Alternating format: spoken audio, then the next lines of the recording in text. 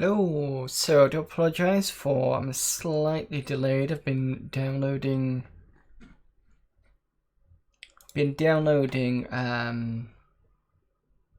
games for the second half of this. So just give me a sec whilst I sort out my camera. So I am almost ready.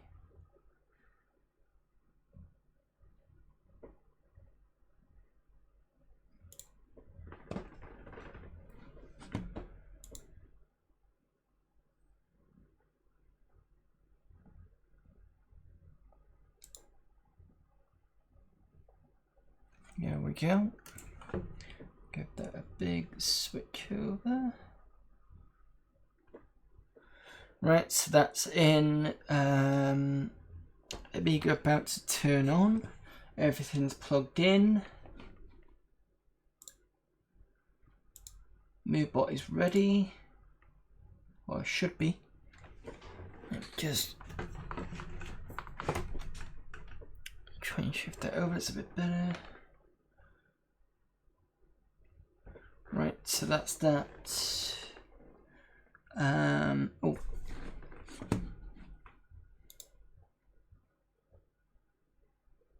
Output projector.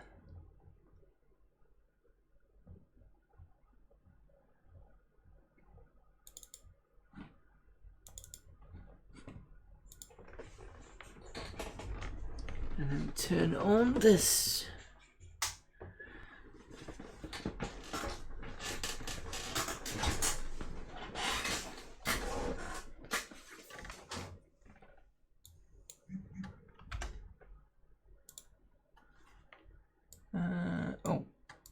Second cam. There we go.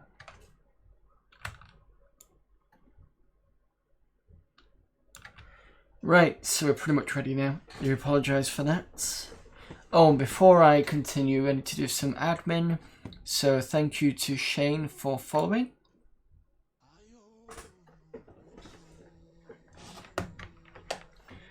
Right. Now we've got that out of the way, we can get on with everything's set up now. So we've got the Amiga, and you can see some reason it's failed. What's it failed on? Issue 12. That was working last time, but we don't really care because we'd already done that particular disc. So we're on 13.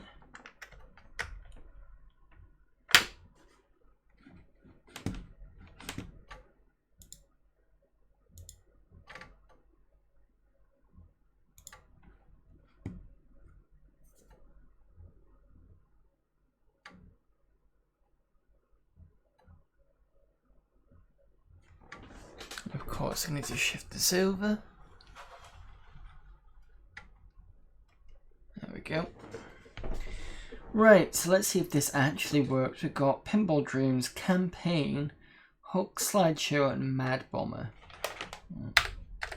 This never works in the F1. I don't know why.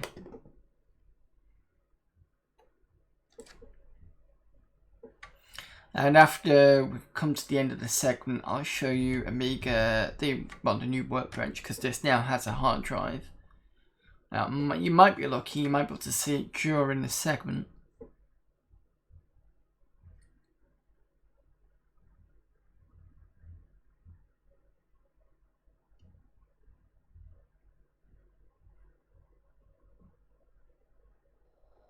Ooh, we have Pinball Dreams.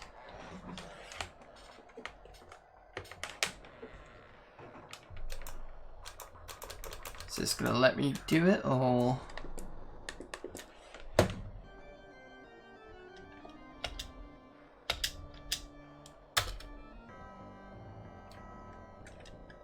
F1, got that, okay.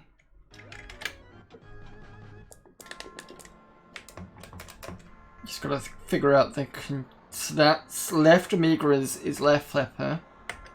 Right Amiga is right flipper. And Alt does the same thing. If you push back on the this is a down arrow. That does the plunger.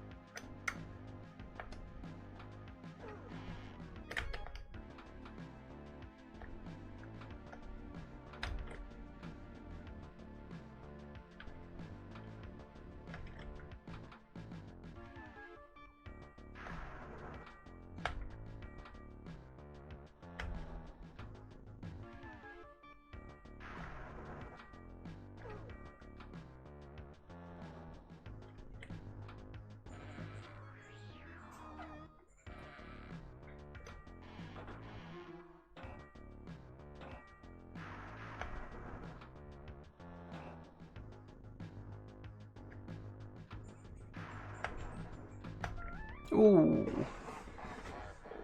I wasn't doing too badly.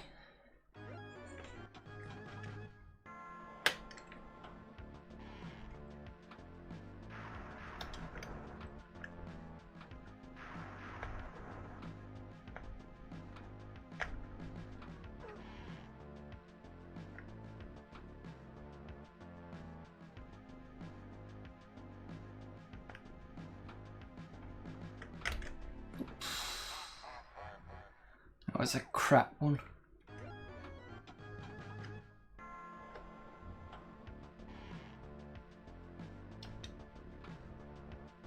I don't think I've got any pinball games on the 1200.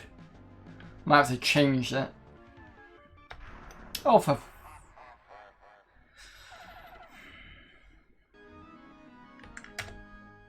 I'll have another couple of goes in this.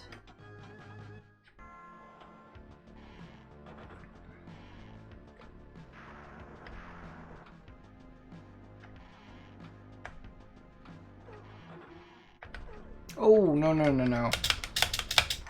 Space was to do the nudging of the table. It's good that all the keys are very close to each other. Because I can sort the plunger out with my little finger. And not take my fingers off the other keys.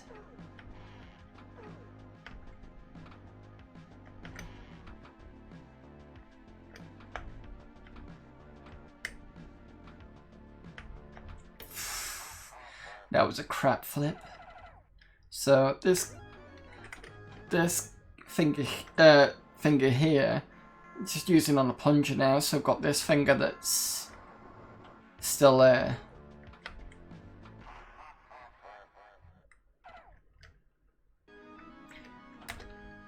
Right, one more go.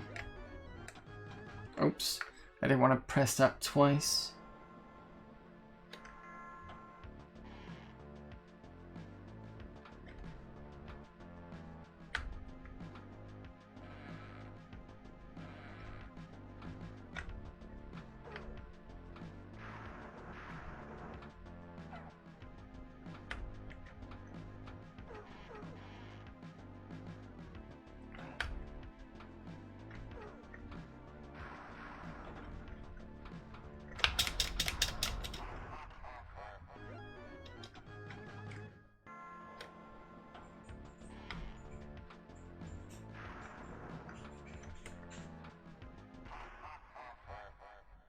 Bad. Is that it? No. What the fuck? Sorry, your time is up. We hope you... Oh, this is a demo, isn't it? Right, okay, so it's demo with a kind of... It's a demo with a kind of time base.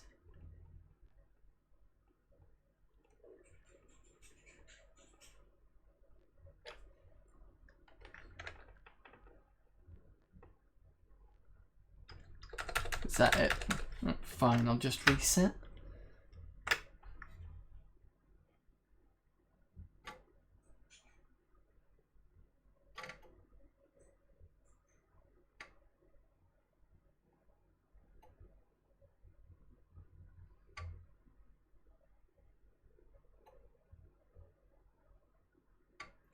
Right, so we've got campaign, a hook slideshow, and Mad Bomber. I'm not entirely sure what that is. Hi there, Amiga Gamer. So we're going to have a look at the hook slideshow. See what that does.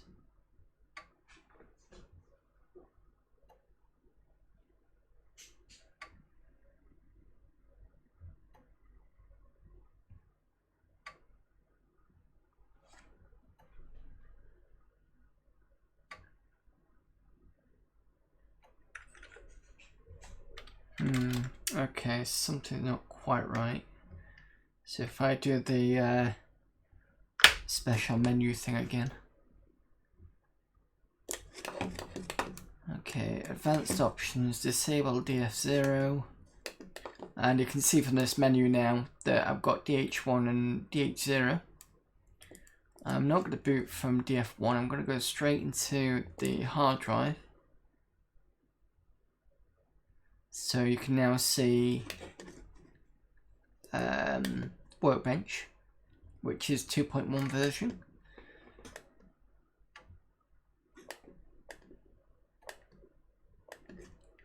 In fact, I'll give you the quick about message so you can see that. So that's the RAM we stuck in, 37350, and that's the Workbench version. Yep, the hard disk on the 600, that's what you're looking at now. And the good thing about this is now that I've got this, I can now go into the system, is it? Yep. Nip into shell. And now that I've disabled DF0, I can now do, so if I do DF1, and then I'm going to go assign DF0, DF1, I'm going to put list.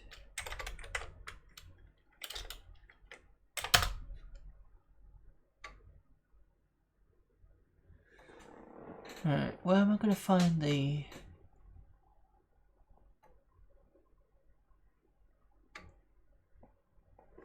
If I put AP13... No, it's not executable. How do I know which ones are executable?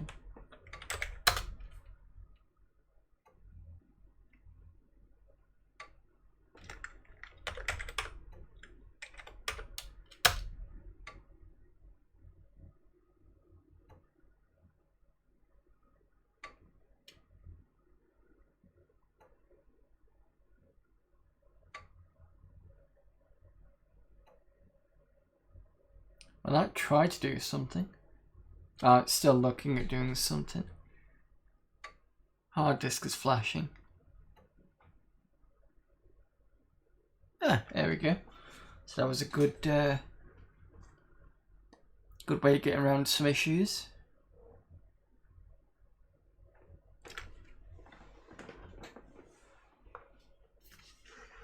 So assuming this is going to be a rolling demo. And that's usually, yeah, it's usually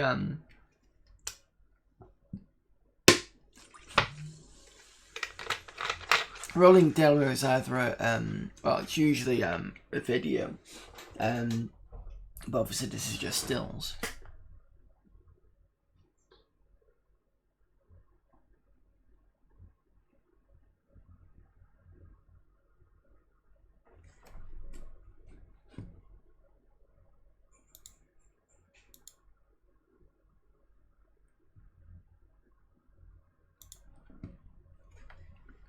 Is that it? Yeah, that's it, just it repeats. I really don't like the fact you've got to set the Amiga all the time.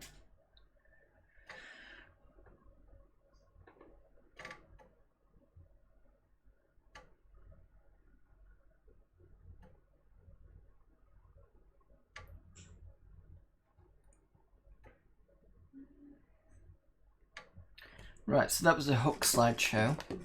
Let's have a look at campaign.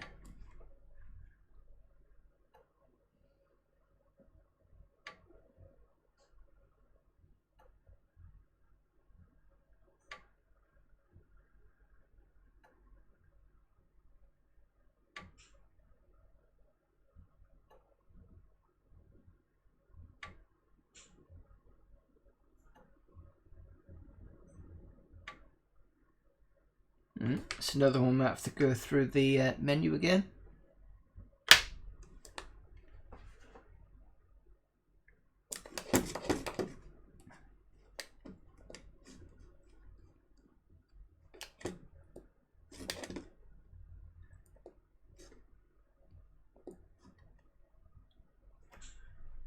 You've got a box of Sanwa stuff coming tomorrow to upgrade the Picade. Oh, but is it genuine Sanwa? This is the point where I should have a kind of some sort of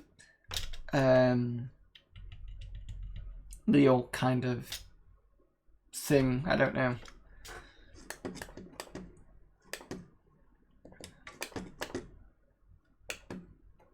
Maybe just like a face popping up or something like that.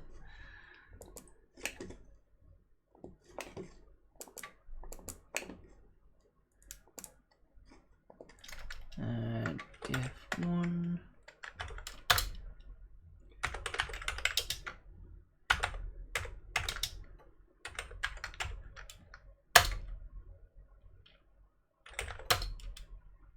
Yep, it's the yellow-proof parts. I prefer SIM S2, is that?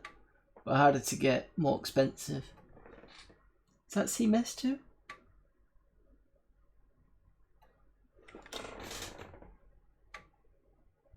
Oh, SIM2, I think that is. It's a Japanese company, I think it's... Is it SCIME? The I would be weird. Oh no, unless it did the I. Yeah, I suppose you could write it that way. Yeah, something like that. What we were looking at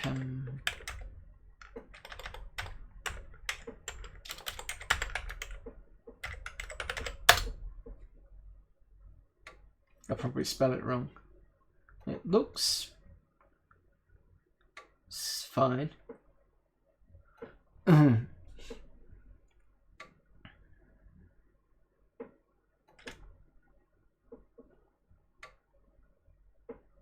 There you go, it's campaign.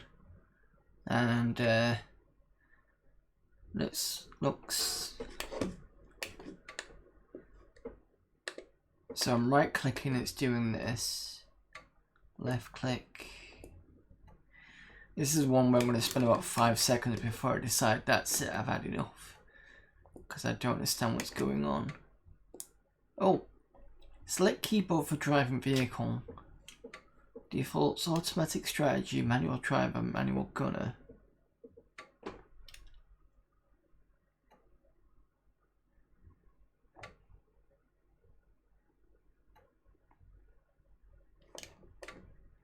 Okay.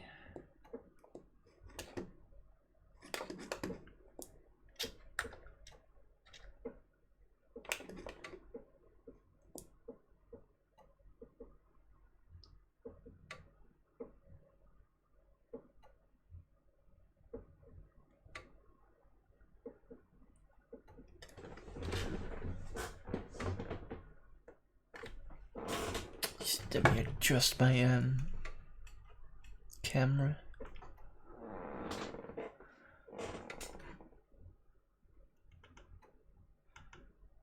There we go.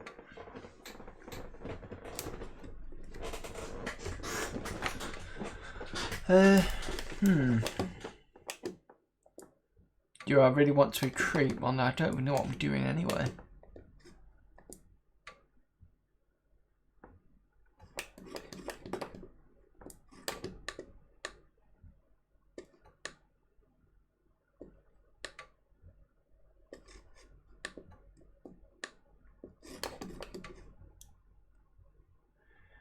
Right, okay, I'm gonna give up on this one.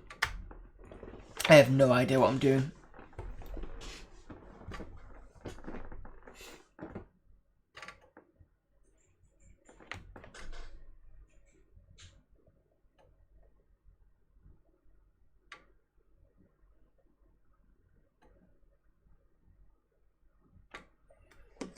Alright, let's try Mad Bomber.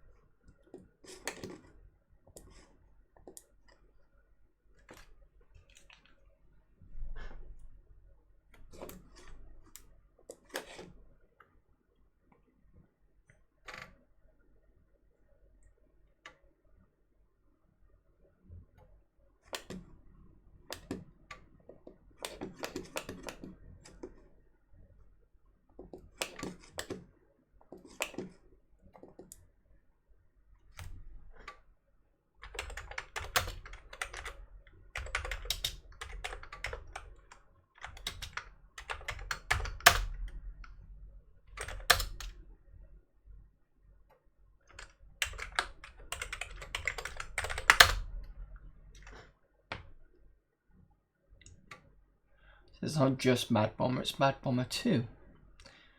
What do we think this is? Do we think this is going to be a PD game, or... I know it's docked there, but never mind. Push the joystick fire button or left mouse button to start. Port 1 for mouse, port 2 for joystick. Life awarded for every 350 points scored. During play, press space pauses, press escape to abort. Well, at least it gives you an escape option. Oh, shit, it's one of these games, isn't it?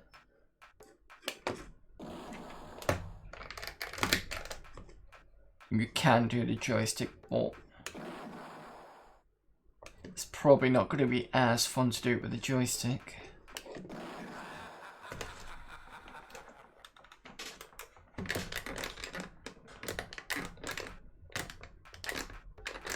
I don't know, it's not too bad with a joystick.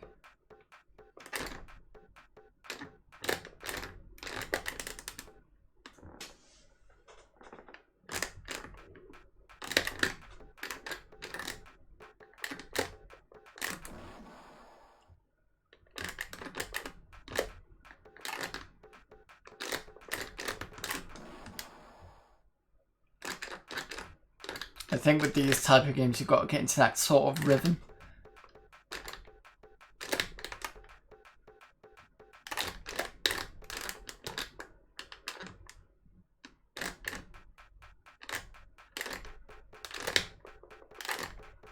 Shit.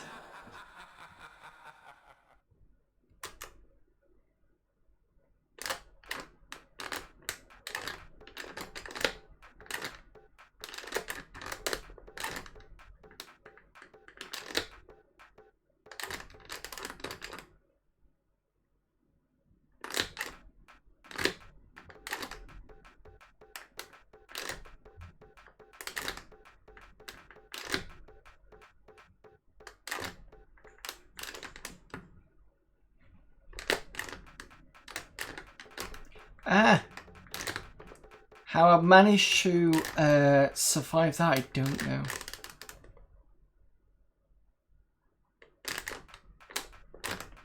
I'm glad this wasn't on a 1200 because that would have been insanely fast.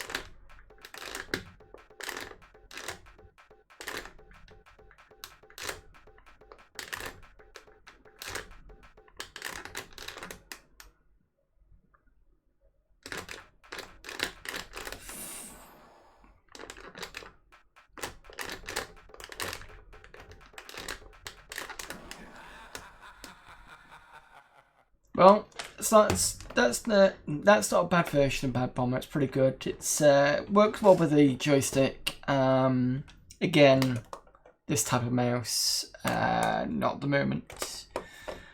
Luckily, though, Amiga Store is apparently bringing in some laser parts for the upgrade for these things, which I'm looking forward to. They said the next delivery is going to be in September, so I'm just going to keep checking to see whether it gets in, and then as soon as it gets in I can start doing some more mouse driven games.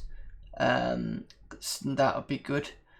What else do I need to look for? Oh, I also had a quick look on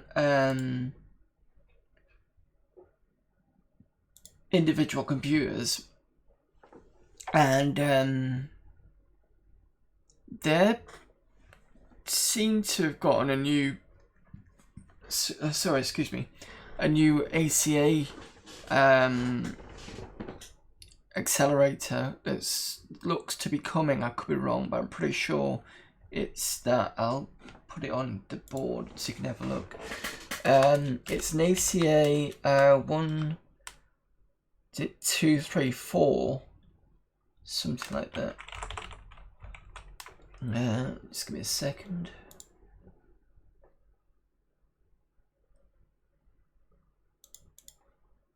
Is it 1324?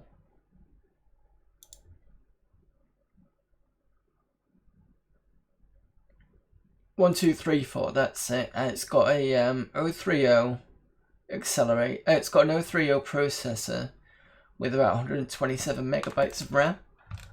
They're saying Delivery's not yet started. Pre-ordering will be open shortly, but I don't know whether this is new or maybe it is new. I'm not sure. I could be wrong in that.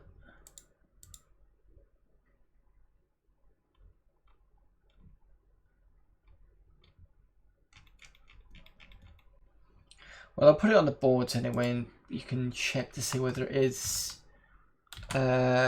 something that's current or if it's already been and gone.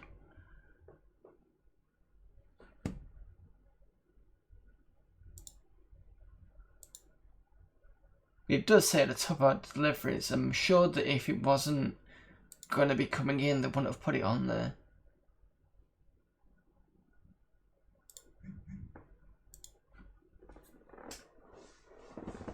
You lose track, they make a lot of stuff. What, individual computers, is that?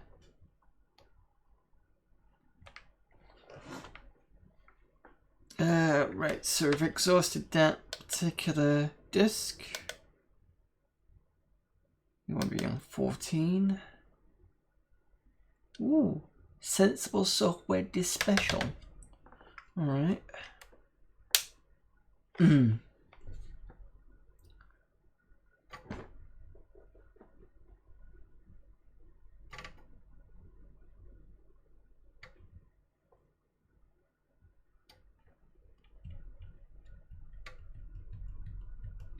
Police let WizKid. That's I was gonna say fucked up game. It is pretty much kind of weird, especially when you compare it to Wizball. They're very different games. Sensible Soccer, SimBrick, Sensible Smartest, and that's it. Okay, let's have a look at this one. Sensible. I said Smartest. Startist. Let's have a look at that one.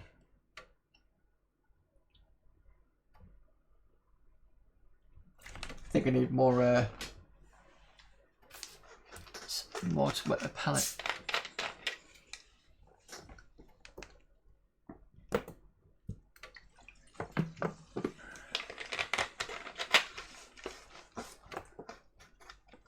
Okay, Sex, Drugs and Rock and Roll. Were they going to do a game based on something like that? It was going to be a PC game, wasn't it? Bread and Butter, Blood, Sweat and Tears, Pros and Cons, Curiouser and Curiouser, and then you got numbers at the bottom. Let's try the top one.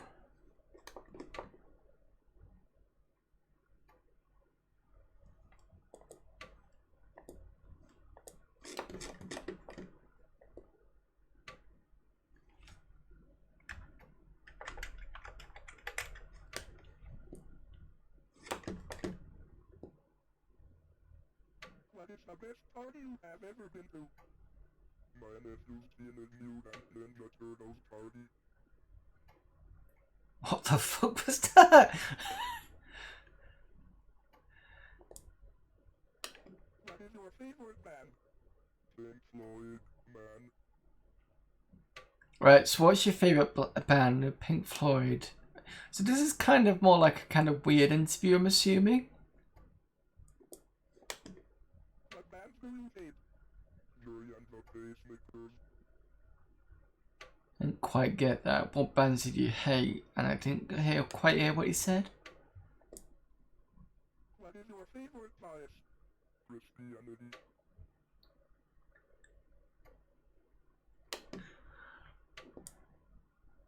Are you a back, leg, or tit man? I am a tail man. Are you a what, leg or titty man? I think was that. And he said titty man? Yeah, it's strange. Who is your dream woman or man? Are gay and women clothing? I can't even ask it again now. Once it's gone, it's gone. Do you ever dress up in women's clothing? I used to touch some ladies' panties. What? Okay. When can't remember. It's all an orgasmic gaze. Okay. Who is the ugliest woman in the world? Nancy Reagan. Nancy Reagan is the ugliest woman in the world, I think that's what he said.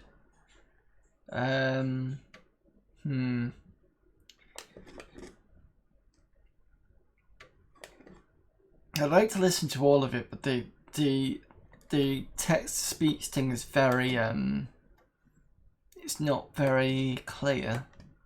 I don't know whether it's the Amiga or not. Well, as in, but it can't because I can hear this quite well, and I've already sorted out the volume on the other end. But it's very bad text-to-speech. I think is probably the best one.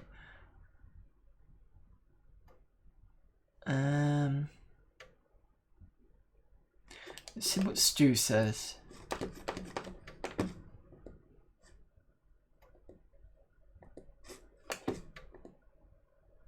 Bad audio compression or TTS. Text to speech, that's it. Yeah. What is the best party you have ever been to? I can't remember after my first 5,000 times. That sounded a bit better. What is your favorite band? A broken elastic band.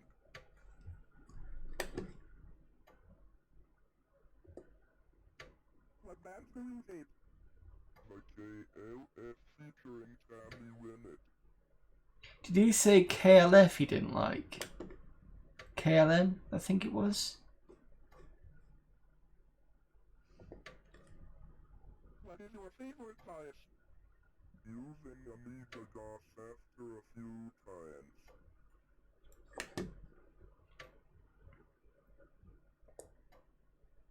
Are you a bum, leg, or tip man? All three in any order. Oh, are you a bum, leg, or tip man? Right, okay. Who is your dream woman or man? Someone with a nice bum, nice legs, and nice tits. Well, that was... So, if you didn't get that, question 5 was, are you a bum, legs, or tits man? Stu answers, I think he said all three in any order. And then it was the ideal woman. And he said anyone with a nice arse, legs, and tits. Do you ever dress up in women's clothing? Yes, all the time. When was the last time you were dressed by groupies? Hang on a minute, I'll fight them off before I answer that. Who is the ugliest woman in the world? The Gabor. Right, so if you'd missed that one, the ugliest woman in the world was Zsa Zsa Gabor was that one. Does anybody want me to continue with the rest of these with the bad audio? Because some of these can probably come out not so well. Stu was a better one.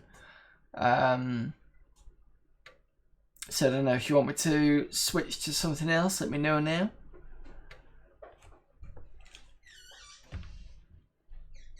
Or we could carry on.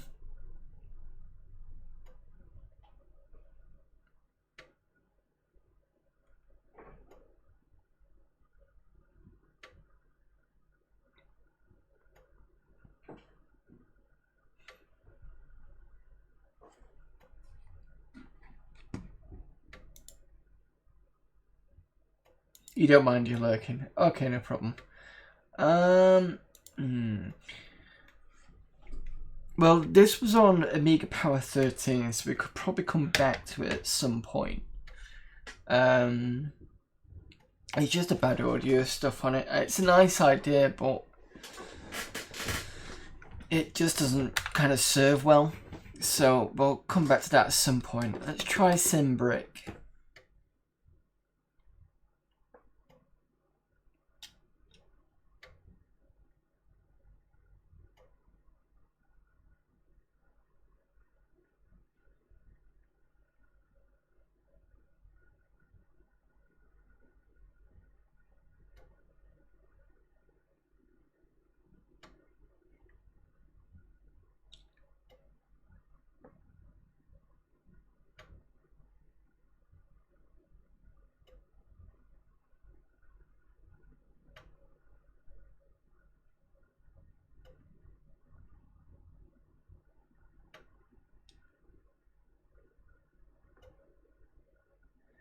Still loading from the floppy drive.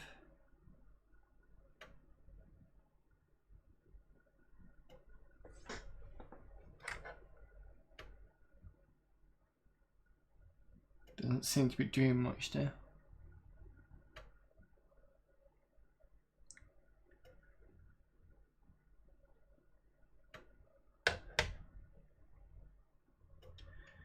Unless SimBrick was basically let us kind of semi-brick your machine. Okay, let's try secret menu approach.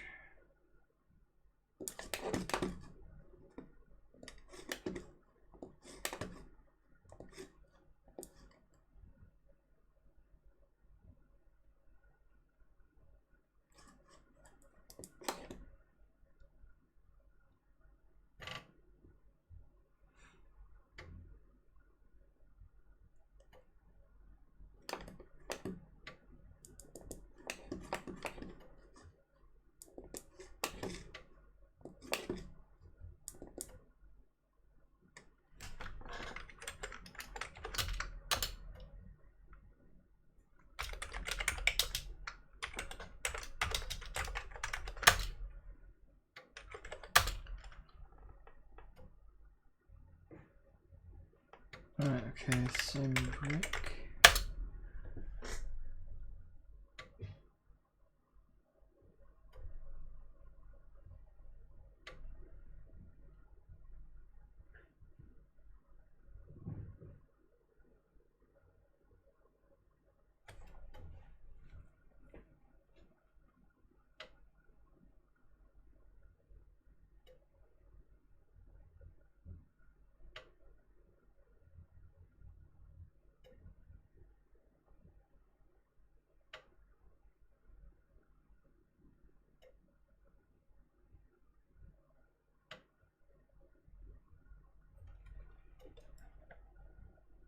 Yeah, that's not doing anything.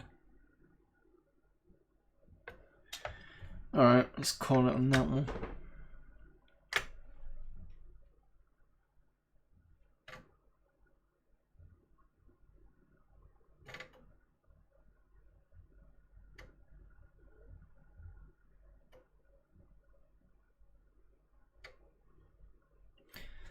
Okay, so we've got Sensi Soccer and WizKid. Let's try WizKid.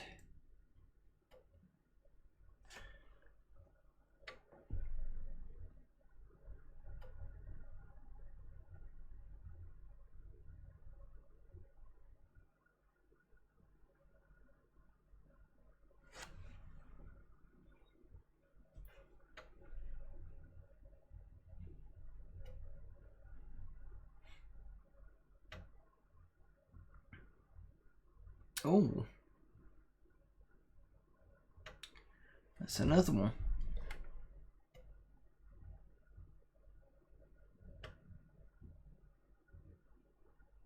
I don't think this disc is 100% liked.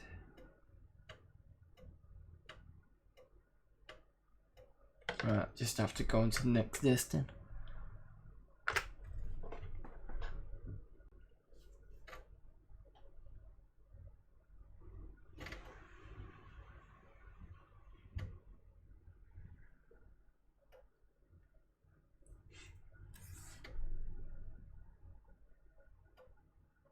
Right, so we got Legend and Aquaventure. Right.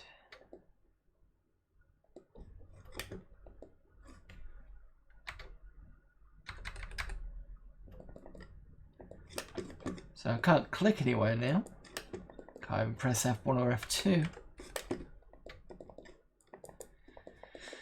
Right.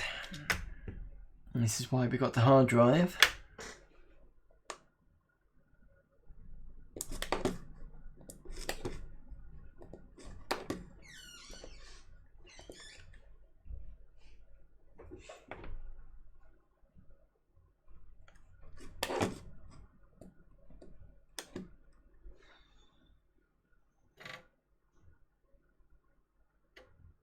In a lot of respects, at least you don't have to wait for me to get onto here, go all the way back to, you know, workbench, and then come back again for.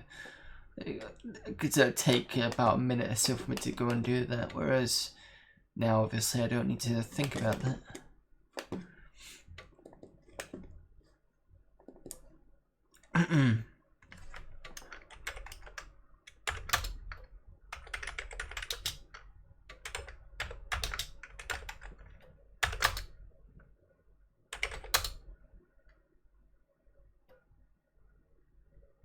Let's see, it's legend.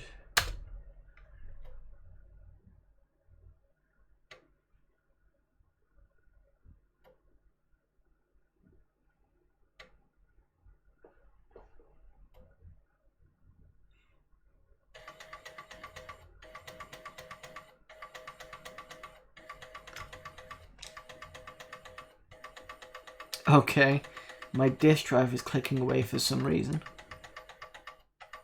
Even though I assigned disk drive 0 to disk drive 1.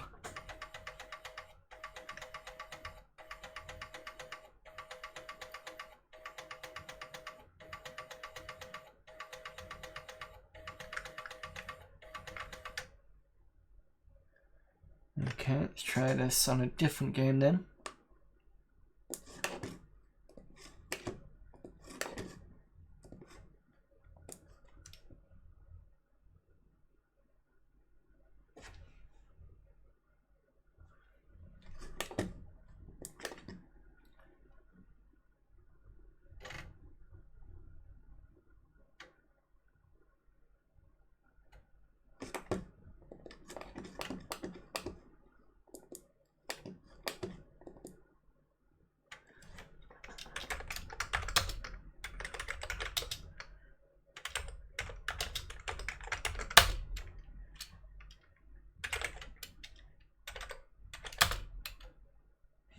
And what was the other one? It was Aquaventure.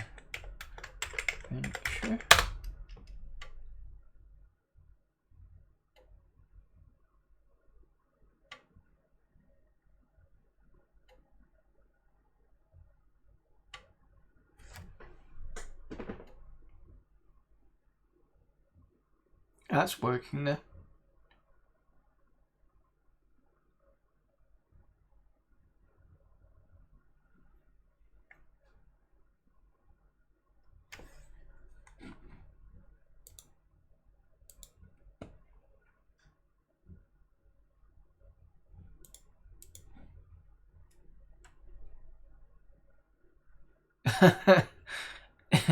Yeah, no, that's not working. Alright, fair enough. We do have another disc, but what's the bonus disc? Fair enough.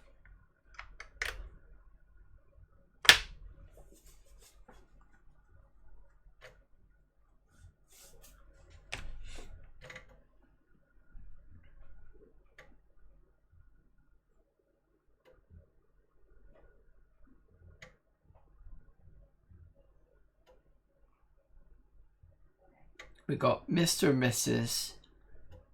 With documents, and we've got Space Invaders 2, the attack of the green smelly aliens from planet 27B/6.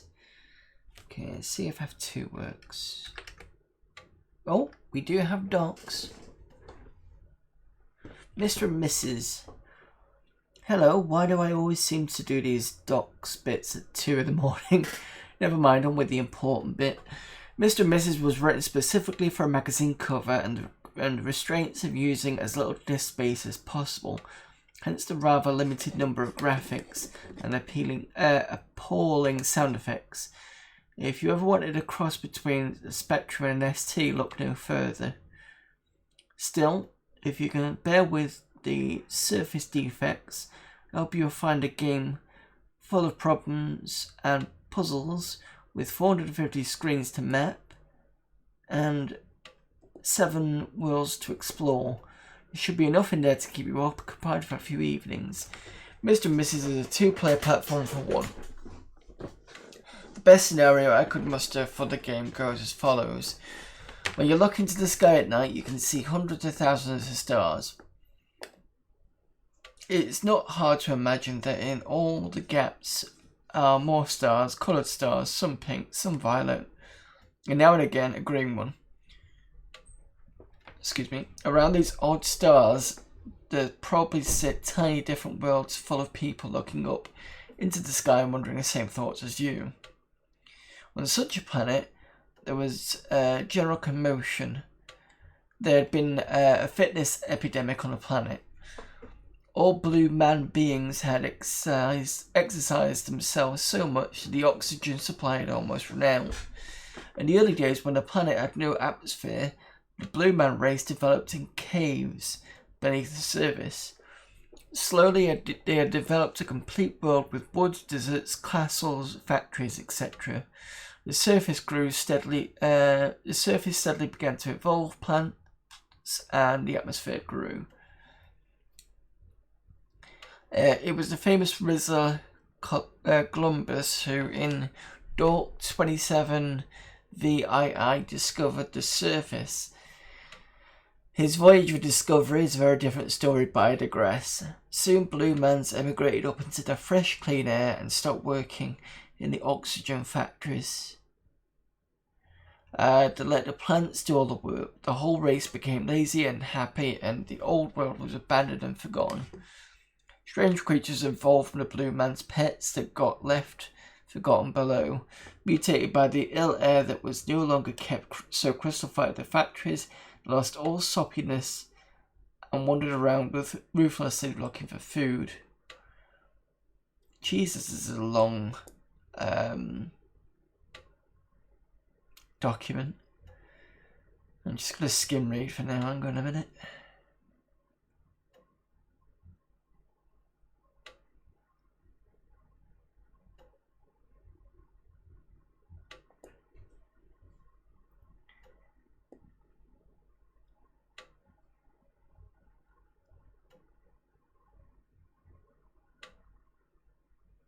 So this is a platform, it said, I think it was.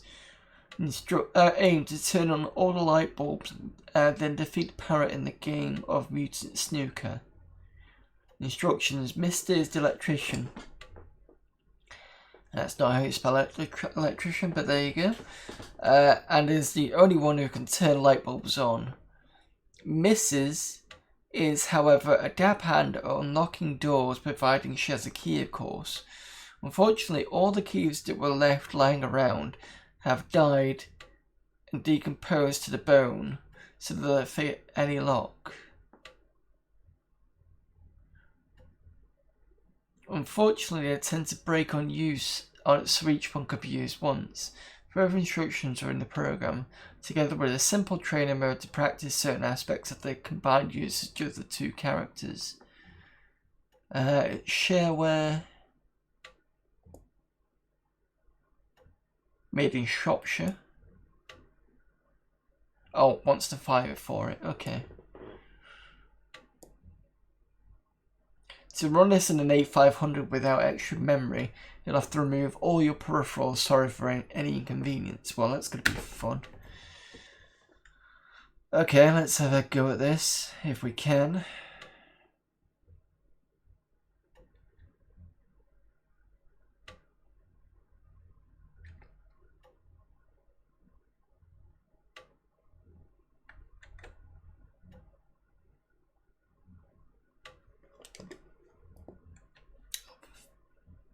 It's now doing a loop. Is it me? Because I kept pressing F2.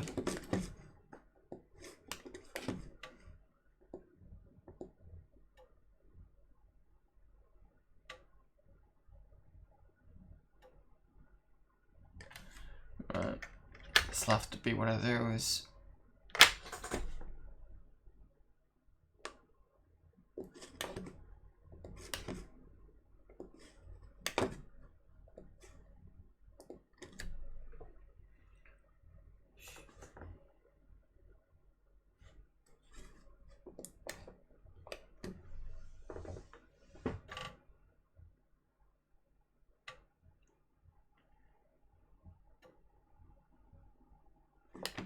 Okay. That's something you guys are going to have to be seeing for a while. Me constantly going, need to assign it.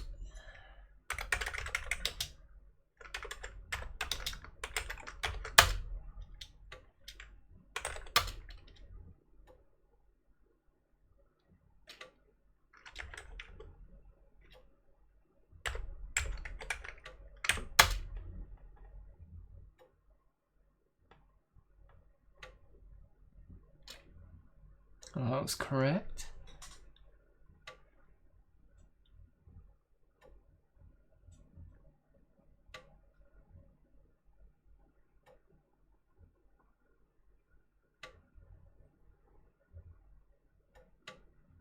Here we go. Right, fire to start. Mr. and Mrs. Greetings by J.R. Evans.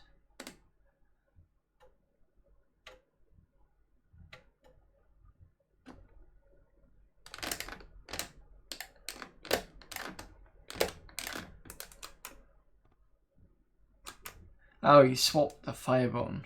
Okay.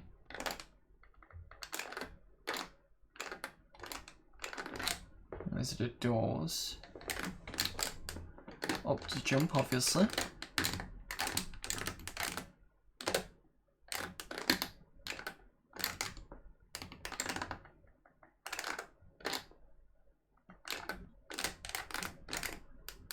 Oh, okay. And now she's trapped. Great. I can't get out of here because I'm trapped. Oh, wait, I can jump. That's good. I thought I looked ugly smurf, yeah.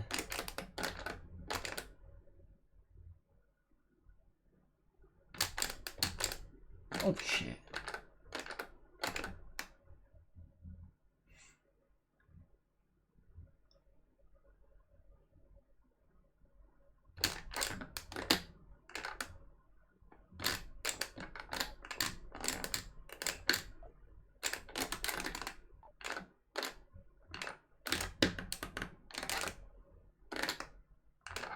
Not sure what water will do.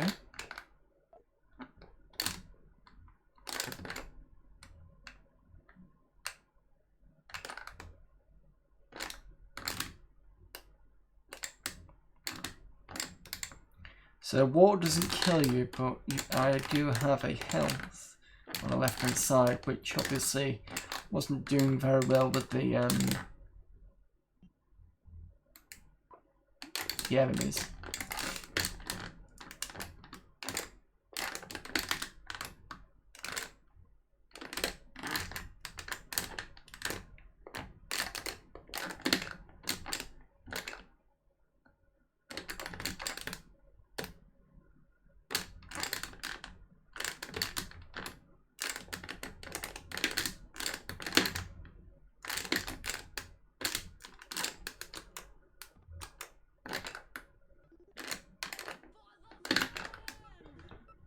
Thank you for the raid there, Graham. I hope you had a good stream. The fuck is beeping now? Oh, it's because I'm about to die. Thanks for the follow, Vagarius. I'm gonna have a die in a minute. Living the dream with the assassins as usual. Yeah, I did pop in, and I was watching you, and I was watching you at the same time whilst I was trying to get 1200 sorted. So I did see you do that.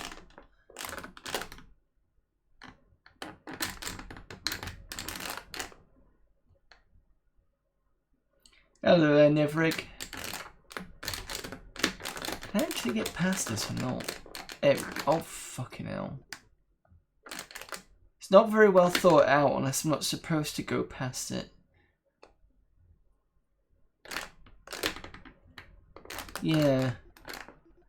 Because as soon as I touch this, I've got left or right to open and close this.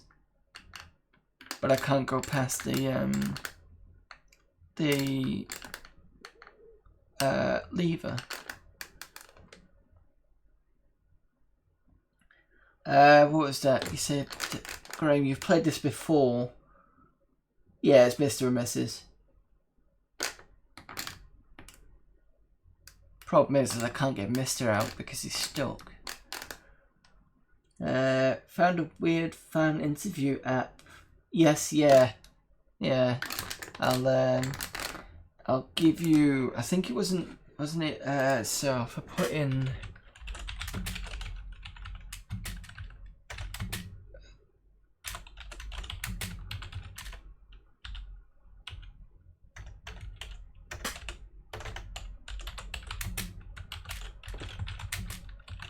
Okay, so you can go and have a look for that. Yeah, it was. That was right. No, Graham. It was on a Amiga Power disc. I mean, it was an interesting idea, but it was very the audio was very bad on it.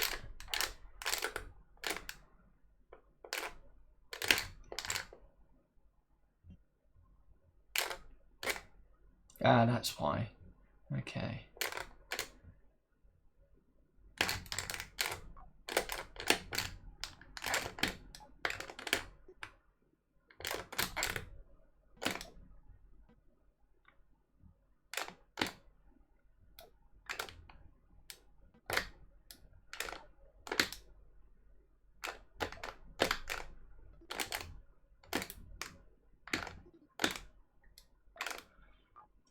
Questions you wouldn't see in a magazine interview these. Yeah, definitely you wouldn't.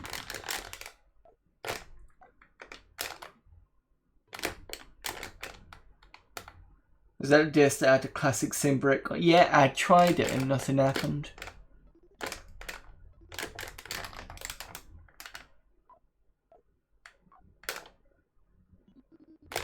Whoa.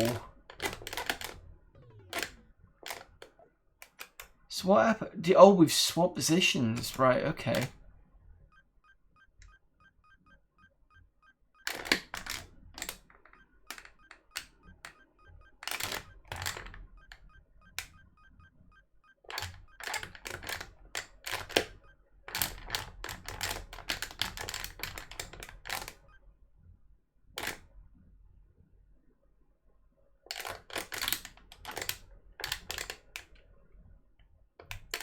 This kind of looks okay, actually. Yeah, it's not so bad. It's a nice idea to swap between two characters. Right. Right, okay, so now I can swap. Oh, so it was the woman. Oh, it's the bloke.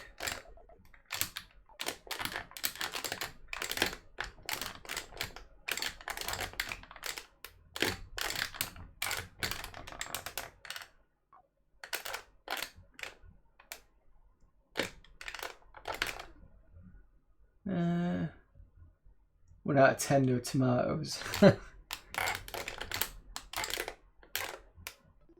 I'll have to stay there, I think.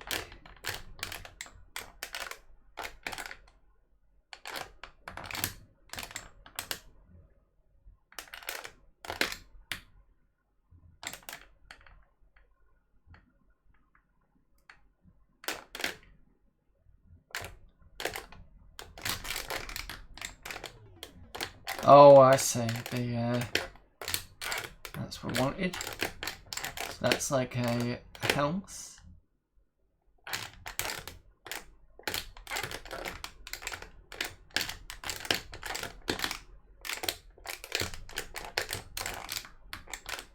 That's not doing anything for me.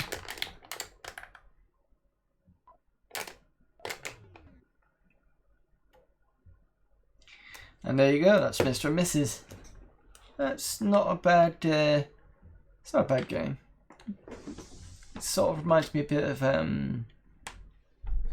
what's that one on the PS2 where you get the two, one's going to help the other one.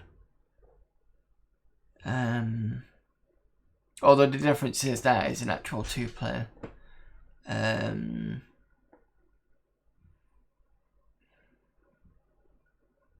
I could sort of see it, but I can't remember what it was.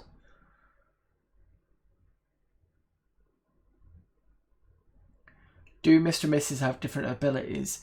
Mr. Is the only one that can turn on light bulbs. Mrs. has something else, and I can't remember what the something else was. Oh, she can open doors with keys, which is something he can't do. Yeah, that's it. I'm sure. What was that? I can't remember now. Well, anyway, there you go, Mr. and Mrs. In fact, I might as well just jump into the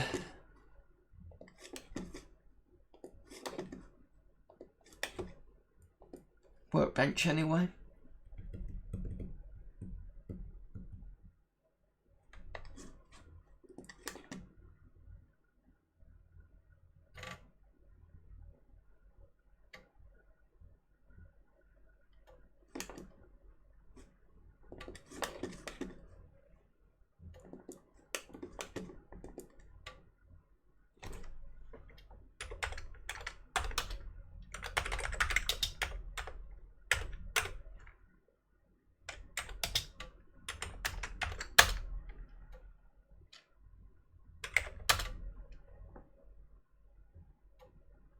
Right, so there was Space Invaders 2.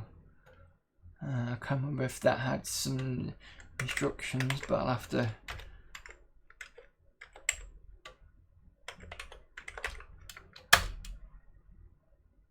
File's not executable.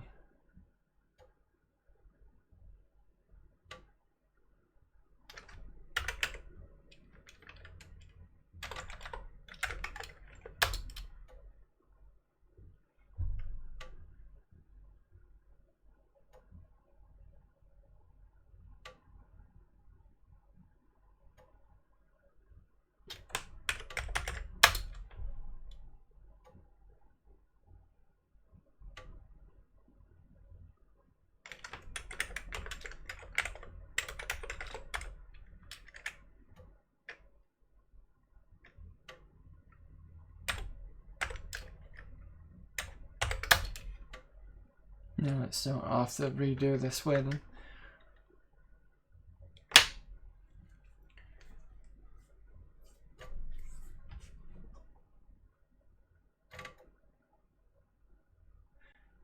Strange, because sometimes you can get it to run off the menu, well, run off the whatever the file name it is, but sometimes you can't. Let's have a look at the docs on this then. Alright, Space Invaders 2, Attack of the Green Smelly Aliens from 27B/6. It's an entry into the Amiga Power Bullfrog Gizzard Job Mate competition. Oh, I wonder if it's the one we've seen before, because there was one on Amiga format, but I don't know if this is the same one.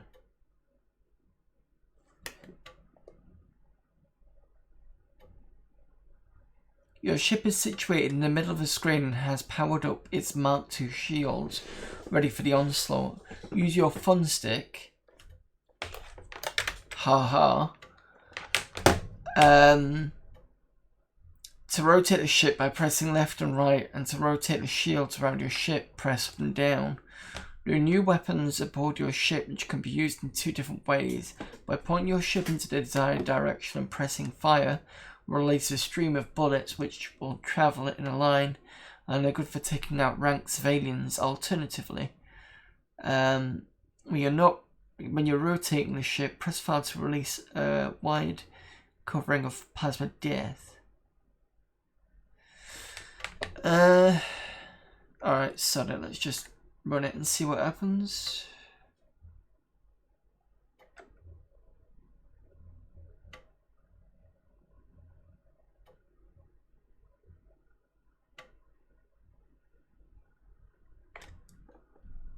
Ooh, that doesn't look good.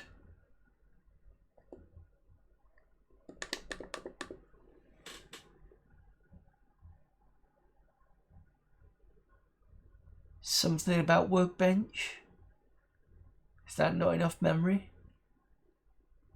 The thing is I load this from the disk, so it shouldn't be that much of a bad problem. Oh, we're getting something. That's fine. No sound though. Hang on, let me just.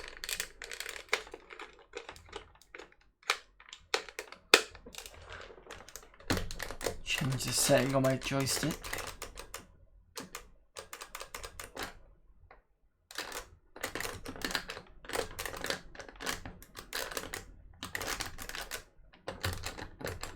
Ah, right, okay.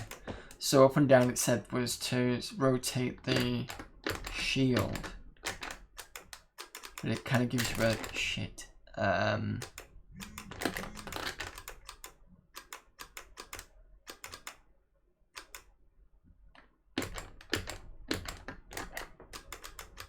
Space to fire outwards.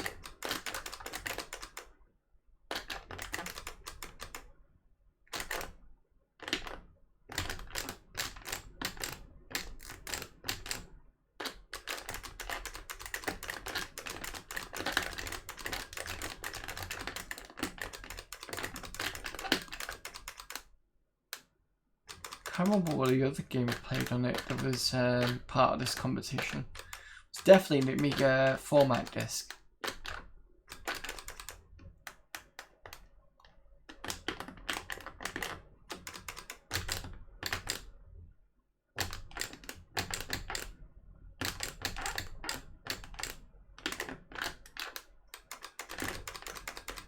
Oops.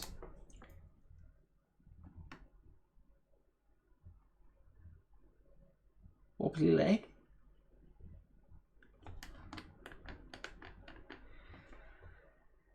Okay, I'll have one more go on this.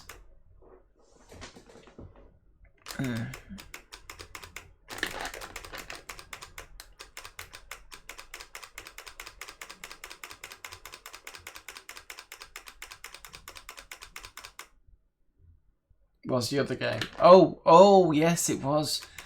The one that maybe Sheen Dean won't play.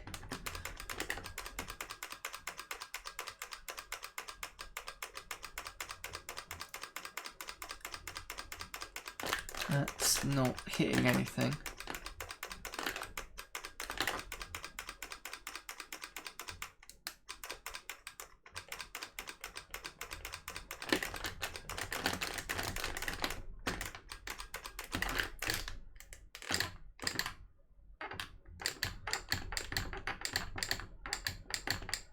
There seems to be some sort of, I'd say, I was going to say interval where you can kind of shoot and they stop shooting for a while and then they start shooting you again.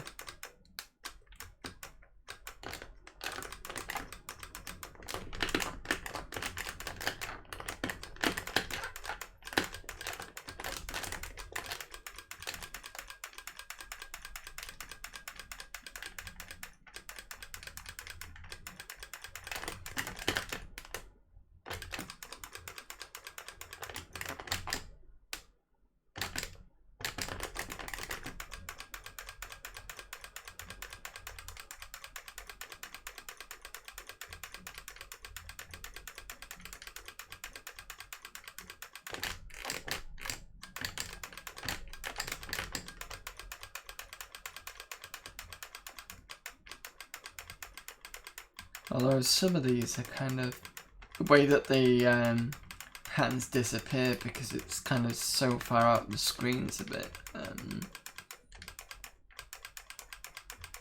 But I suppose that's part of the point, really.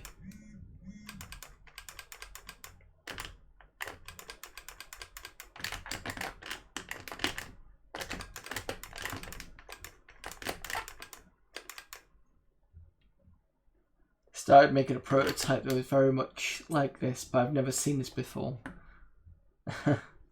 Well, there you go, you've seen it now. Right, so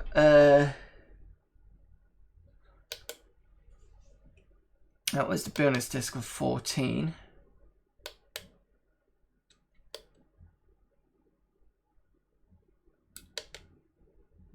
Right, so let's look at 15 and then switch over to 1200. Where we can start doing some Amiga 1200 CD32 games, because I've got the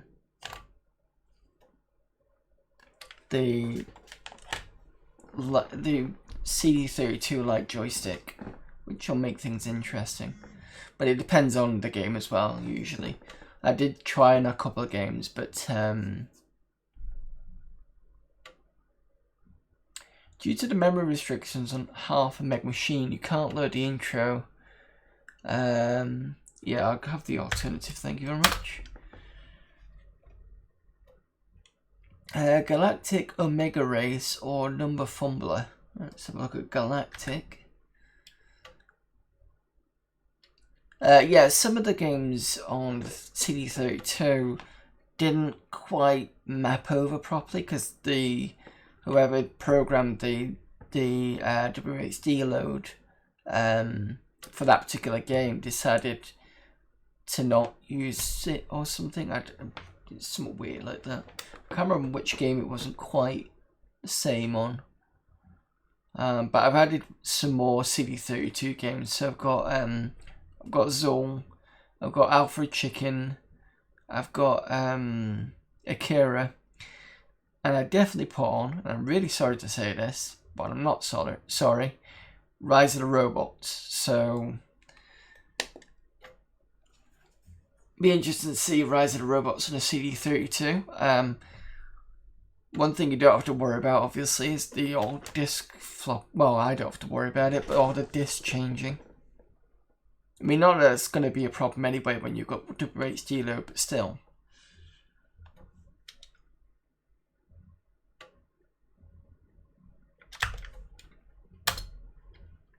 Okay, so Galactic didn't work. Let's try Omegarace.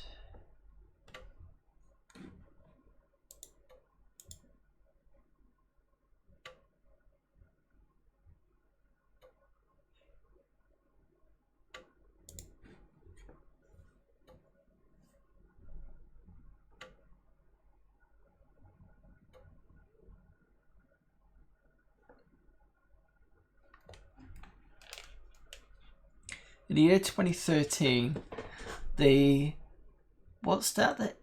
Amiga system developed a method of training its warriors to protect the star colonies.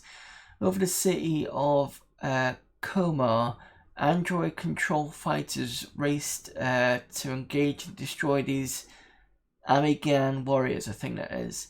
Oh, Amigan warriors, of course, the Amigan system, yeah. The Amiga method is so successful it commands fear and respect. Oh, for fuck's sake. 2013, that far-flung future world, yeah. We find this game is fun to play. We wish you would send some money to the following address. Where are we? We're in Finland, apparently. And an internet address. Oh no, is that... It says internet, so I'm assuming that's going to be an email address because I can see the @ sign. It's FI, so that'll be Finland possibly. Wanted to make this game since I got a first Amiga 500 in 87. Finally in 89, Iron AD started creating a game we had so long been missing for.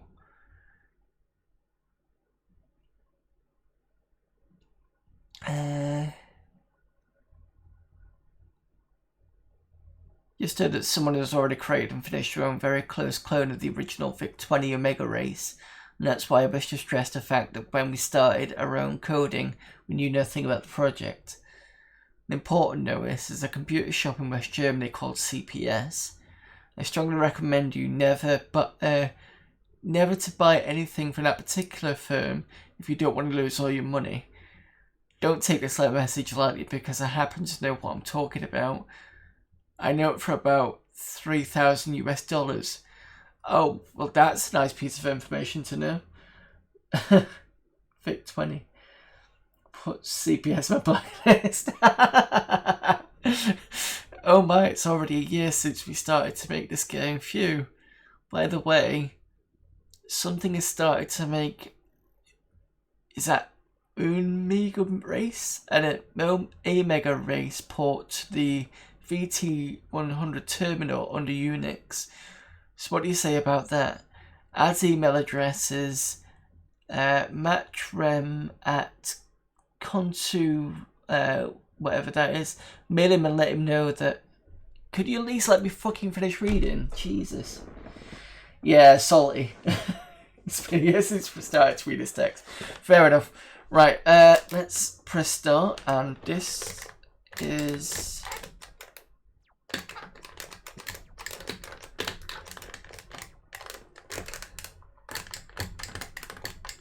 an asteroids clone with the high score in the middle that you can't get past. Unless this is what Omegarace is supposed to be, but it wasn't what I was thinking of. Doubt that email address works after 31 years. That kind of tempts to try. I think it's a university address. So I can't go through to the other side.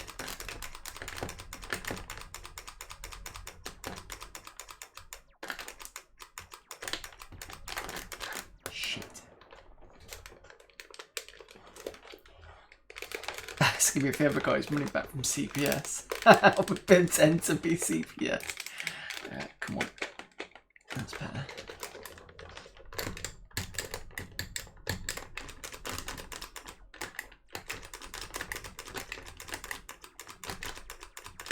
I think that's some sort of missile, maybe?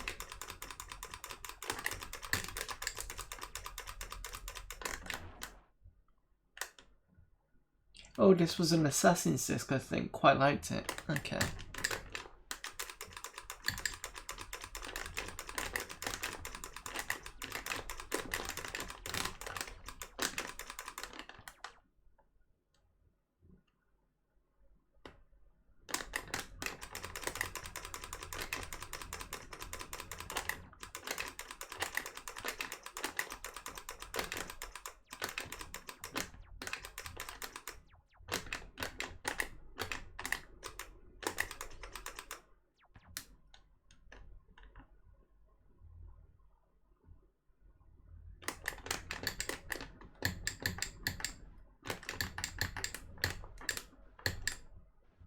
Right, so that is to blow. I was just checking that wasn't something that I shouldn't blow up.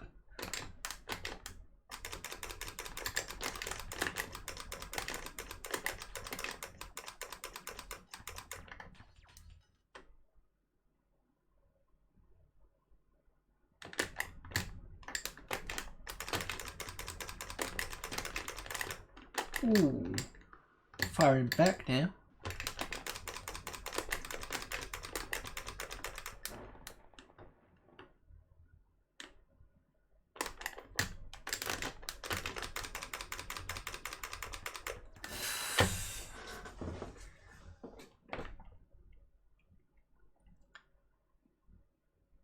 Oh, so it's telling me a test release that some sound bugs were fixed.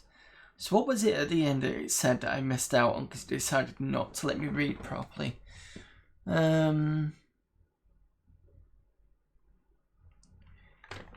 method is so successful it commands fear and respect from all throughout the galaxies. Method is codenamed... Oh, okay, I see. Omegarace, right, I get it. Okay, that was quite fun. I'll probably play another game at that, and then I will see what time are we on. 121. Yeah, and we'll probably can move over to the 1200.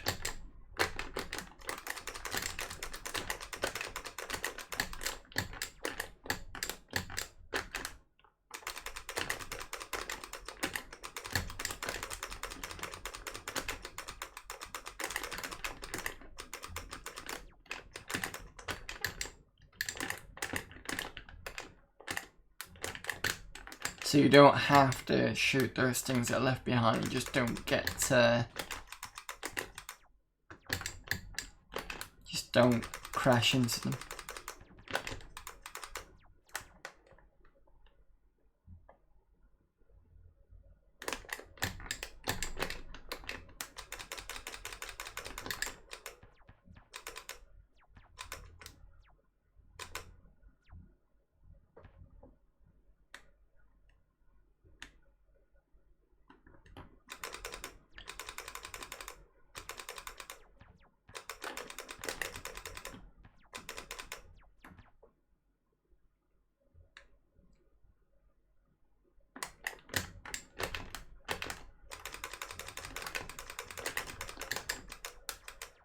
Ooh, that was very close.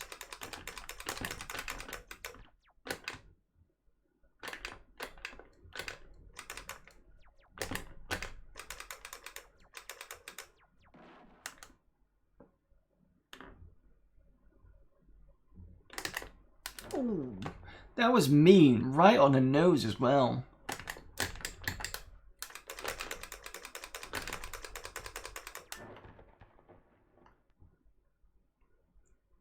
I think we got an extra life at that point.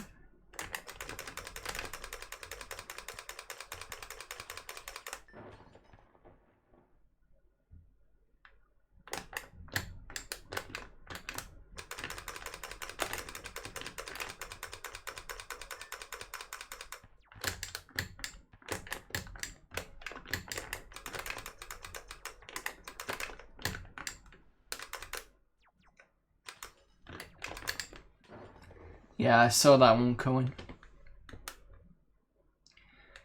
Right, okay.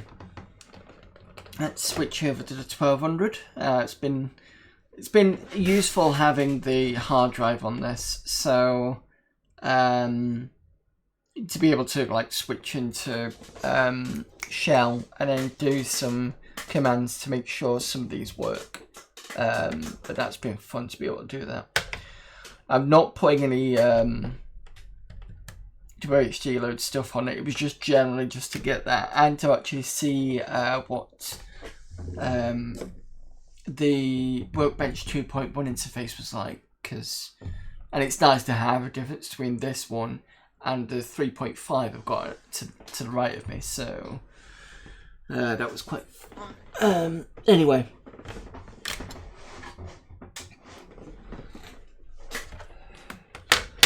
So it will be a moment while I switch stuff over, so freely talk amongst yourselves. I won't be too long.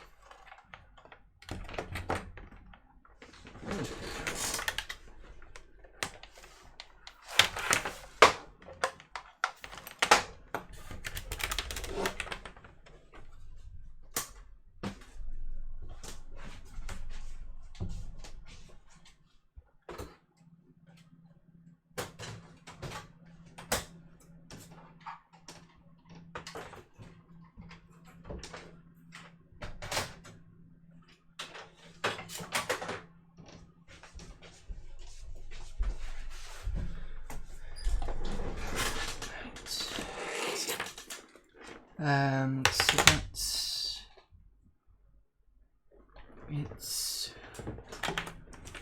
this needs to be plugged in. This is already plugged in by the looks of things. This needs to be plugged in so I can get the mouse in.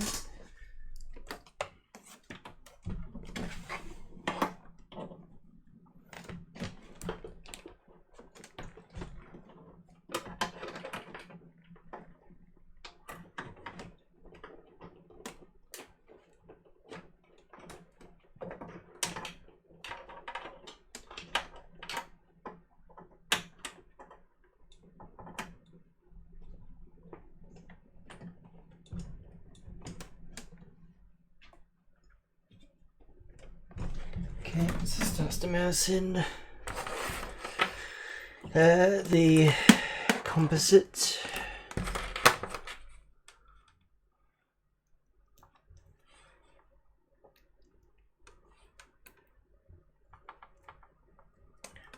All those colours are in.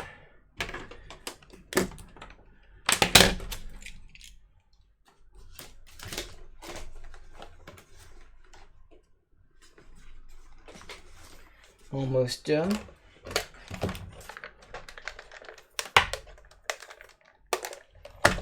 And the temporary keyboard for now until they get this keyer off.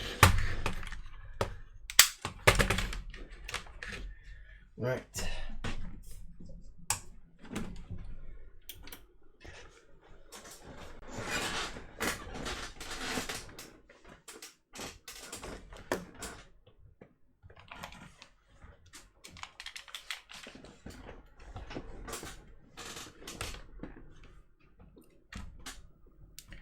There we go. So for those that don't know, let's see if I can move the... Right, so here's the 1200 in the Checkmate case.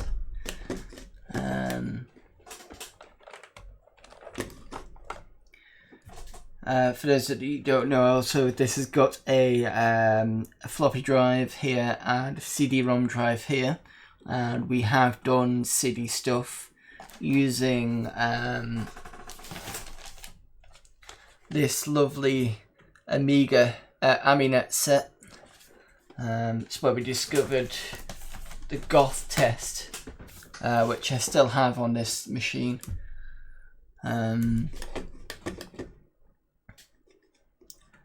So let's have a look. We need to go into, I don't think, I did try getting iGame working, because I did actually install MUI on this, but I don't think, yeah, I still need to fix that. Which is fine, because like I said, we've always got a backup with just Tiny Launcher.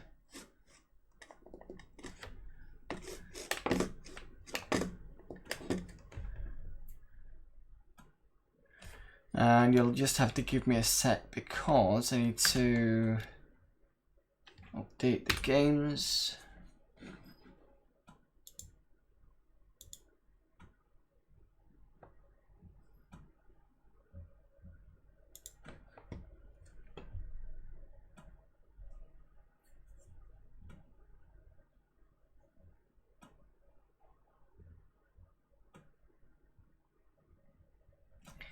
Whilst that's being done, so I can show this a bit easier now. So there you got, looks very much like a SNES pad pretty much.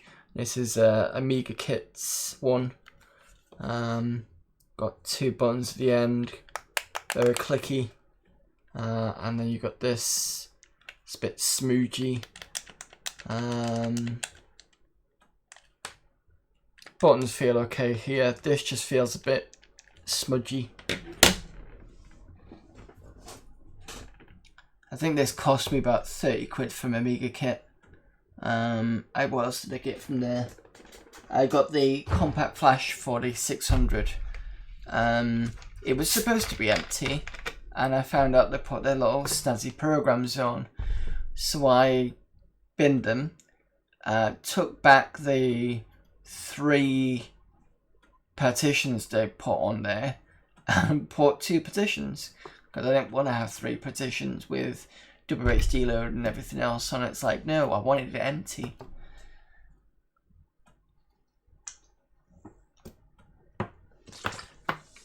But luckily, thanks to this machine, I've done it and redone it a few times, so I understand the whole going to HD tools, push it down.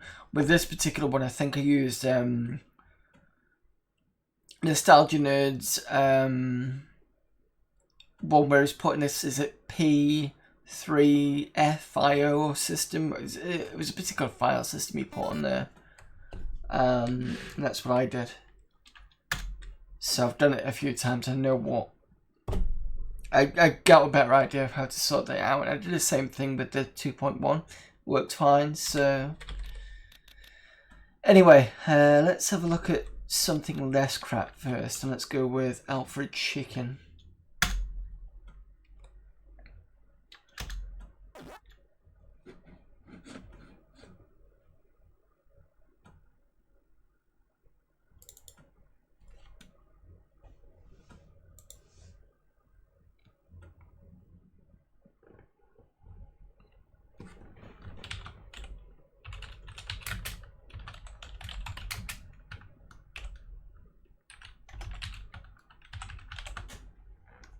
There we go.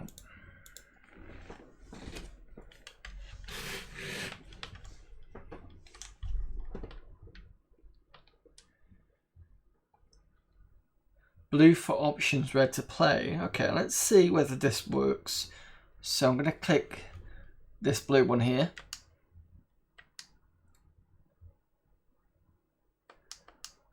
Nothing seems to be happening.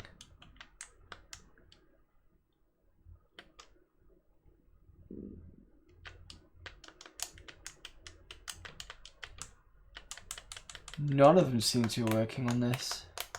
That's very interesting. Do I actually have this plugged in?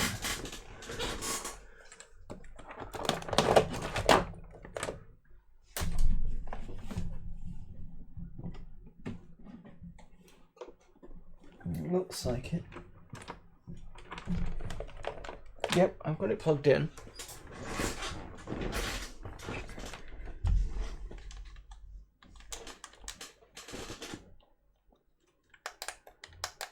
So shoulder buttons don't work. The start and select doesn't work. None of these buttons works. That's not good.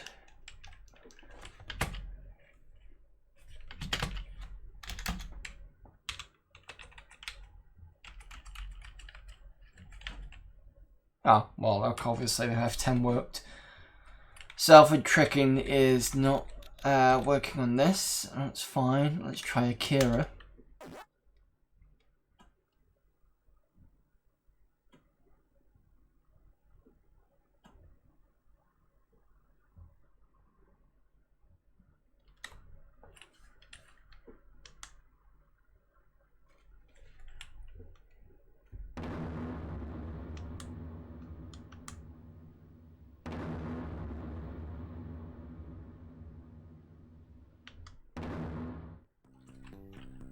So this is working on this, that's good.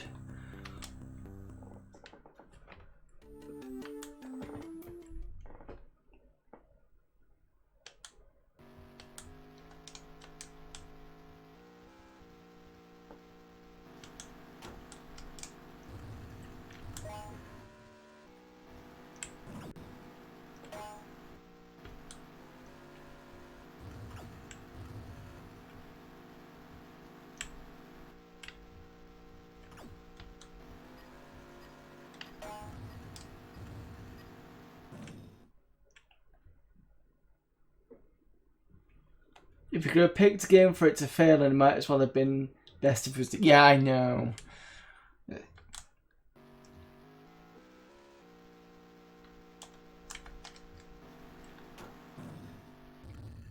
I know, apologies for that.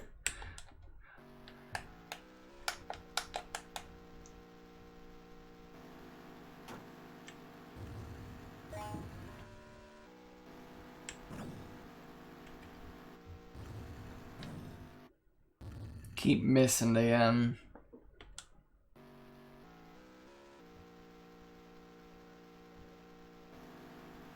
You think this is bad? I do have Rise of the Robots downloaded. The CD32 version. But I won't regale you with that yet.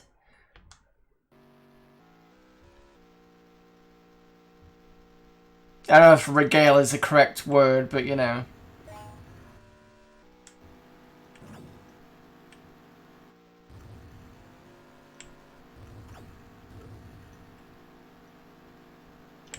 Okay, that's weird. It felt like it was pushing me up. I'll have one more game of this and then I'm going to kind of switch to something a bit less teeth pully.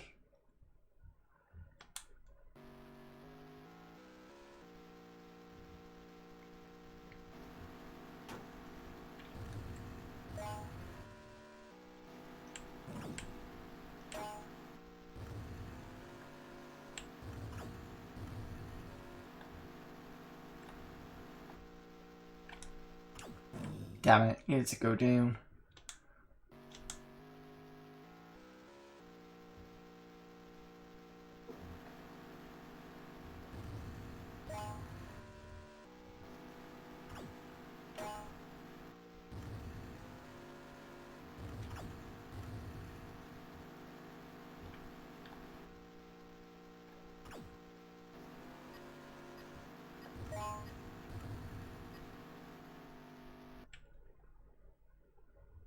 Okay, I'm assuming that I was out of fuel at this point.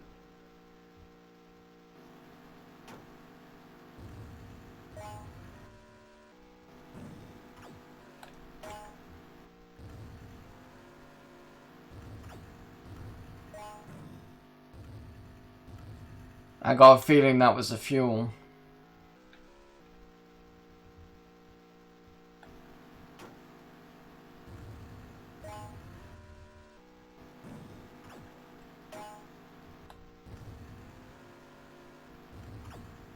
Yeah, that's the fuel.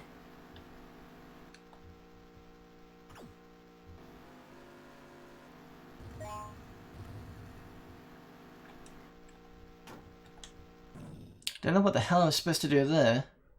Oh, unless the grenade is what I needed to do.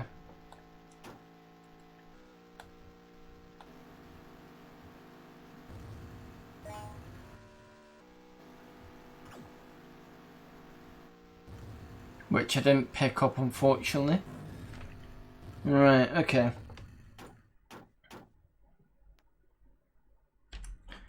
Right, let's stop ourselves from that. Oh, that was another one. Arcade Pool. I think we played that last time. I think we played it a couple of weeks ago, actually. I was quite enjoying it. I'll have to see whether it'll work or not. If this is the same one.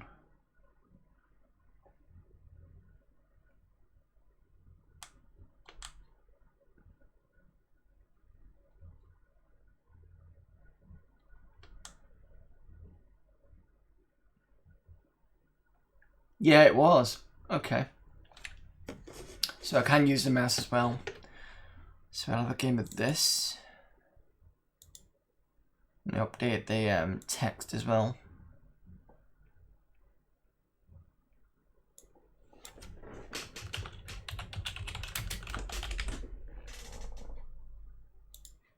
There we go. Right, so we've got UK 8-ball pool, which is a standard one. We've got US 8-ball pool. That's clicking a bit too quickly for my liking. 9-ball, that's always a fun one. I don't know what the hell 8 to 15 ball is. Custom 8-ball, 9-ball challenge, survivor, trick shot, speed pool.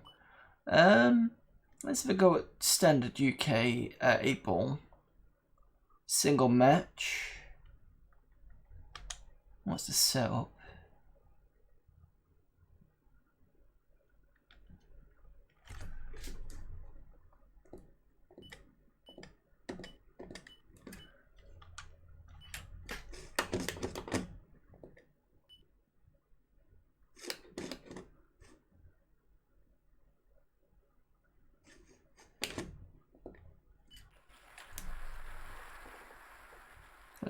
Coin was thrown and player one will break. Right, okay.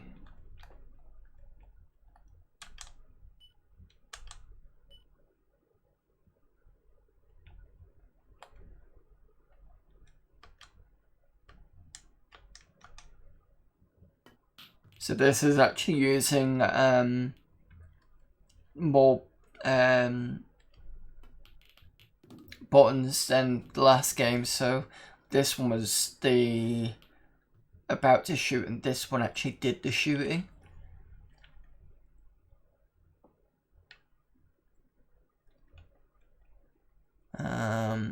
I don't remember what ball was supposed to be on now. Oh, reds, okay. So if I press the red one, which is B, I get that.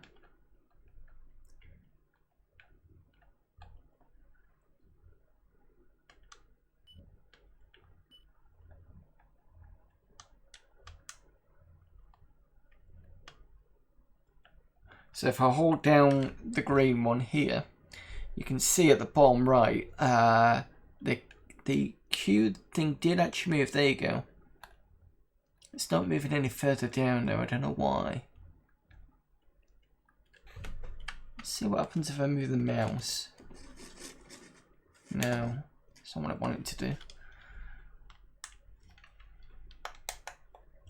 And the shoulder buttons, you've just seen it go left and right there.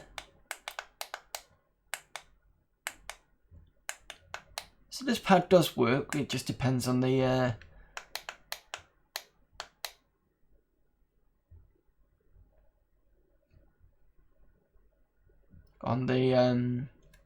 game.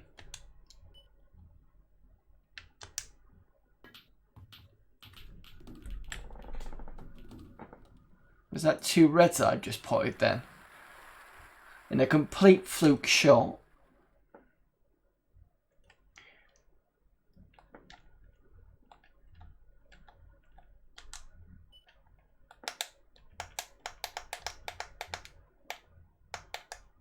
Oh, I see. So the shoulder buttons at the bottom right, you can see the power bar, I believe.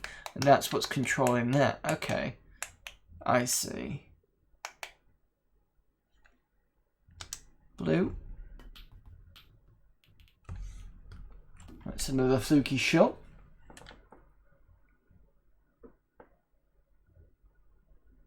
And now I've snookered myself.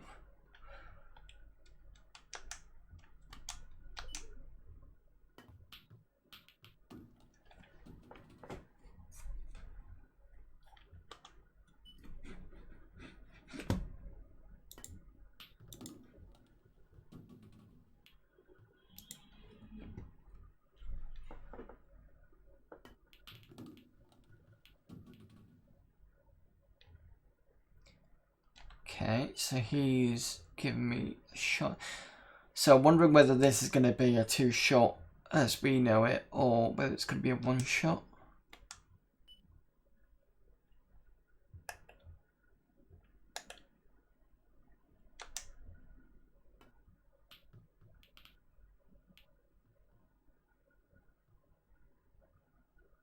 No, it's going to be 2. That's great.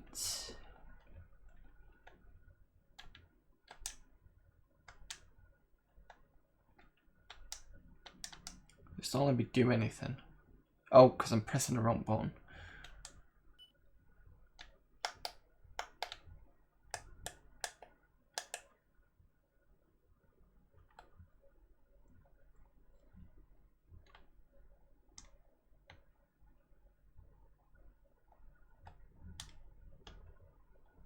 Right, now I can use the cue ball. So at the bottom left you can see the arrow moving now properly like I wanted it to do last time. Let's put it to about there. What's it thinking?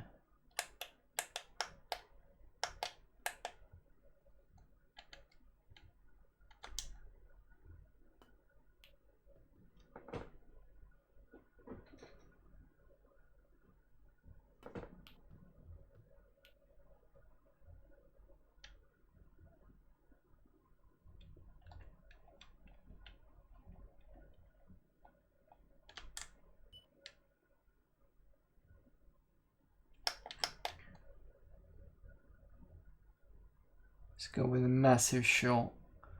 Let's change. It's green to change that. So let's. Oh yeah, so you can see direction of the cue ball will change when I'm moving this around on the cue ball.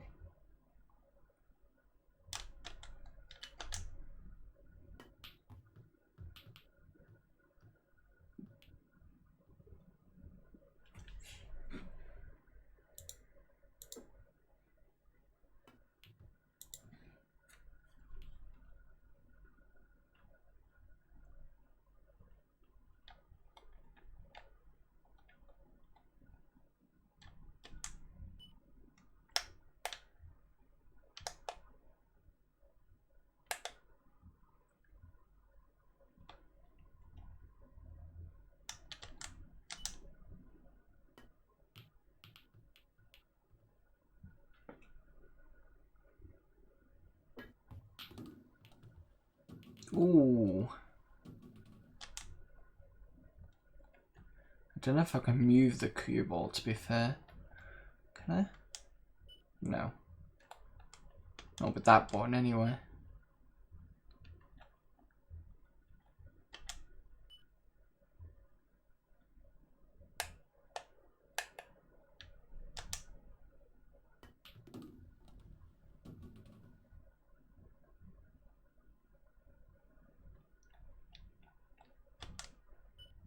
And the speed of moving the mouse thing around with the pad isn't bad, to be fair.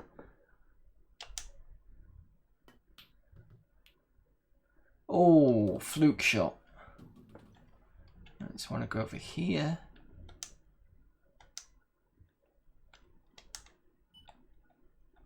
And then I want to push Q up. Go a little further.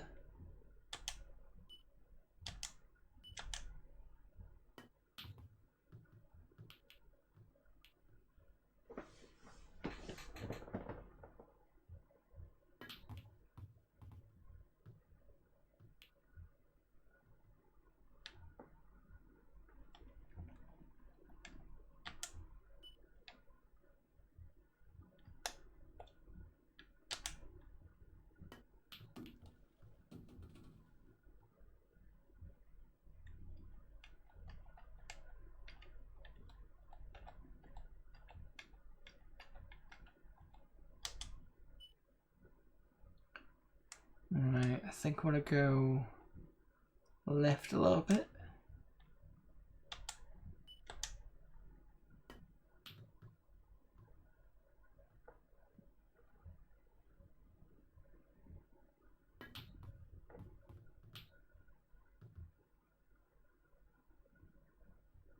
Tell you what, this is going better than I was playing Jimmy White's Cue Ball 2 on a Dreamcast last Tuesday, and 8 ball I was doing so badly at, but 9 ball I was whooping the computer players.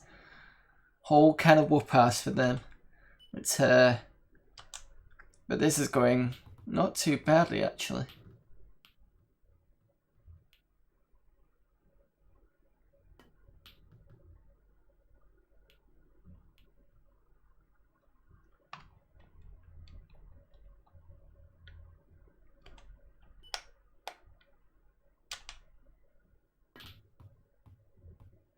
Oh, that was not good.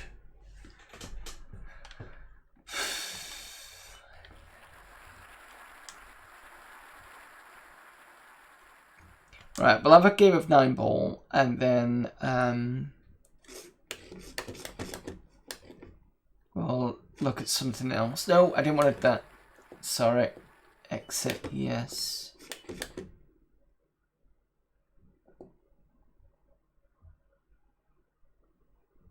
Okay. 9 ball. Start new game.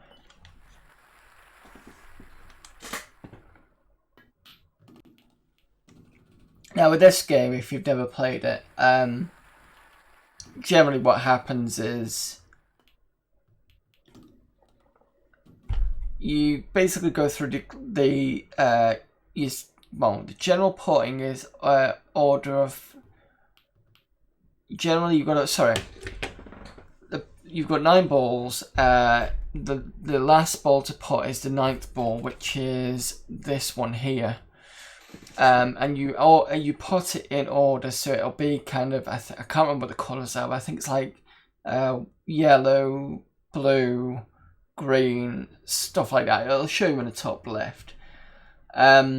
But what you can do is, as long as you hit your ball, and if you end up putting say 9 ball, you win the game because that's been hit.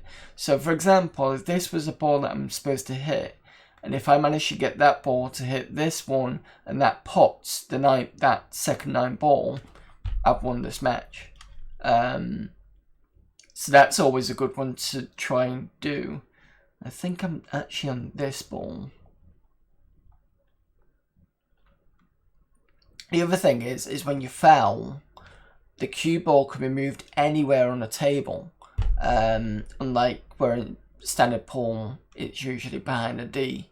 Let's see if I can get this in. And it's a foul, right? So it's the other ball I should have gone for.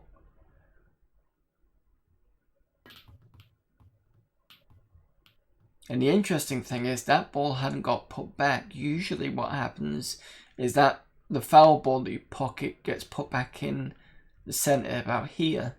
So why that didn't happen, I don't know.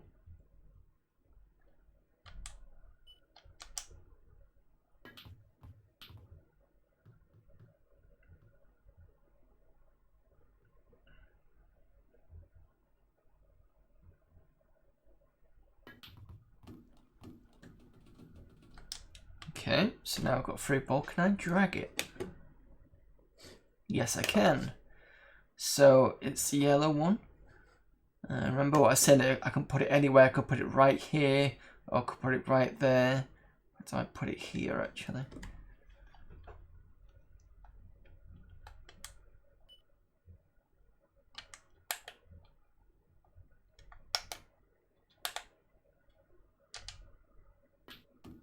Ooh.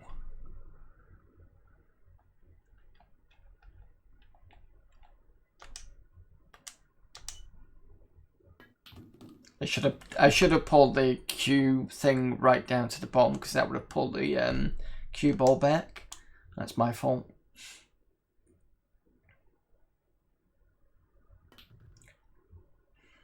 I thought that was it then. I thought that was it. I was gonna push it a bit more. Oh! That was a cheap move.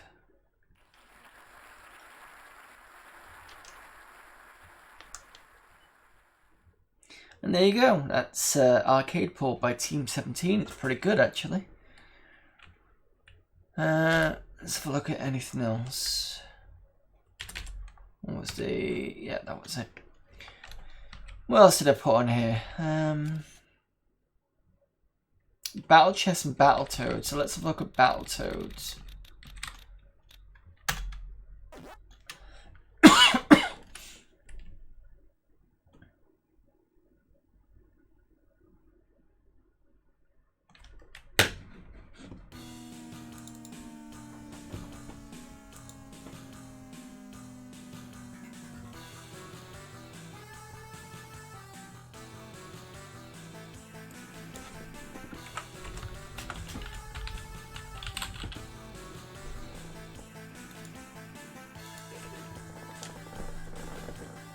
Blue in-game sound, yellow players. See if this works. Blue? No. Yellow? No. Red will work though. I'm just gonna skip these.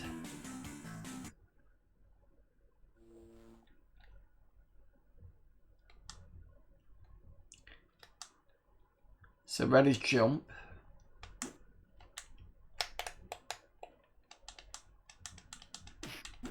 Oh, red does both, okay.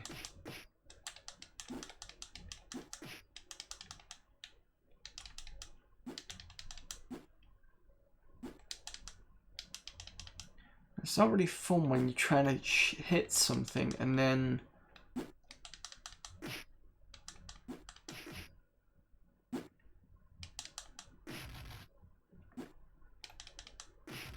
it jumps instead, so you've basically got to be right close to it before you can hit.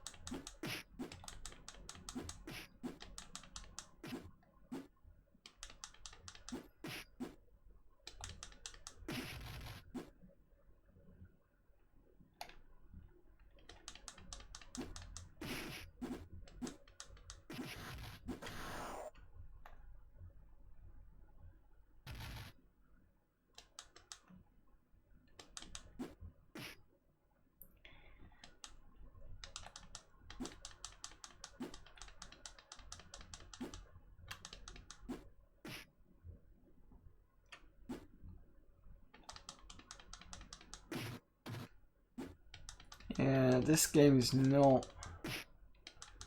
It's probably a nice conversion, but the whole jumping with the same button as the attack is very,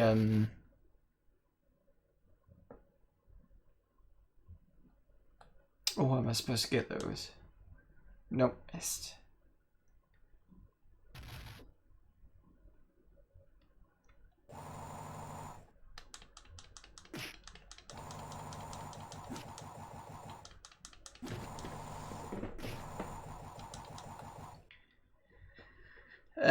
Yeah, that wasn't fun.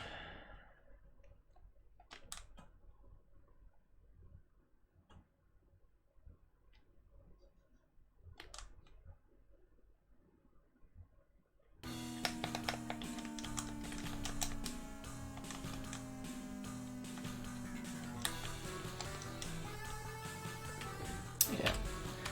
Gonna skip that one for now, I think. We've got Battle Chess, but I don't want to play that. I'm not sure what Black Viper is. What was Black Viper?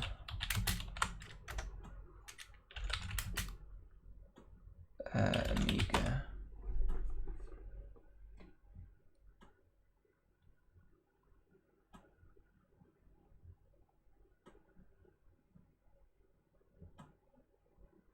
It takes inspiration from games such as Fire and Forget and Chase Headquarters, replacing a fast car with an armoured motorcycle. Alright, fine, I'll have a go at that one. Black Viper's a motorbike game, dystopian future. Yeah, okay. That's... No, I didn't want that. For fuck's sake. Just give me a sec whilst I...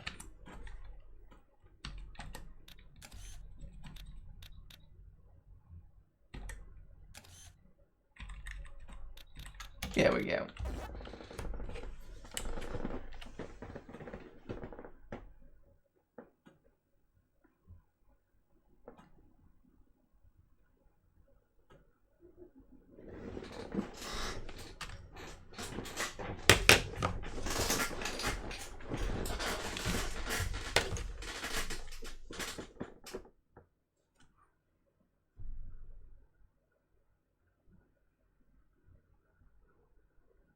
This is actually... Oh wait, yes, that's fine.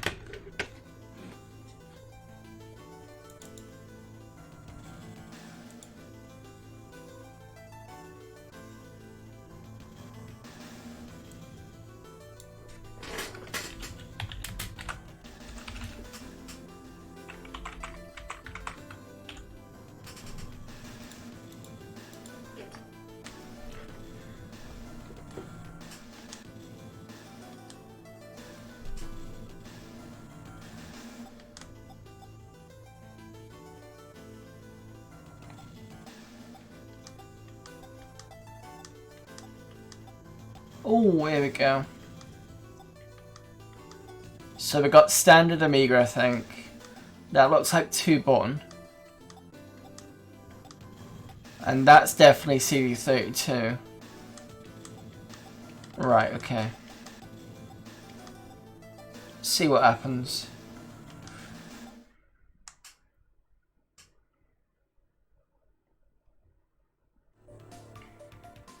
Rebels Base, Korev, ancient street beaten by traders is now a free trade area where everything's permitted. Yeah, I can't remember what the buttons are for each setting. Well, we'll find out. I'll just go with that track.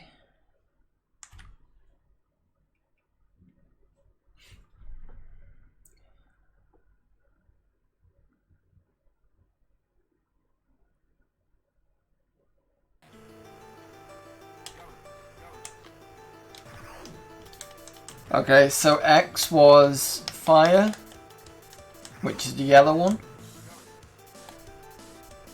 I've got left and right here.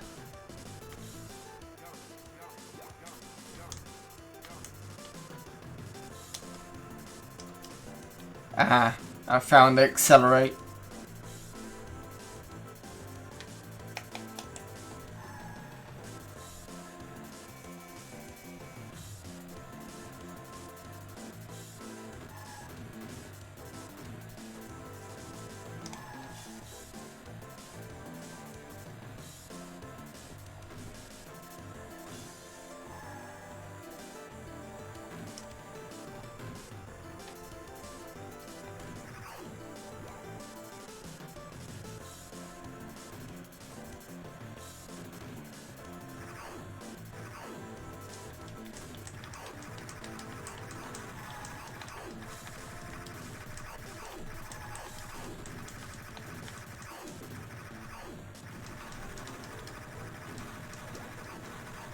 Oh, okay, don't shoot the innocents, fine. Everything else, I take it, is just, up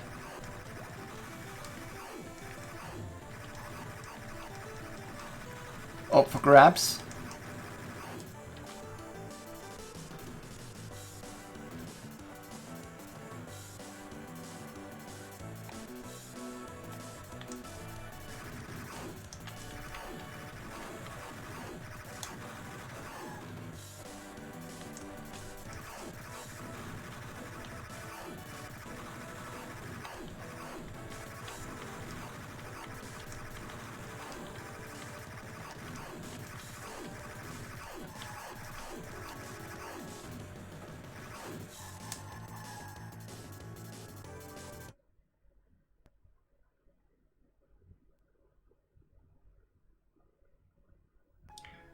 The loss of Ephraim Canaan and the destruction of the Black Viper meant the end of humanity's world. Redmans totally controlled the earth after cruent and bloodthirsty clashes, and dreams of freedom were extinguished with the flames that burned the city of Kaman. Redman, separated from the external world, is waiting for the earth to be purified, to definitely dominate it. Okay. You died. The whole world turns to shit. Fair enough. So if I remember, this is the accelerate. This was the fire. I'm assuming this is probably gonna be guns, and I think this. Well, I think this is the one where every time I press it, it said guns. So I'm assuming this will probably be the changing. One to change weapons. Shoulder buttons didn't seem to do anything, to be fair.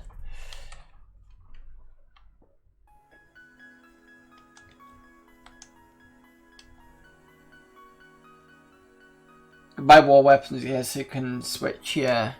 It's whether I get past the first bit.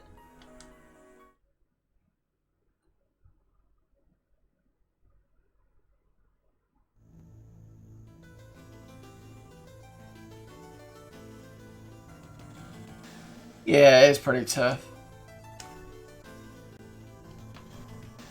Check, I'm still on. Yeah, still on CD32. Switch this to easy because I'm rubbish at this. So see what easy difference makes.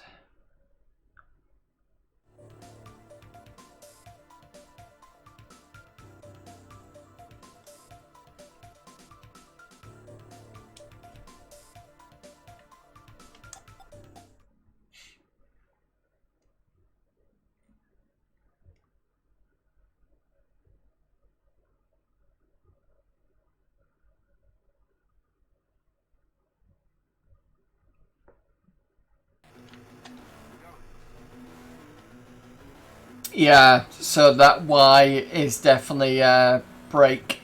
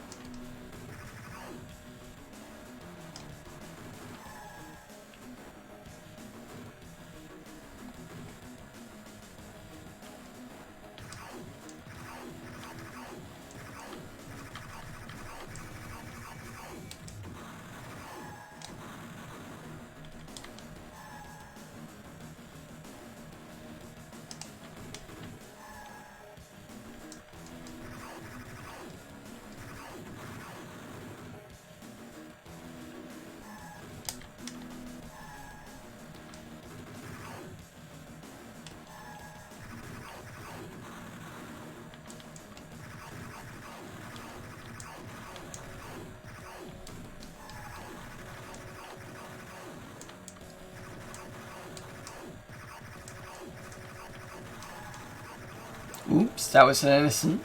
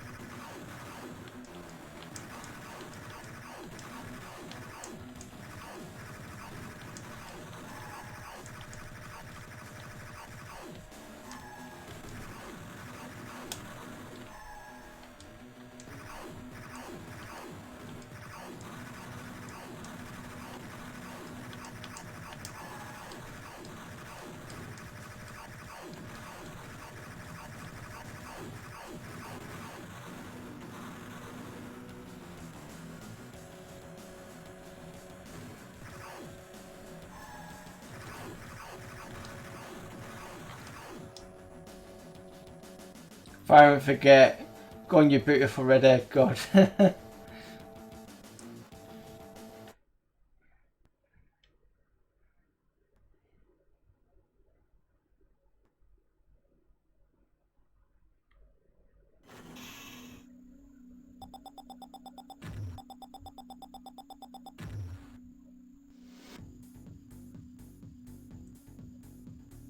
Okay, so what am I doing now? Double guns. I got 25,100, I think.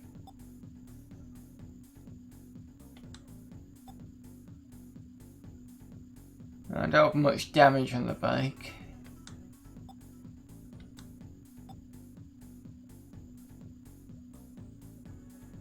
Let's go buy this. Unless I've already got it.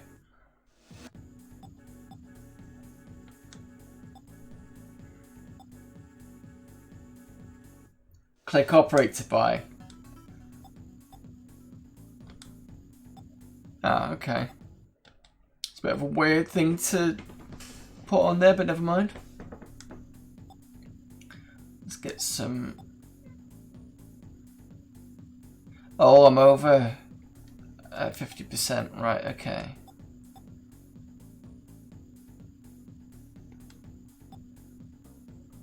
Let's do that then. Yeah, it's so yeah, I see what you mean.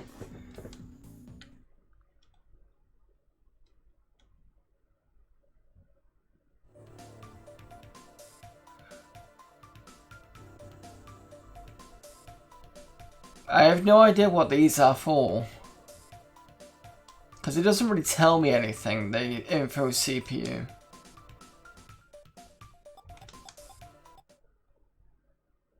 Oh, right, I see.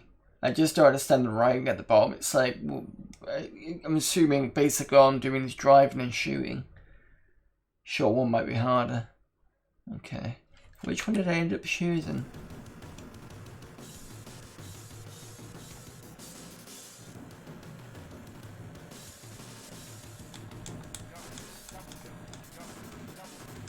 Oh, damn it. Pressing the wrong thing.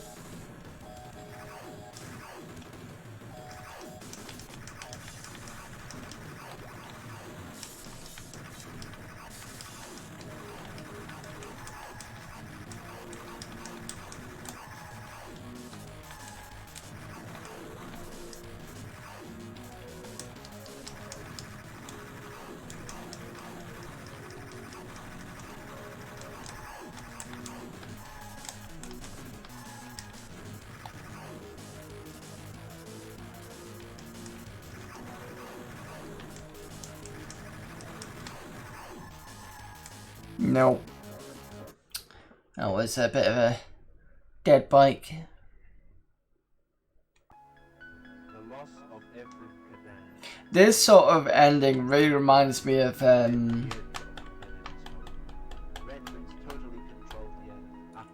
Shadow the Beast. You know, that kind of really dreary sort of ending. Separated from the external world, is waiting for the earth to be purified, to definitely dominate it. Yeah, I'm gonna call. Yeah, definitely not. So yeah, that wasn't a bad game. It's a bit. It does have quite a bit of toughness to it, to be fair, on that game. It's got some nice visuals, but it's a bit average, to be fair, isn't it, really?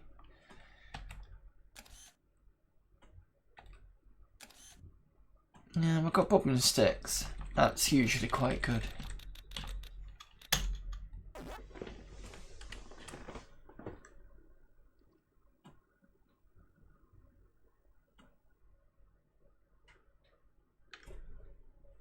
See if this game will load okay.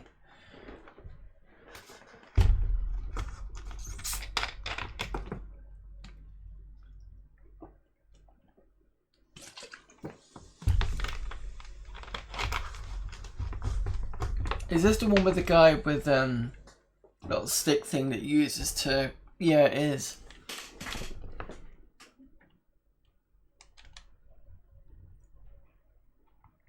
So it's nice seeing all the CD animations on this.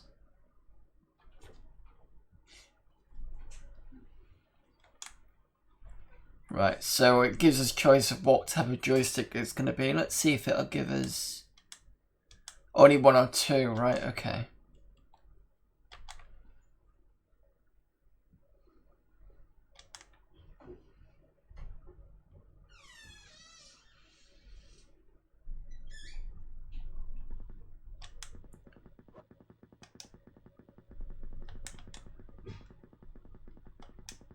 I don't know why the sound is being like that.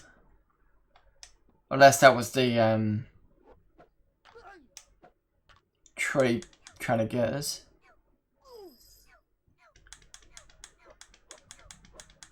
Okay, that's that.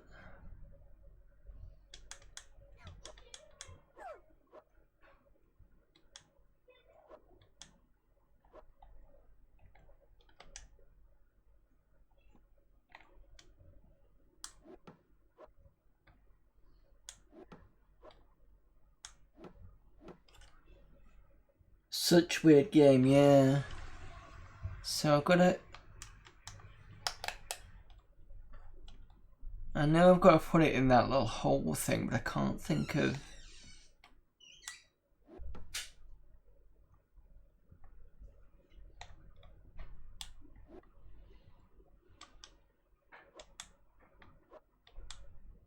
Ah, there we go.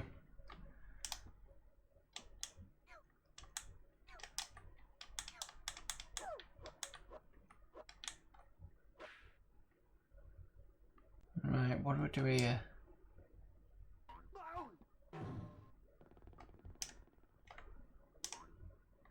Don't know what I did, but I managed to do it correctly.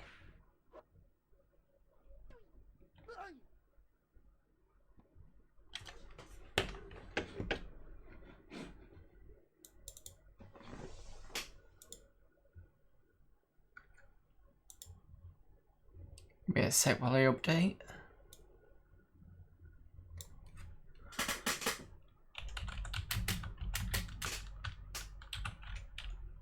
That's it. I think it's that. Have I got Revenge of Shinobi? On the CD32, no. I don't think we've got it in Amiga.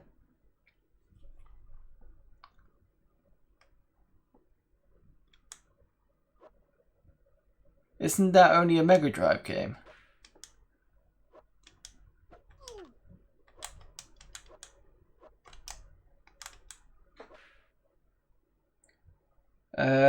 Yeah, I've got a Sega system. I've got a Mega Drive to the top left up here.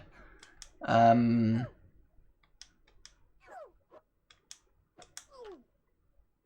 I do have it on the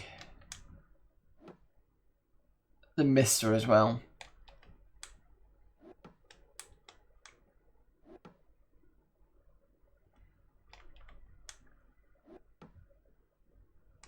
Since I'm in a good spot, I can probably show you. Okay, So if you look up there, that's where you can see the CD, a Mega Drive, and 32X. 32X I think needs fixing, because it's not.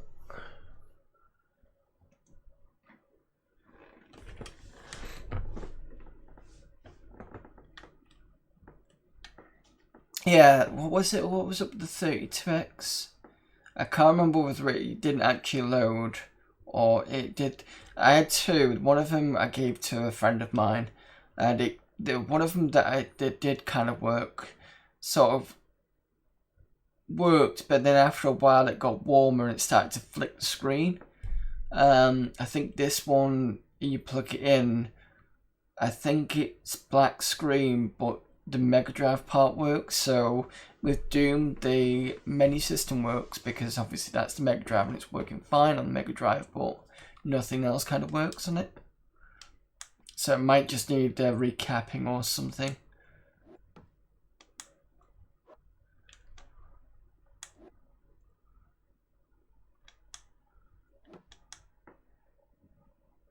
Off to bed. We'll catch you again soon. Yep, thanks Graham for the raid and stepping by.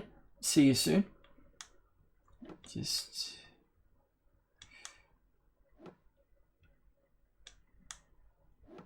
hello. Yeah. Okay.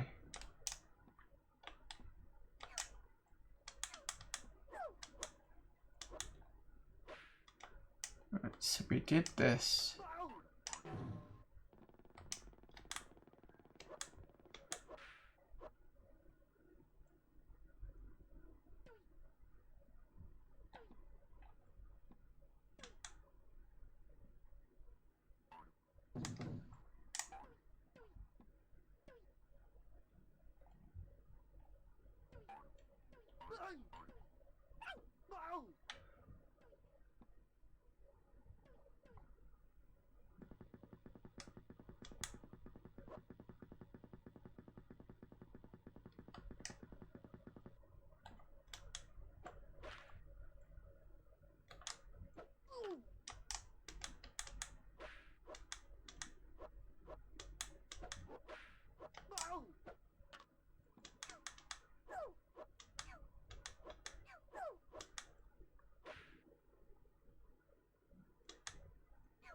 Right, so if I push to the right, okay, so you push to the right and then press fire, and that's what gets it in.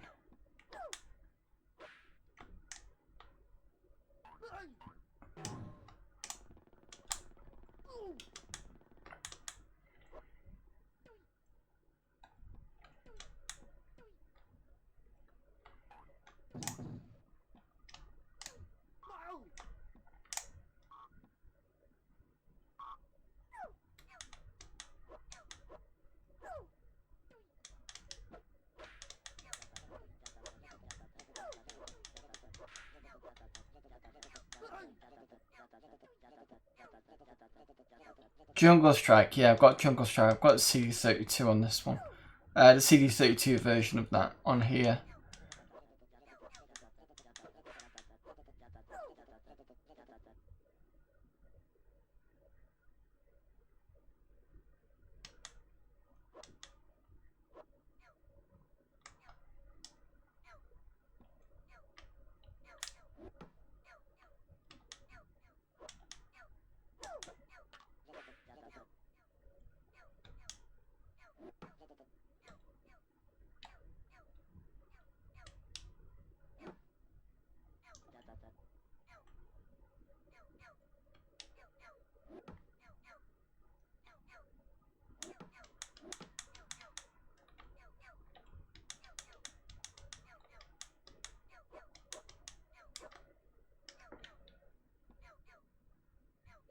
Next, please. Alright, give me a sec.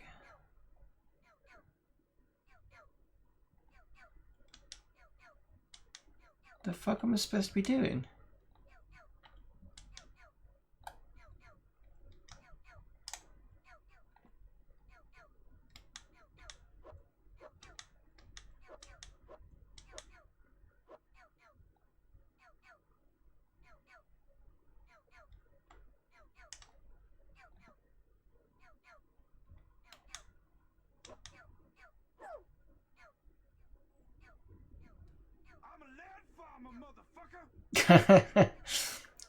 Yeah, I put that on when I was playing the Quake Remastered.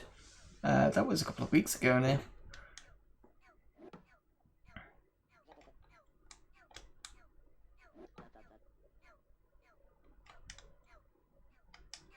So I can't jump on them. There's no holes for me to put the stick in.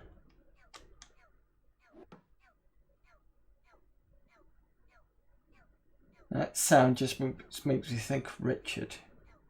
I'm a land farmer, motherfucker! Okay.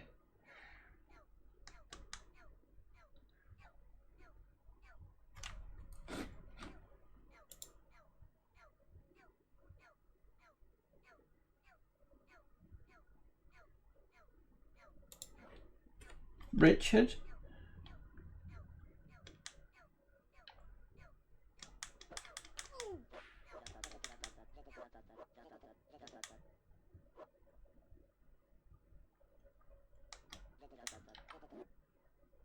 Aha, that's what you do.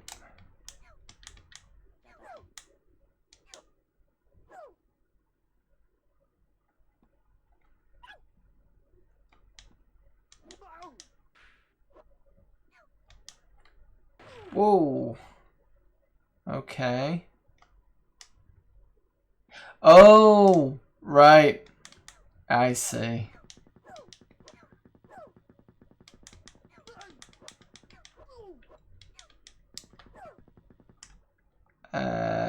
Oh.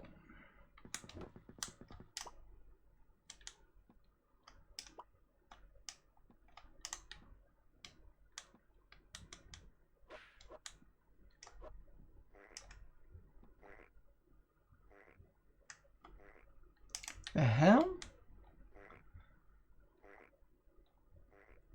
That's...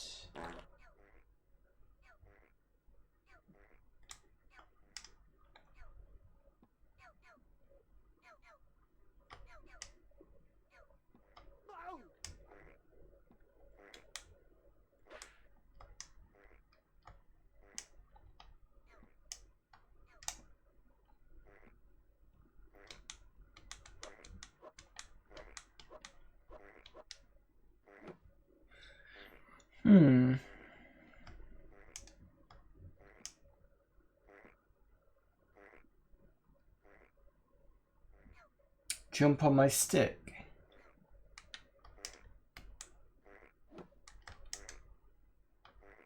No, it doesn't seem to. So if I hold the stick down, you can throw it, but it comes back again. I'm sure there's a bit where you could actually drop it, but I can't remember. I mean, to be fair, I've hardly played this game. I've seen other people play it. I just don't remember.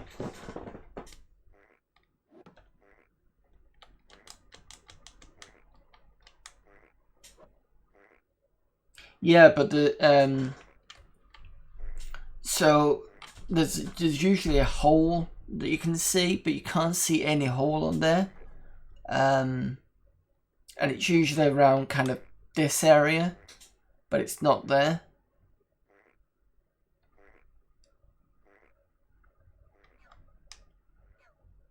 So either I've missed something.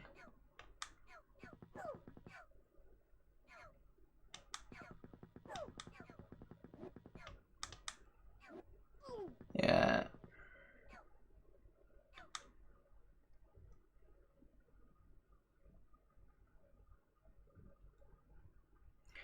Alright, well that's one I can play again at some other point. What did we say? Jungle Strike.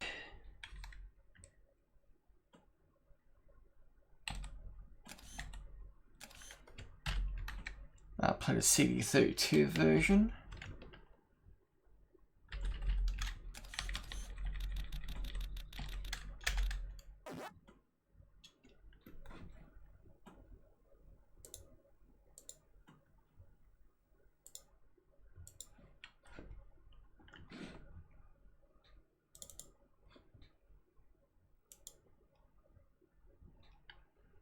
But yeah, we can get back to Bubba N Stix at another time. It's just it's one of those ones I just like to get through a few games. I'll definitely put it on again at some point. I mean, it's not like I don't do every Monday, It's not like I don't do Amiga every Monday anyway, so it's not like I can't come back to it. Now let's see if this actually lets me...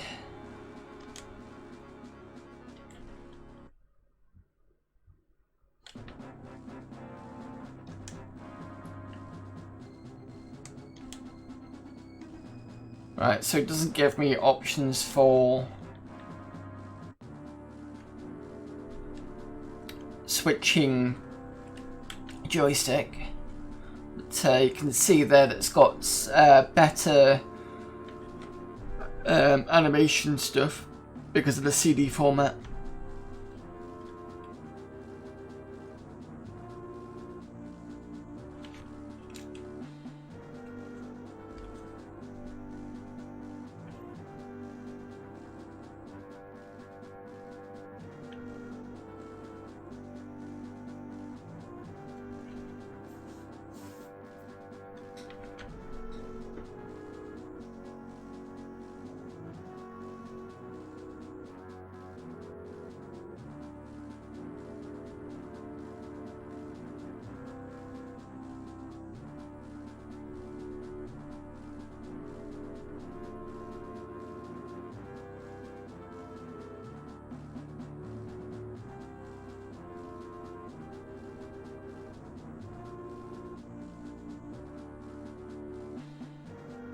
Unfortunately, I think I missed the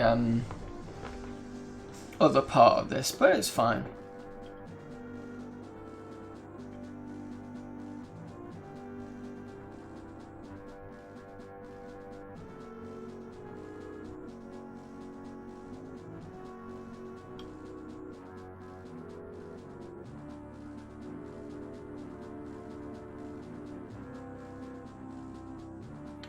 Right, so it's the motorcade, I think, if I remember rightly on this one. Just gonna skip this if you don't mind.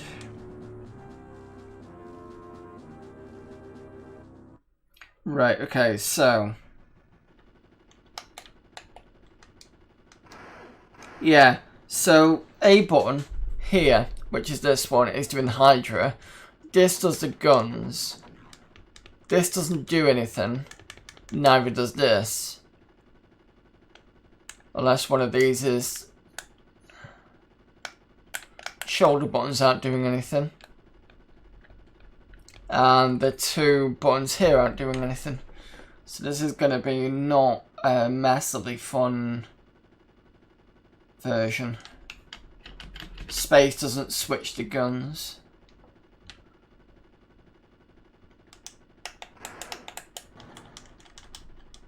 Yeah. Right, so I've got to figure out which one of these is... Ah, here we go. So it's F6 to go and do the Hydras, which is what we've done. Not the Hydras, Hellfires. We've got to go for the Monuments, so we can go straight down. Love this game. Yeah, I find it, it's pretty hard.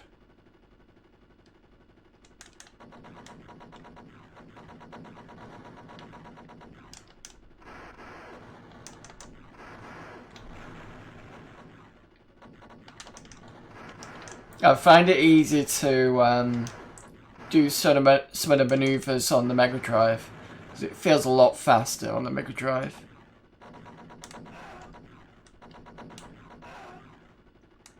Oops.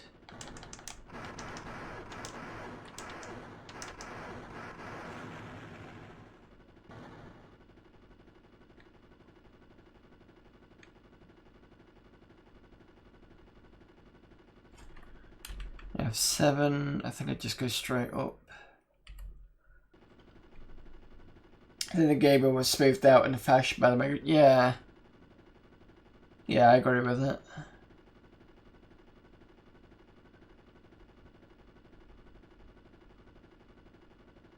Are we there yet? Not quite.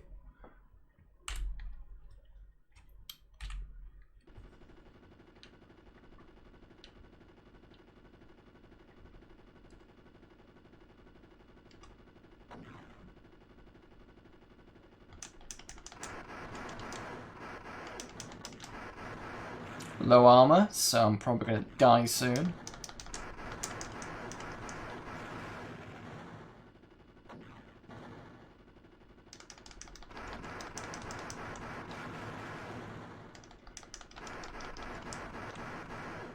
Yeah, it was me being too cocky.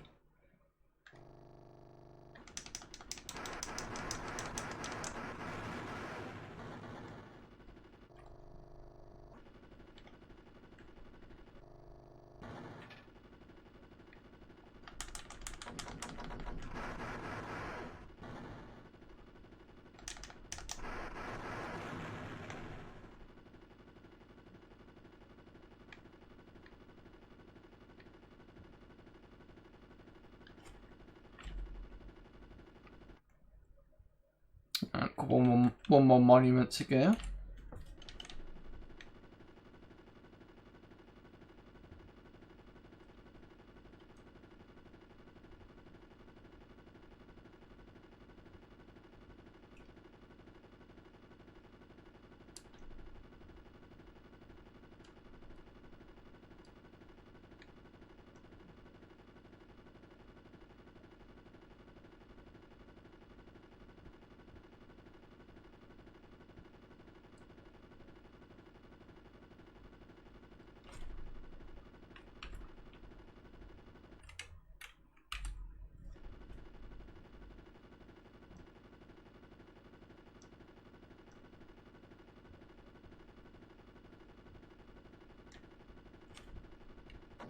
Yeah, it's this one.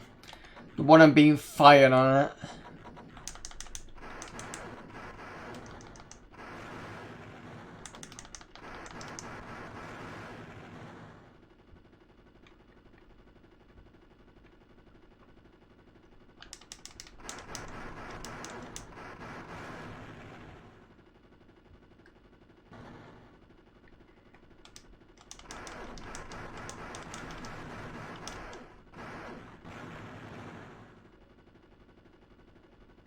Still looks like a lot of fun. Yeah, it still is.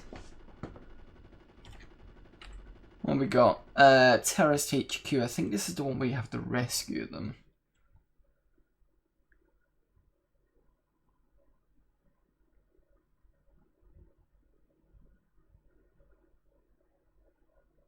Yeah, I think it is.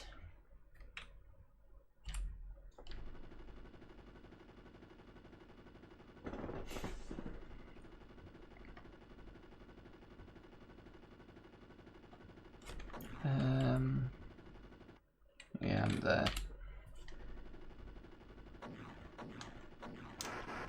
Oops. Went a bit overkill then.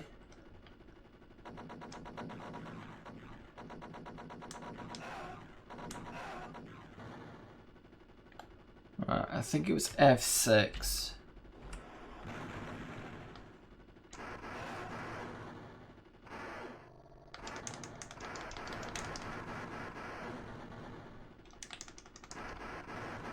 Shit, low fuel, that's not good.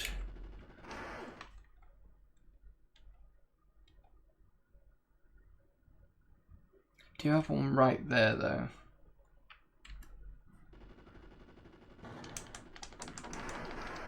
Shit.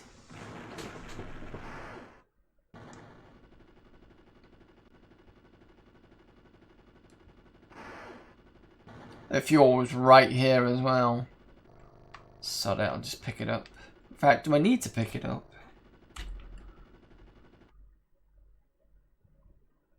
No, I'm fine. Okay.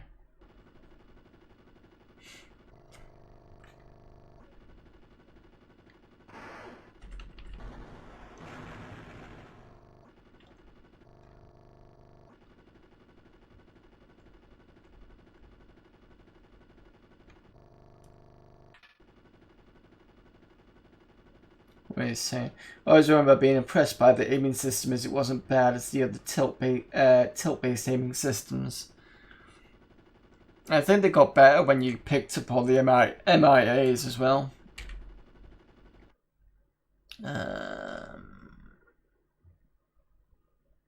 Okay. So back this way. Try not to whack into the monuments, which wouldn't be a good idea.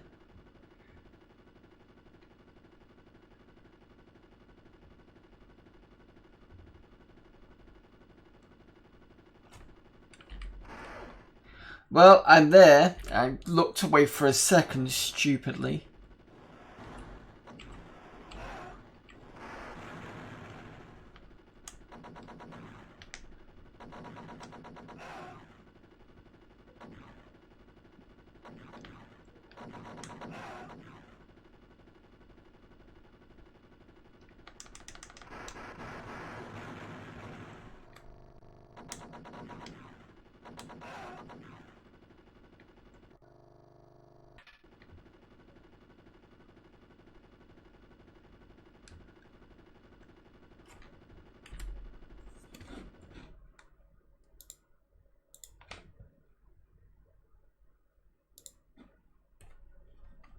Right, so what we got? And we're looking lowish on fuel. So maybe pick up some fuel on the way. And do a diagonal possibly.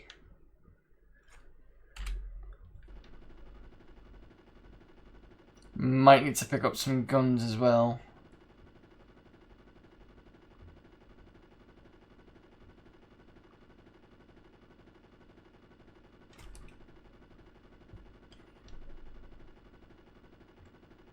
There's an ammo truck.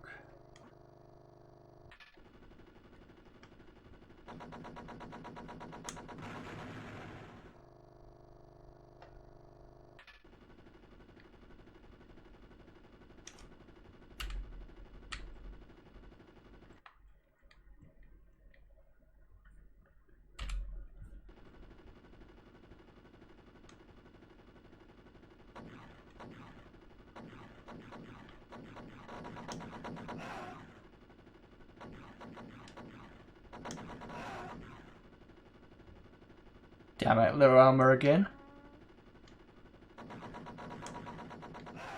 Thank you for the awkward fart.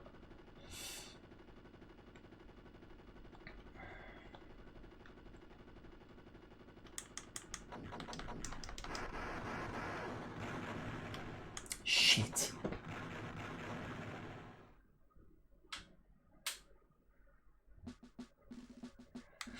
Let's have another restart on this. I just don't like the fact that I can't use the other button on this for the Hellfires. And it would be good for having these buttons here for shifting the helicopter side to side.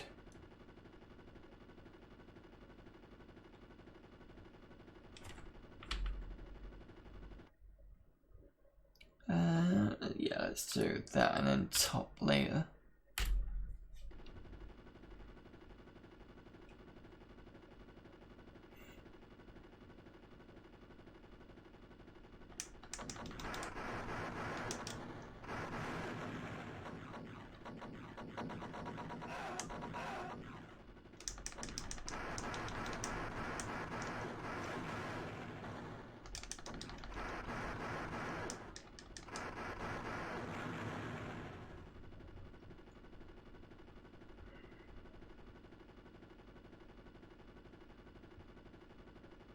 What software interface am I using?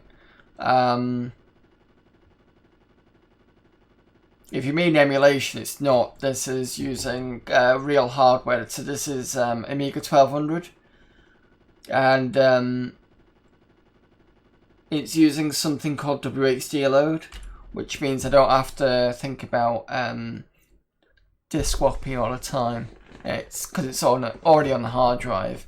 The good thing about WHD load is you can basically put all the ROMs from all the different Amigas, so 500, 600, all that sort of stuff. And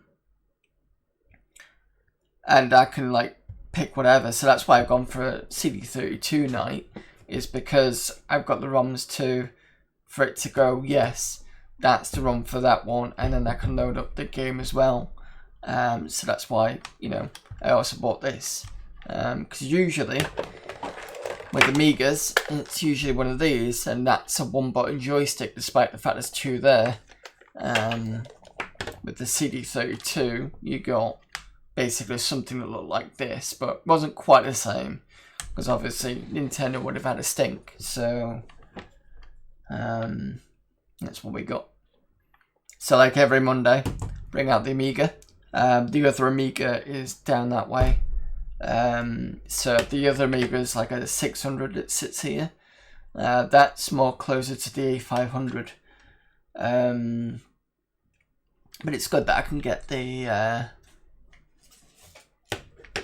this here. This is a GoTech floppy drive, and it basically emulates floppies, so you can kind of stick in the back, which is what this does, and then I can kind of what was I doing? The first half of this I was doing Coverdisks, so like Amiga format magazine, or what we're doing now, which is Amiga Power, and I can kind of do that for, especially for those in the community that remember those discs, and then, you know, that sort of thing. Okay, I thought you were running emulator on your PC. No, not today. This is real hardware day. In fact, most days I do real hardware, because under this desk here I've got a PS2, a Dreamcast, and a Saturn, and because they're all on this sort of capture device with the composite, I've got them ready to go over there, and then I've got over here, let me just take this down here. So this is the 486 here, again using a different this is the floppy drive emulator for that. Good old 486. This is the floppy drive, 1 gig hard drive, and then over the back here we've got a ESS audio drive, and that's the 486 system there. What else have we got? So if I want to do emulated stuff, I will switch to the Mister. This is really nice. This is it's kind of like hardware virtualization, so not quite emulator, but kind of simulation. And this has got loads of cores on it, so I can do things like MSX, or again Amiga, or what else do I usually? I've got Mega Drive on this. I've got Mega CD on this. I've got the Spectrum Next on this. In fact, I've got 2 Spectrum type stuff on that sort of thing. This is my ZX Uno. Similar idea to the Mister in that it simulates stuff. So this is more to do with Spectrum. What else does it do? I think it does some of the other clones, and I think it's got things like Sega Master System and things like that on. But usually I go with the Mister for that sort of thing. This is exclusively for the Spectrum, for me anyway. What else? I'm trying to think what else I was going to think of. Back there as well, I've got the Atari ST, but it's not quite ready for general sort of streaming at the moment. Looks pretty cool, to be honest. I'm amazed you still got it working. Is it Pi based or something else, or some of the proprietary basis? So it's similar. So the ZX Uno and the Mister is the same concept as the Pi. So the Pi has that what's called an FPGA, and that kind of does all the simulation, and that's what the Mister has, as well as the ZX Uno. So it's the same idea. I do have a Raspberry Pi. In fact, the Raspberry Pi is in that box, I believe, in there, and that's or is it that one? It's one of these two. And that's a 3+. Now, I originally bought that for Amiga emulation because I got Amibian. Is it Amibian? But since I've now got hardware, I don't really need it. And also, obviously I've got the Mister as well. So I think what I'm going to end up using the Pi for in the end is something called Dream Pi. And what that does is it emulates the multiplayer aspect for the Dreamcast, which means I can start playing online games as long as the servers are up. So that's a fine piece of kit. Amiberry, I think it is. Let me just find it. Amiberry.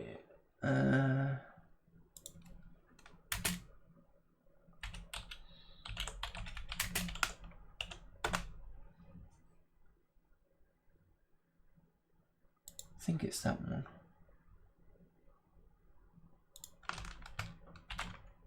Is it Amiberry or Amibian?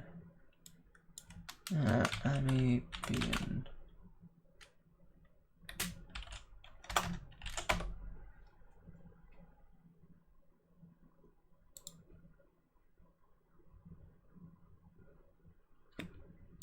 I think it's that one. Right, so link in the chat for that particular one.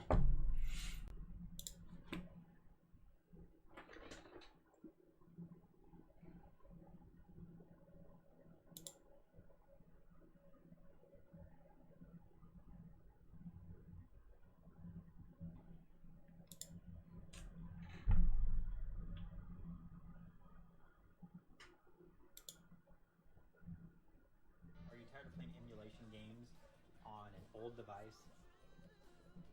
Check out the Ambernick model RG351V. I think I've seen this.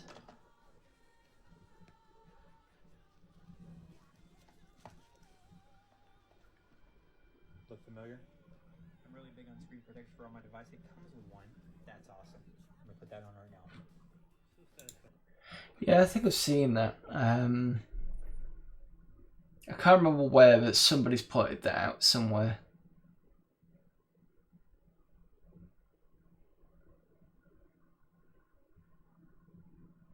Yeah, I have seen that. I think I've seen that. Yeah, I must have done. I think I have. Someone's mentioned it somewhere. I can't remember exactly, but yeah, I think I've seen that one. What else do I stream? Oh. There's one I can stream, but I have not done. Is the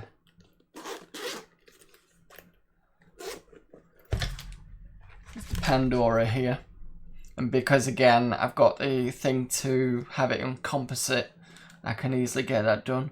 I might consider doing a stream of this Pandora at some point because it does have a load of good emulators, PlayStation being one of them, and it does do things like Diablo, and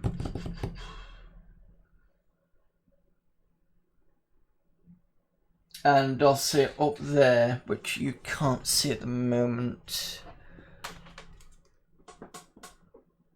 You might be able to see something just popping up over there. That's a breakout box for the GP2X, which was like the precursor to the Pandora. I'm just gonna grab this because I've been developing stuff on it again recently, and that's what that looks like. So basically it would sit underneath it and it would have USB stuff at the front, so you could kind of turn it into like a mini arcade system, and at the back it had stuff that you can stick it out to the TV, and again that means I can kind of do it on that, but I need a separate power thing for that, and I'll have to think about maybe doing that next year. I don't know. Still thinking about that at the moment. It's like 80 quid on Bang. You can get it soon. Yeah. For me personally, I've got enough stuff that I can be doing with like the Mister and things, so it's probably not something on my radar. I do want to fix up the other machine that I had, other handheld, which I've got out already. So this here is my GPD win, and it's kind of bricked at the moment. It won't turn on anymore, which is annoying because it was a Windows 10 system, so it meant that when I was on my trips to work, I could just kind of do coding on it. But I'm gonna have to open this fucking thing and get it redone.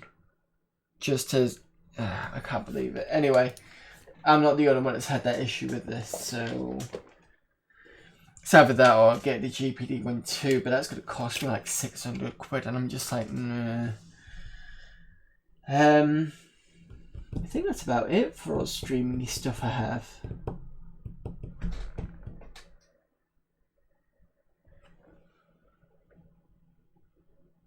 Such language, yeah.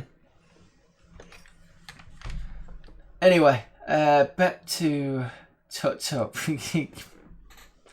It's my stream, it's past 9 o'clock, I'll say what I fucking like. Anyway, there we go.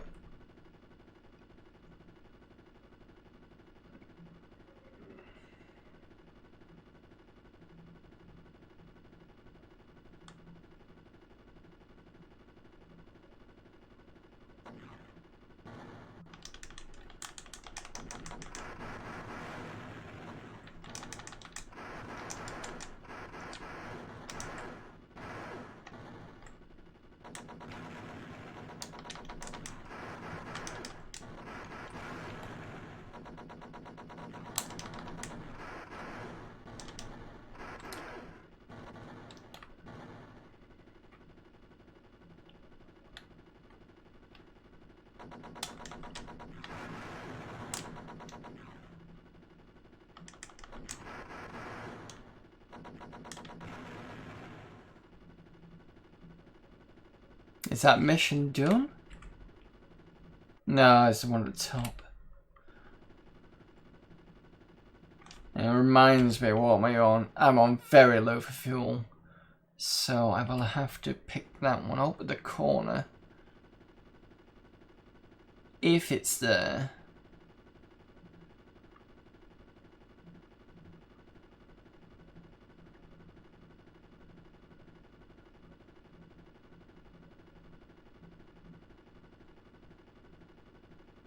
And I'm probably going to die before I get to where I need to go.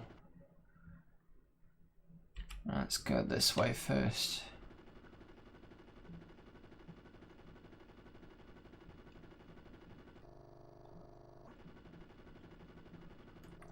There we go, got fuel.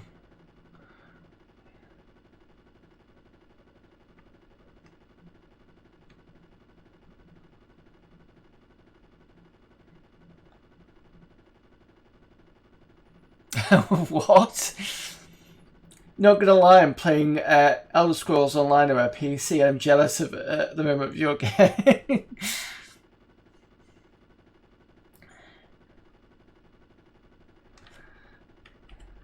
Is ESO really that bad?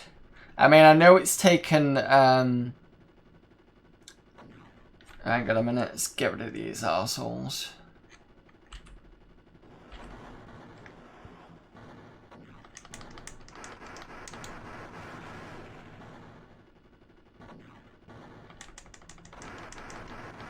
No armor.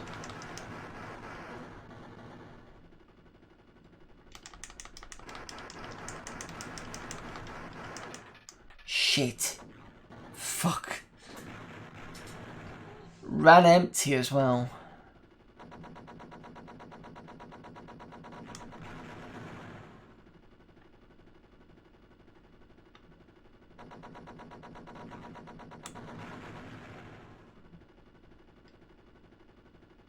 Is that it? Can't be that, mate.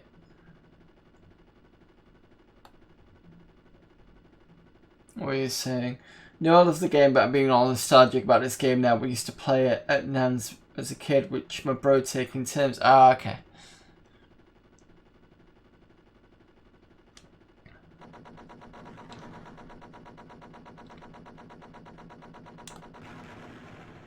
That's mission complete. Fact, I could be really mean. Because I do have some boxed stuff here for the Amiga.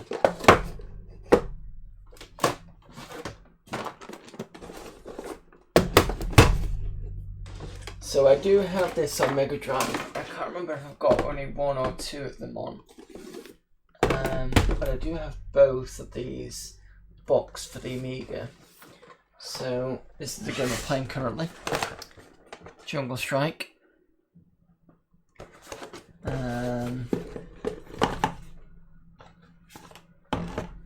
There you go, it's still got the original discs in there.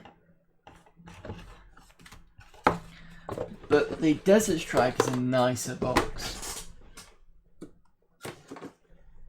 And this one is the Desert Strike box. And it's a bit shiny, as you can see.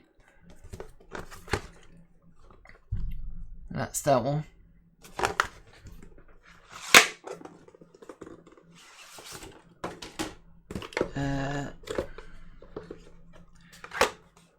So it's in a nice black. You can just about see that EA kind of thing. It's amazing that I have them in such good condition. Yeah, I had to take them out. I just kind of store them. And there you go. Nice red discs for you.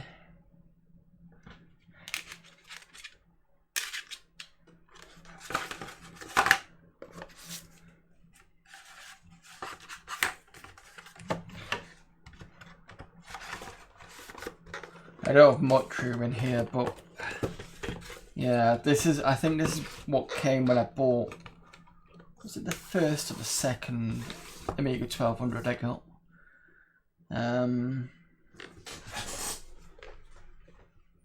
So I've got some games with it and I've kept them ever since.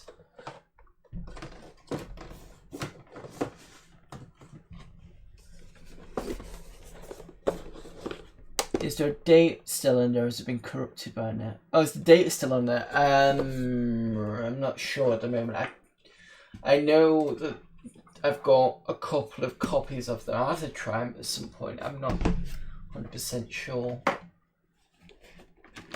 I know some of these discs still work. I mean, even if they don't, I've still got the boxes anyway, which is good. And again, like I said, I've got WHD load, which is basically the Amiga community's way of keeping it all playable and digital. Let's just put this slightly like that. Yeah. Okay. Yeah. So, like I said, a media view of it, isn't it? It's not.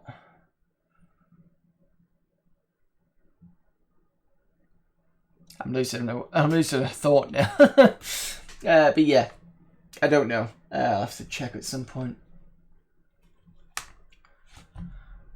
Monument's done.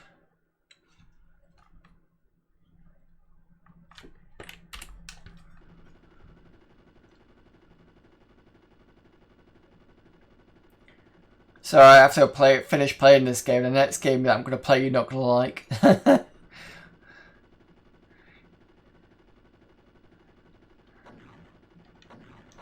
Oh shit, I forgot I've got no...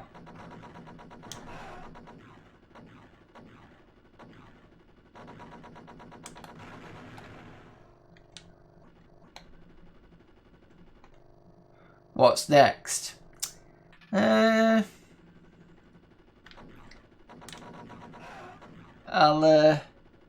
let you shit.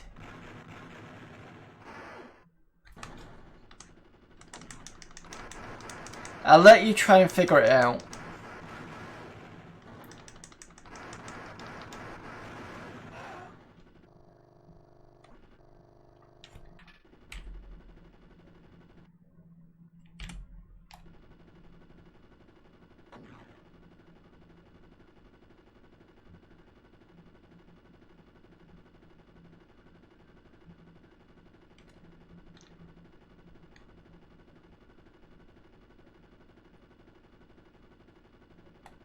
Speedball. No, that's a good game.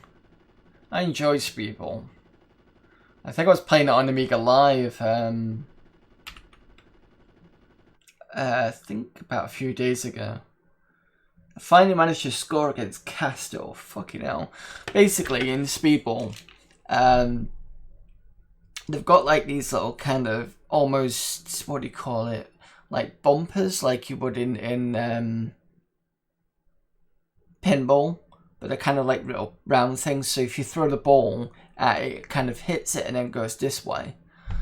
So if you can imagine the top of the screen here is like where the goal would be. You get two of them. Let's just get me. You get two of them like that. So what I usually do is I kind of run, and this could be either side, all the way up to the side, and get to a certain point, and I immediately do a fire, so it's a diagonal shot. And most of the time this pretty much works. And the thing with these balls is after a couple of games they'll move position. So they'll go one in the middle. And where else do they go? And I think they go kind of really to the edge of the sides. But when you play them against Castor, it goes right to the very top, like kind of about here. So it becomes very difficult to get a kind of good shot. Oh, I find it difficult to get a good shot on that. So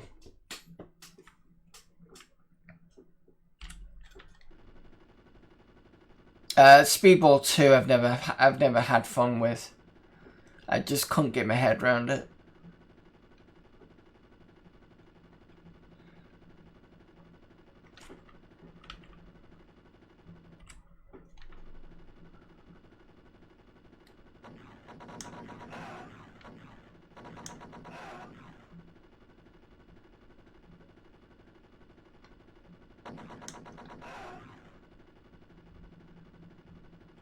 I think it's the same with Xenon and Xenon 2.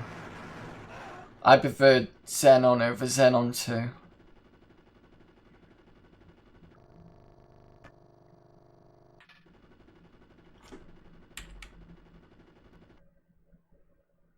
Okay, diagonal down.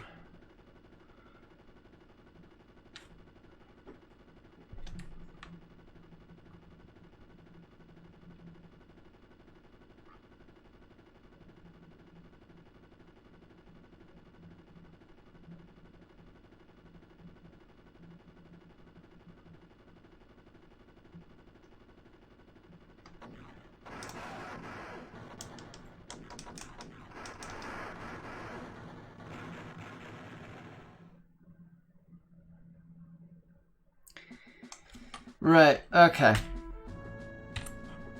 So the next game I was going to play, because it's a CD32 version. Let's see if this works. Rise of the Robots.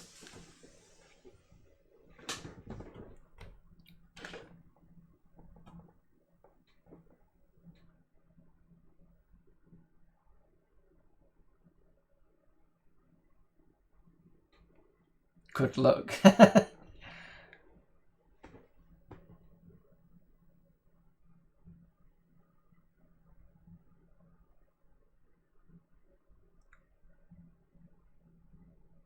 a lot of flicking of the sides.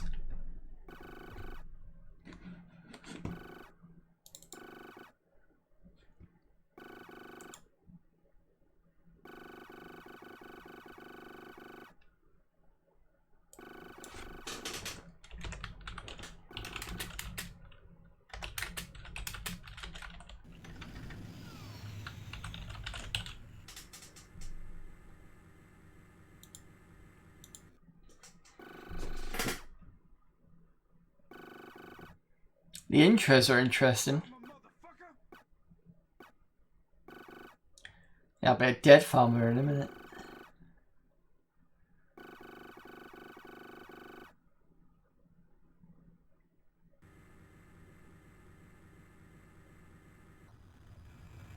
Because I've got this in the Mega Drive, but the do you get these animations? I don't think you do. You might do actually. It's been a long time since I played it on the Mega Drive.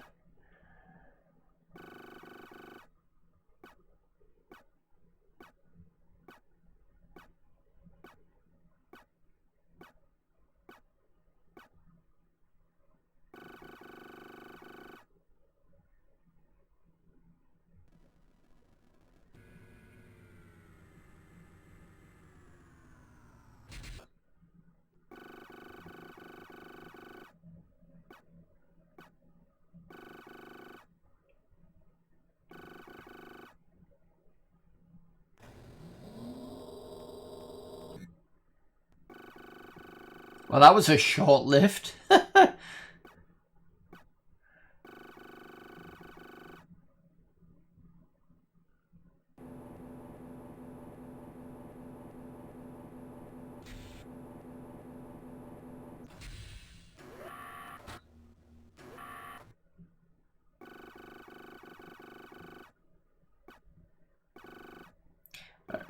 remember somebody saying this is a lot of discs, and I'm wondering whether this would have been on. I can't see it, to be fair.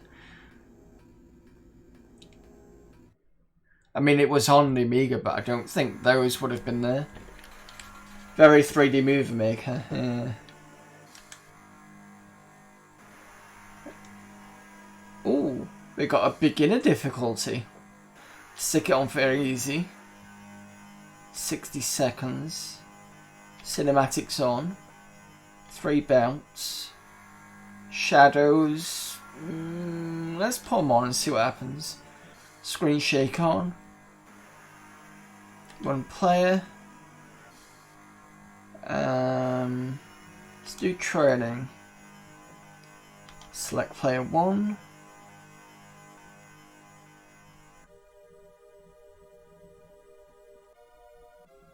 Yeah, the robot I could never get past with this one.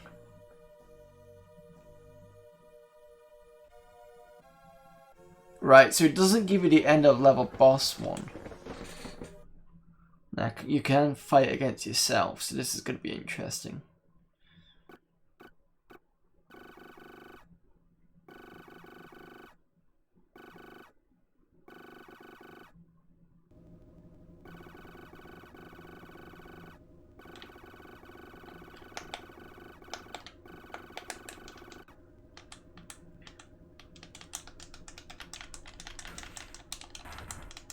Okay, so a lot of these buttons are working, which is good.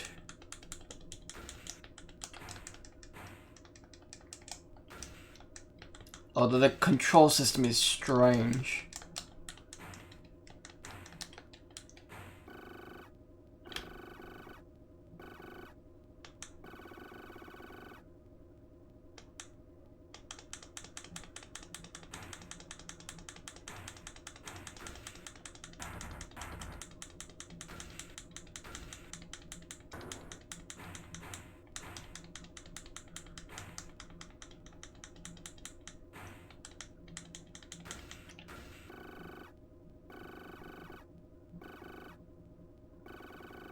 I wonder whether one button switches between two things.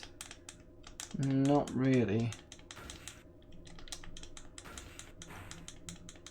I think it's just one button, this one. Turbo head smash, I remember what that was. Yeah, which is one I've just done. So I do know some of the special moves for this.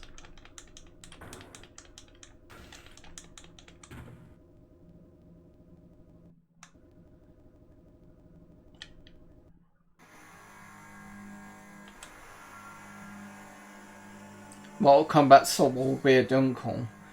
Duck and kick, duck and kick.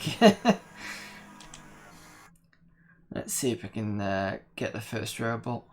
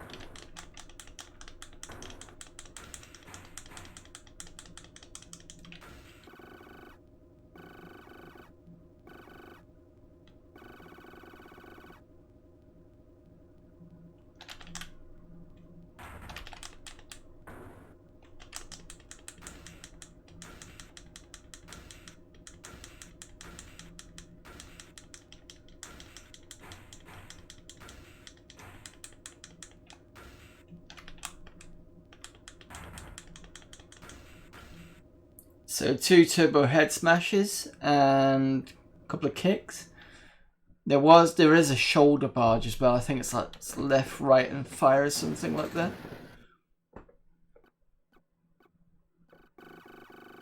Turbo head smash I think is down, up, and fire.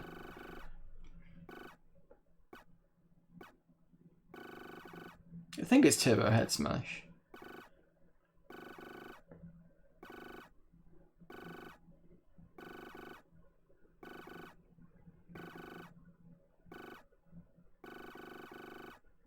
Let's see if I can pull off the shoulder barge. Probably not. I think it's back and forward.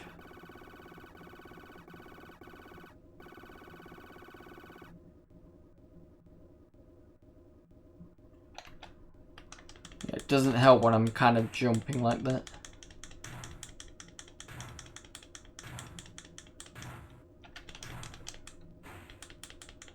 Ooh.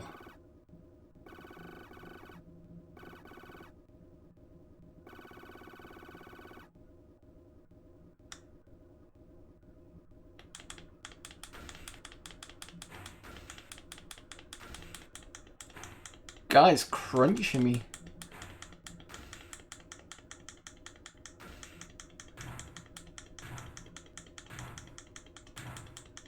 I have to keep doing this until he dies, because I'm very low on energy. Yeah, it's trying to get the... With this guy, not a chance. Looks like I will be able to get him on the fly kicks.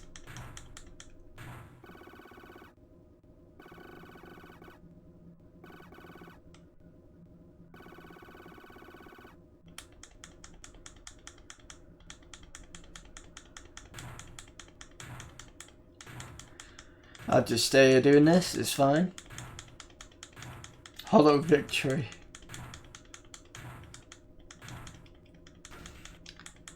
Oh, you can fuck off with your punch.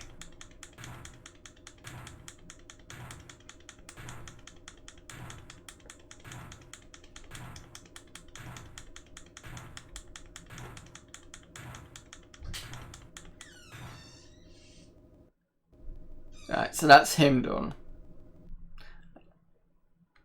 And it's gonna... Oh, it's this fucking thing.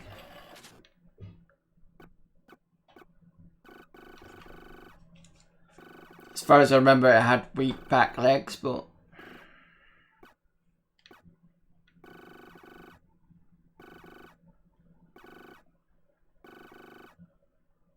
Oh, it had a weak head as well, I think.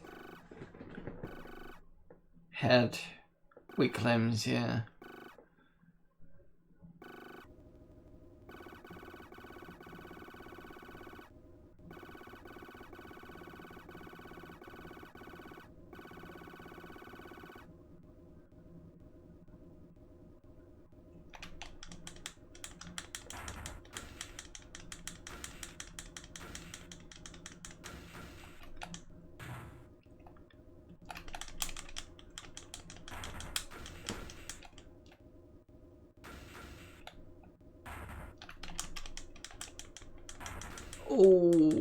Can I do it? Can I do it?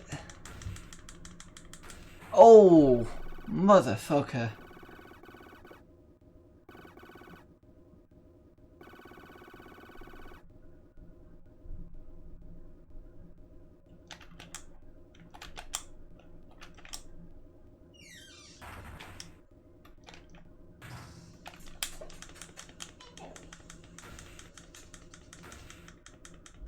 That was one of its special moves, that little, the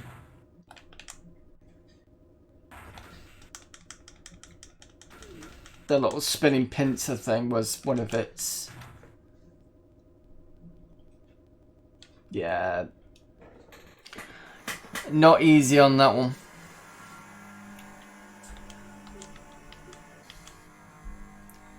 Alright, well...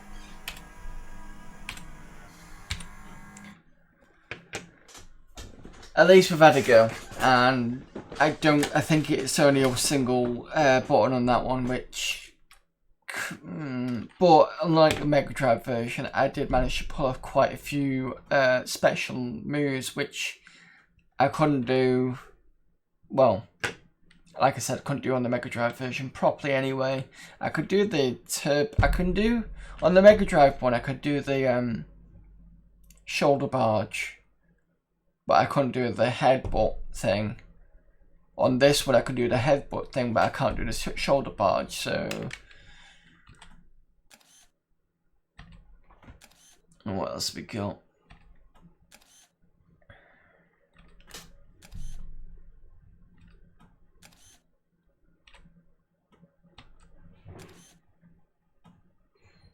Frontier, I think, is elite.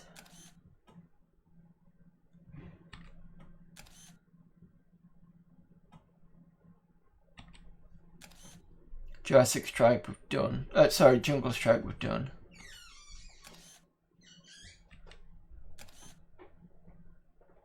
Hero Quest, it's not CD32, so I'm kind of avoiding non-CD32 stuff at the moment. Pirates Gold. Where's the Robux we've just done?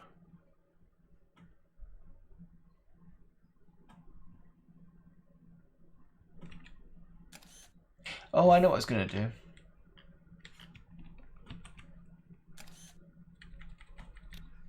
Should be here. There we go.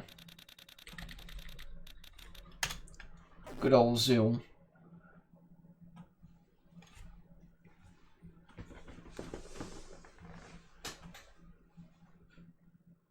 Yeah, CD32 original control. Right, okay, that's good. That I can do the CD32 controls. Plus 312 to start. That's a bit weird.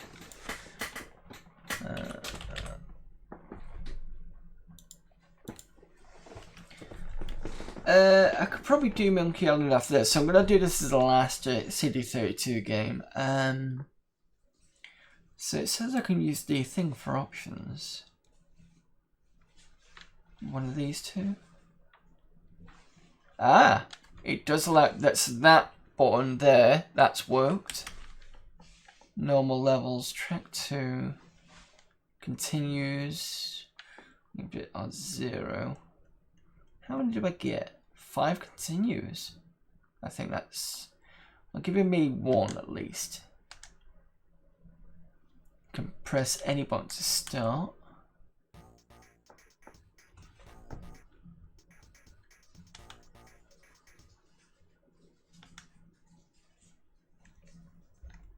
Right, so I've got jump, fire, fire, okay.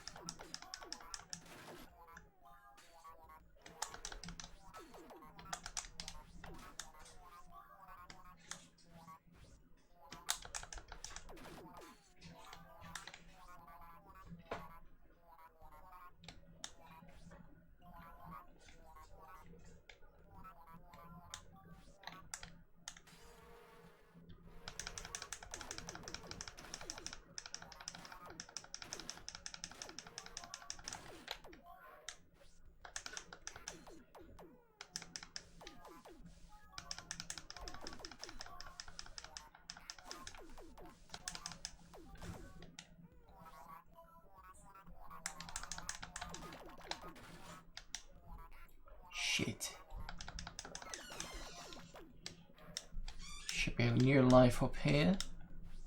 Oh, maybe not. Ah, hold that down for the...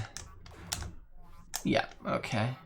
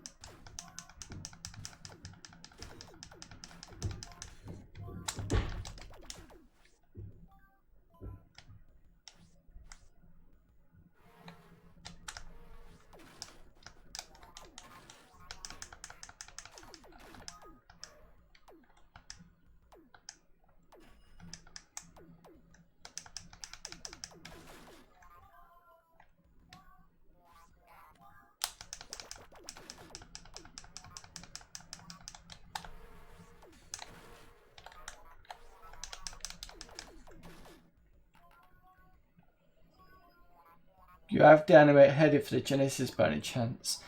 I don't think so. Certainly not physically. I'd have to check my archives to see if I've got it somewhere. Probably not though.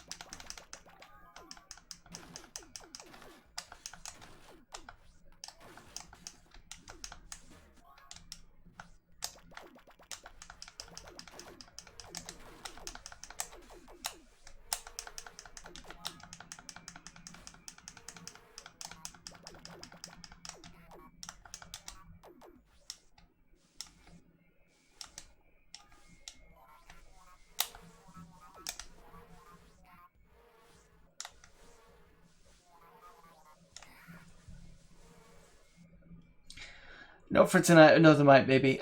Can do.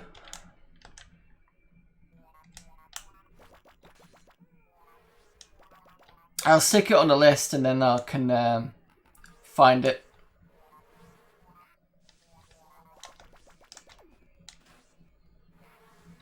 As in the list, as in if I've not got it, I'll add it to it. That's what I mean.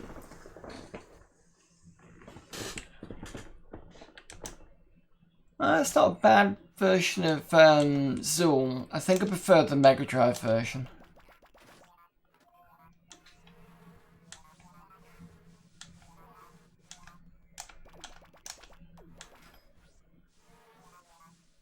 I think the highest I've got on this game for the Mega Drive was the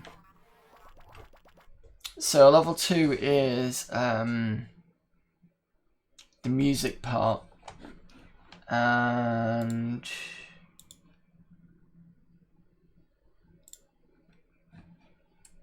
there was one about the banana. Is it in a woods or something like that?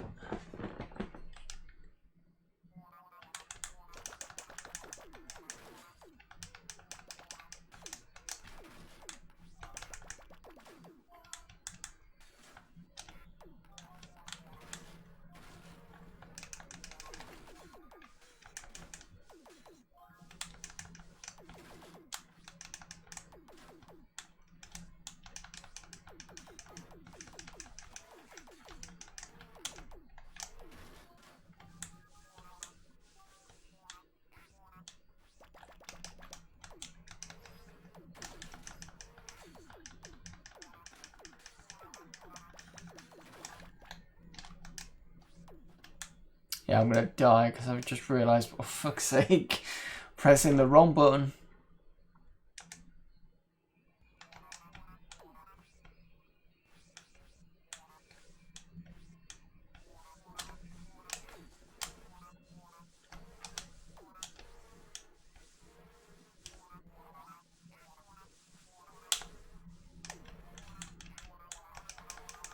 There we go. It reminds me of the Sonic games quite a bit. I wonder if it's related to the developers. No, I don't think so. This was a British game, I think.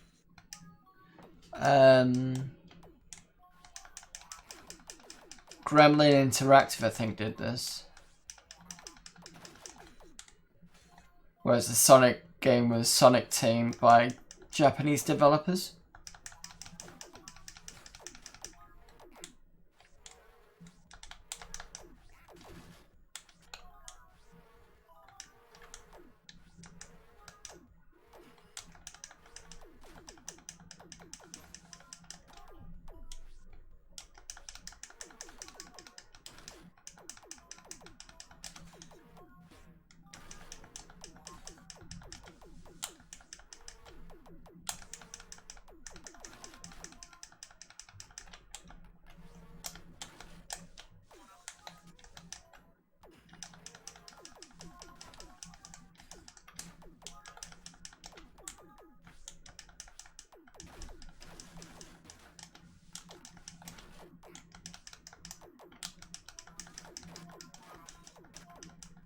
There's definitely a lot more stuff on here than it is on the Mega Drive version.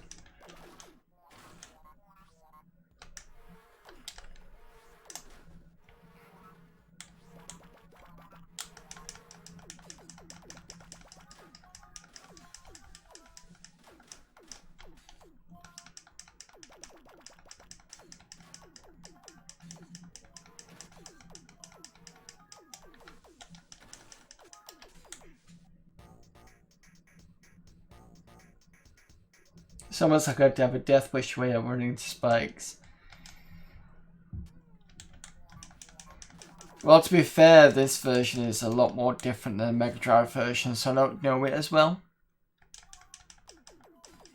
And I'm pretty sure the Mega Drive version had 3 parts to the world, not 4.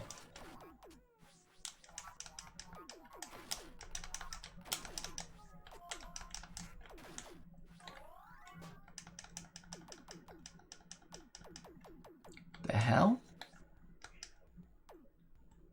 Why has these got 4 hitboxes?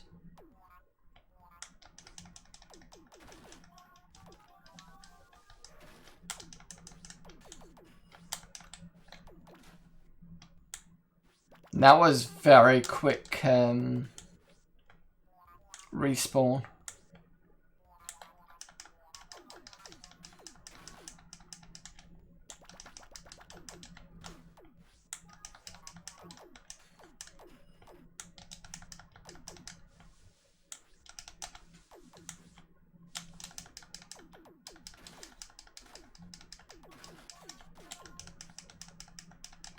Ah, this is the bad guy.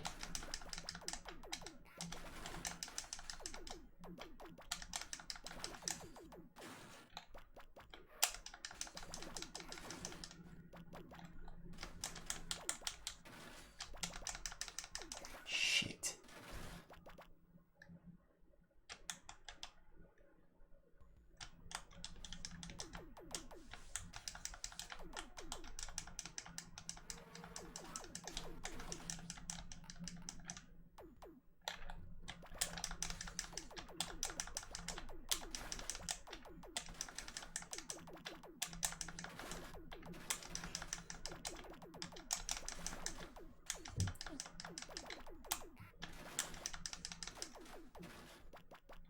Yeah, I'll die on this, I think. Oh, I almost thought I was going to die as well. I am dead.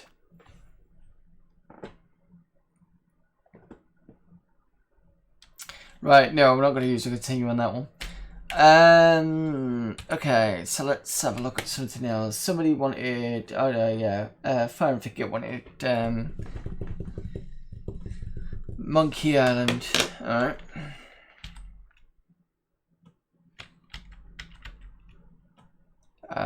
Maybe under S?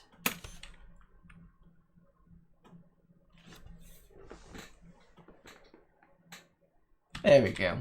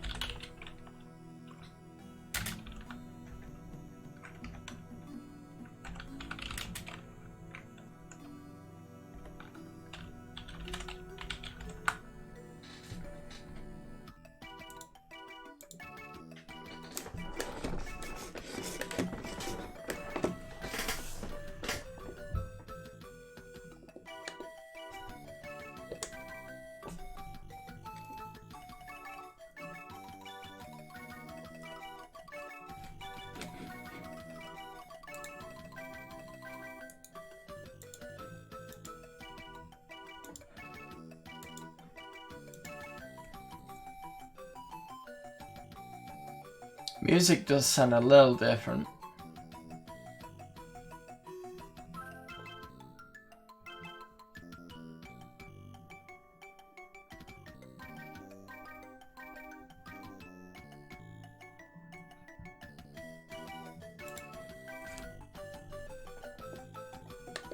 And the mouse does not seem to work.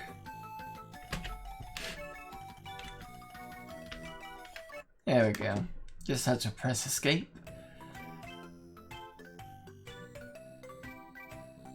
Hi, my name's Guybrush Streetwood and I want to be a pirate. Yikes. Don't sneak up on me like that. I'm over this way. Ah. Well then, Thriftweed.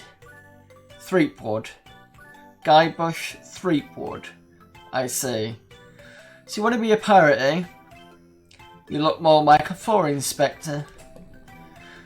But if you're serious about pirating, go and talk to pirate leaders. You'll find them at the scum bar. Gosh, thanks. I'll do that. Bye now. I'm off to seek my fortune. Good luck. Where did you say the pirate leaders were? The scum bar. Right. Thanks.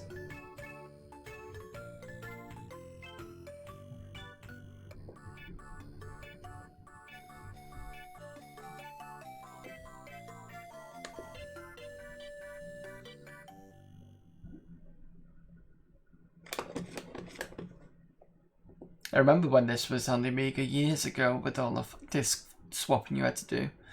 Person I knew had it. I think he had the second one as well. And then later on I got my own copy. Over here, this is the PC version. On White Label Double. White Label Double being kind of the old budget labels, or one of the many old budget labels. And now the interesting thing about this one is there we go, so you can see the CD of it there. The interesting thing about this one is the Monkey Island version has sound effects only, no music, but the sequel is fine. So I don't know why that's like that. Now I'm not going to go around talking to everybody because I know what everybody's going to say.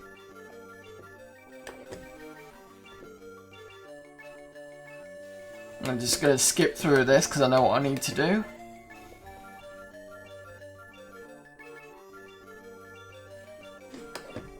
Stand here a minute. Wait for the cook to come out.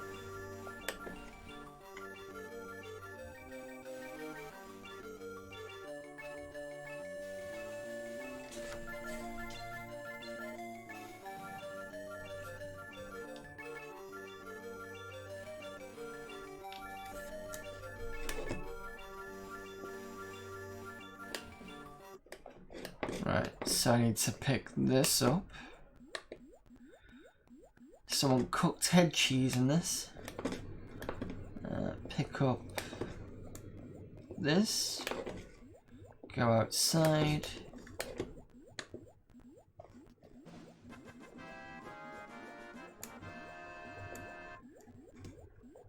Let's keep doing this to the bird until it pisses off.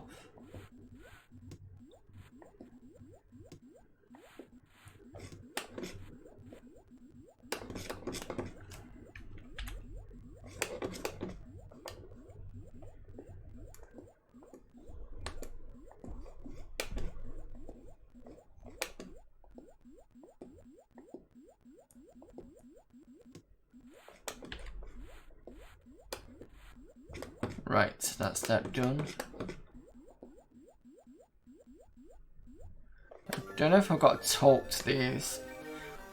So, like I said, I'm just going to flick through. I can't flick through.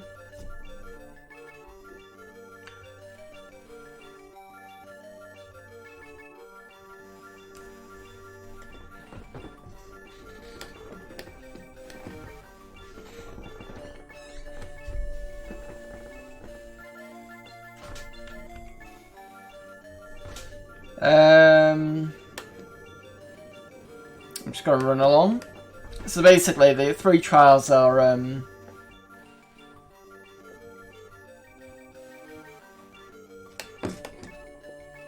I've got to defeat the Swordmaster. I've got to find the last treasure of I've got to find some treasure, and I can't remember what the third one was. Deep beneath Monkey Island, the ghost pirate LeChuck ship lives anchored in a river of lava.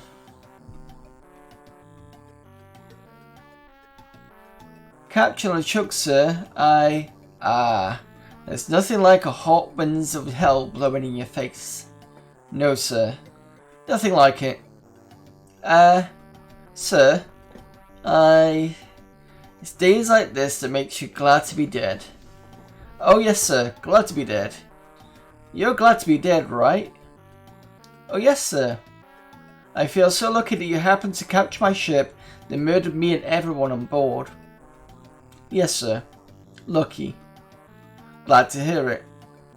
Now, what was it you disturbed me for?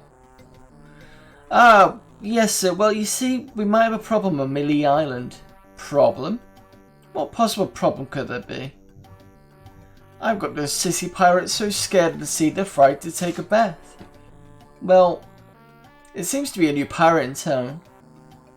Actually, he's a pirate wannabe. Young, inexperienced, probably nothing to worry about. I don't know why I bothered you with it. I'll have him taken care of myself. Wait, I'll handle this personally. My plans are too important to be messed up by amateurs. Yes, sir.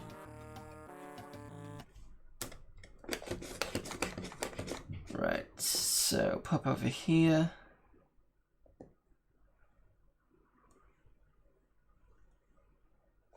This guy's got the minutes, I think, but I can't remember if I might have to talk to him. Excuse me, do you have a cousin named Sven? What is that? Some sort of code? Of course it's code, you idiot. Never mind. Good night. Okay, from here I think I get the chicken. But I won't need that yet, so I'm going to ignore that for now.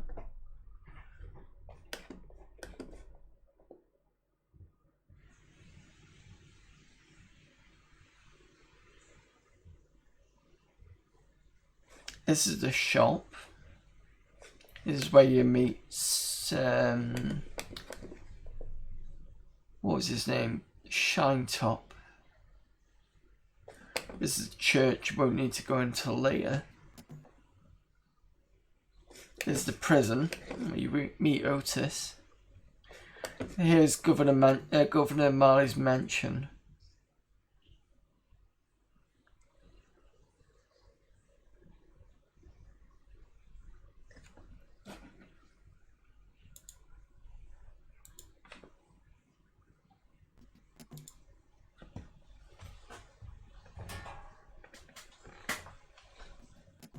Oh, I know where I can go next.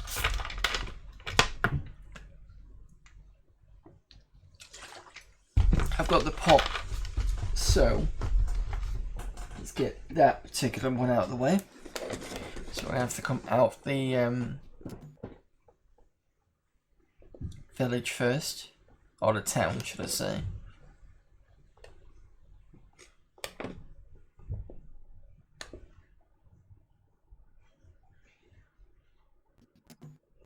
Oh, I can't do that.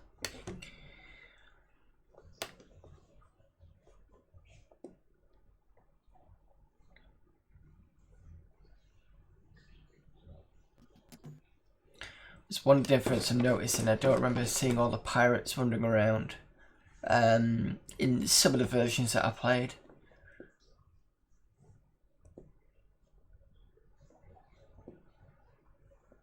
I don't think it was like that on the PC version.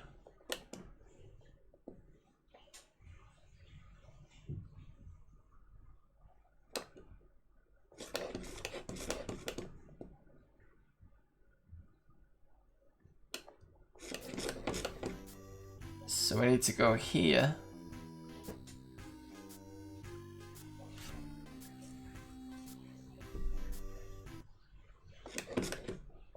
I think they're called the Fettuccine Brothers, I think they are.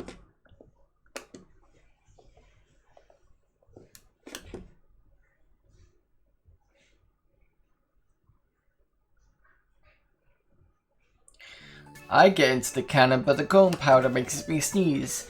Well, I can't do it. I hurt my hand taming the lines last week. I hardly think that little scratch compares to my chronic allergy. You get the cannon. You don't have any allergies, you faker. You get in a cannon. No, you get in a cannon. No, you get in a cannon. Slacker. Loser. Ruffian. Fop. Weasel.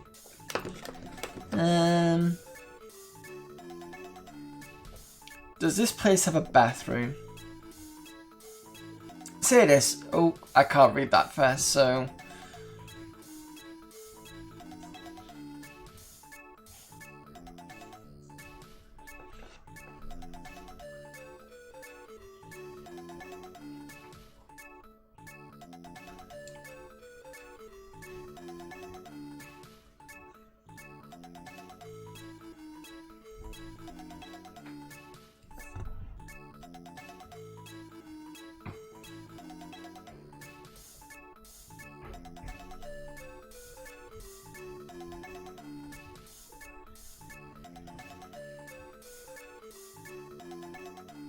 So basically what they want me to do is to get into the cannon for them. And we well, depending on how you do stuff, you can't do this puzzle straight away, but I can. So I will do it. How much will you pay me? About 478 pieces of 8. Okay, sounds good. Got a helmet? Of course we do. There we go.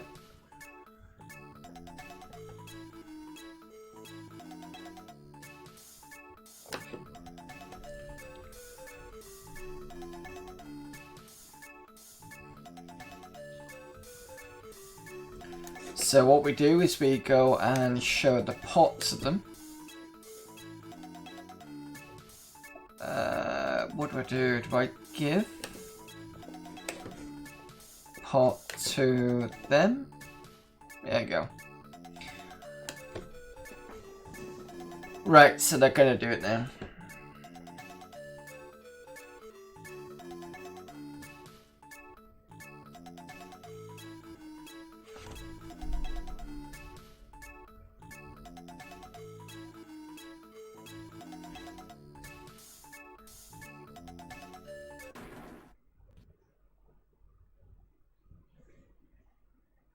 And then they're going to have an argument over who's going to actually go in the cannon again.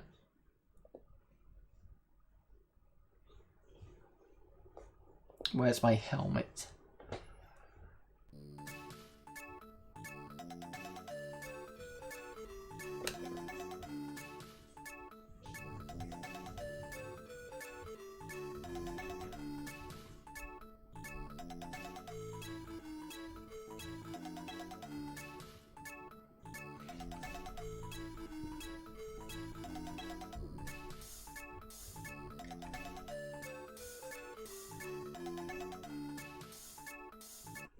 Right, so we've got the 478 pieces of 8, which we'll need to, I think, go and buy stuff at the store.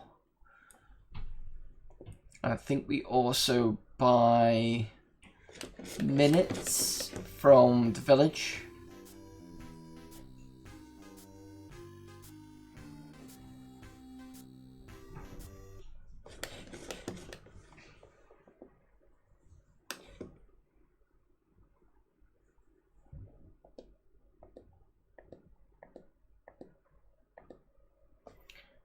I'm not playing this all the way through. I think what I'll do is I'll play the first chapter.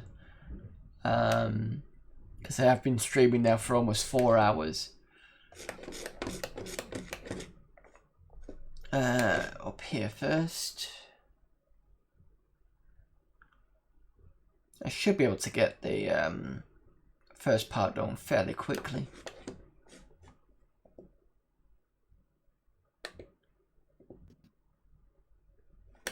Right, so I'll look at a sword.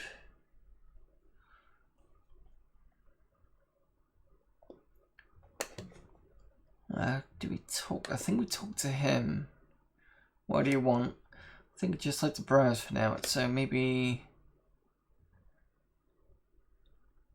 Oh wait, I'm gonna have to pick it up. No worries, it's been nice watching while I grind. 4 hours is rough. Yeah, I usually do about 3 hours. Thereabouts, 2-3 hours. Like I've been doing Dungeon Keeper, and that's been around 3 hours. Talk to the storekeeper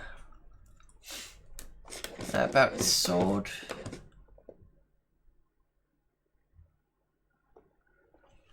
I want it. 100 pieces of bait, and I think there's a shovel at the top there.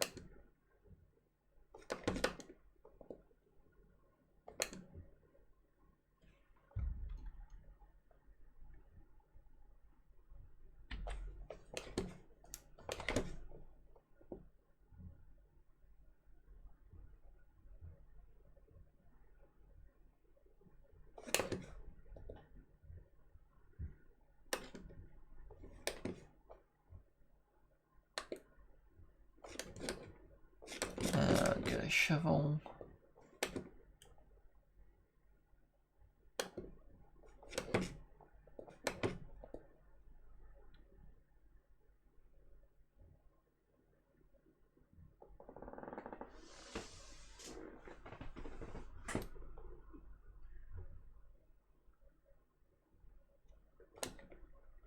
Right, and I'm gonna go.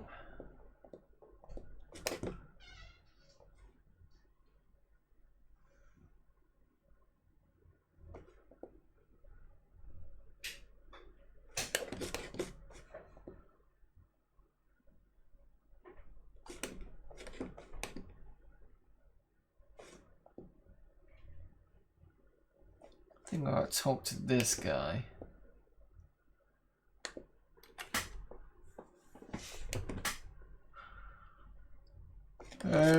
Excuse me. I just want to bet. Shh. Pipe down, will you? The ugly sheriff might be around here. Now then, let's talk business. You want to buy a map to the legendary lost treasure of Melee Island. Only one in existence. Rare? Very rare. Only 100 pieces of 8. I'll take it. There you go, you've made a wise decision. Now get lost. Right, so the next thing I'll do is I'll go and get that, and then that's done.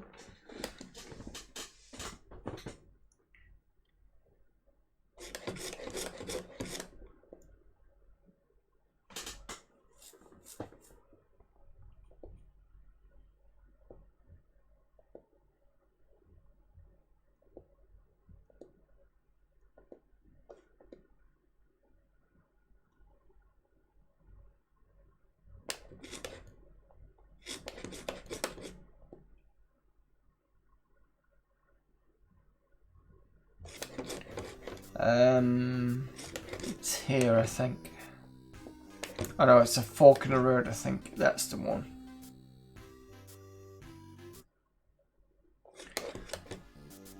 Right, so we need to look at the map.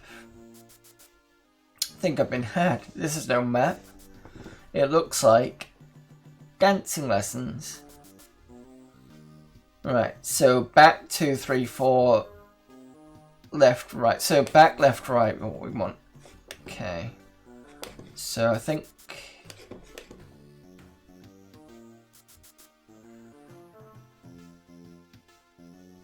it's that one.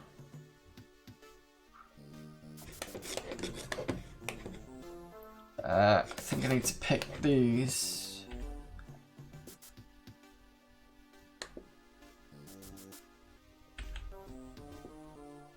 already got one, okay. Was it left, right?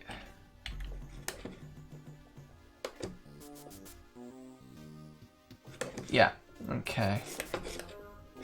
So we go this way.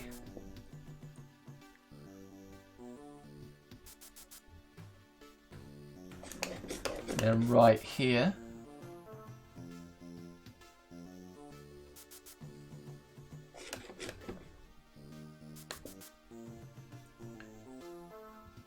Let's see if I can pick these up. Right, okay.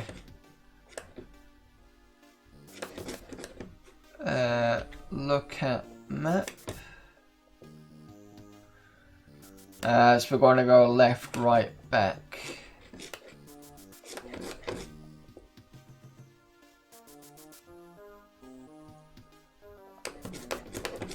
Right over here.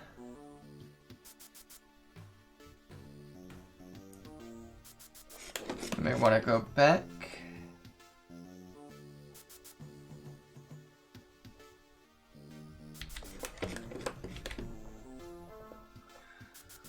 And then it's right, left, back.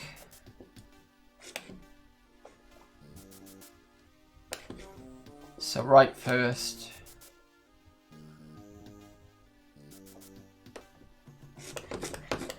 Left then. And then back here.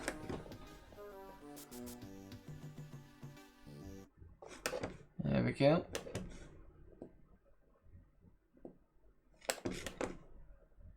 Walk to the plaque.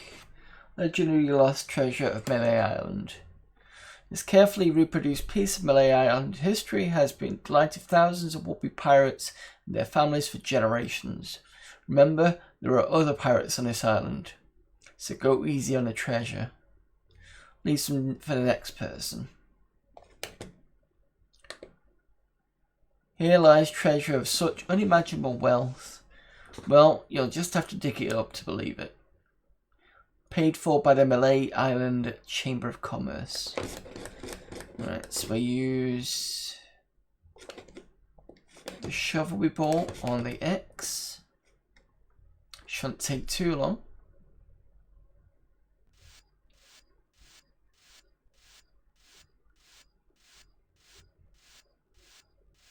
Hours pass.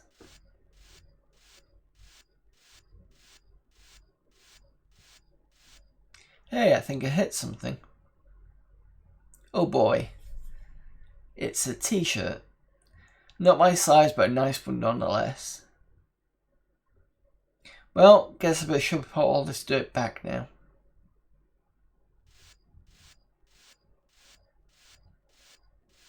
More hours pass.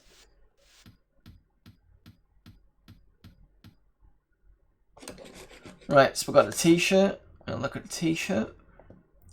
I found a treasure of Melee Island and all I got was this stupid t-shirt.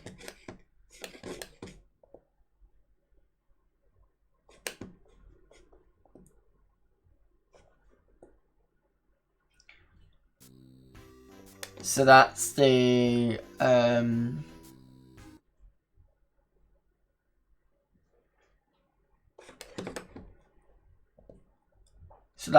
treasure done. And now I need to talk to Captain Smirk, who is down this way.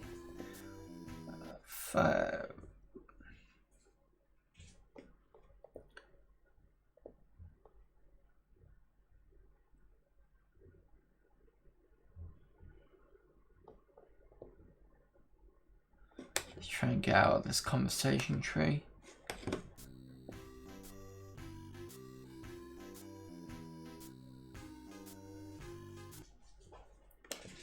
Let's go and give the fish to the troll. Ah, a red herring. Pass.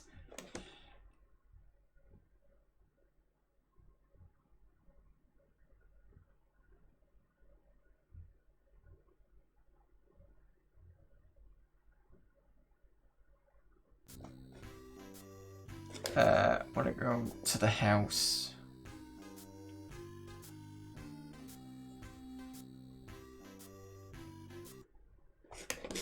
And there's Captain Smirk up there. Think I'll knock. I don't even be polite. What do you want, you wimpy little spineless maggot? Could you make me the best sword fighter on Melee? You mean not counting the Swordmaster? Counting everybody, I want to be the best. Better than the Swordmaster? You? Ha ha ha! You could never be half the sword fighter Carla is, even with the hours of hard work and sweating blood. I remember fighting side by side with Carla at Port Royal. The local constabulary had us cornered. It looked like we were done for, but then she said, "But I digress. You just don't have what it takes." I do have what it takes. You do not. I do so. You do not. I do so. I like your spirit. I'll see what I can do. Of course, it'll cost you. Did you see my sign? You usually charge 30 pieces of 8 for a big job like this one. What have you got? Well, I got 30 pieces of 8. Say no more, say no more. Let's see your sword. Okay, check it out. Yep, this is a nice one. Let's get to it. Okay, you maggot.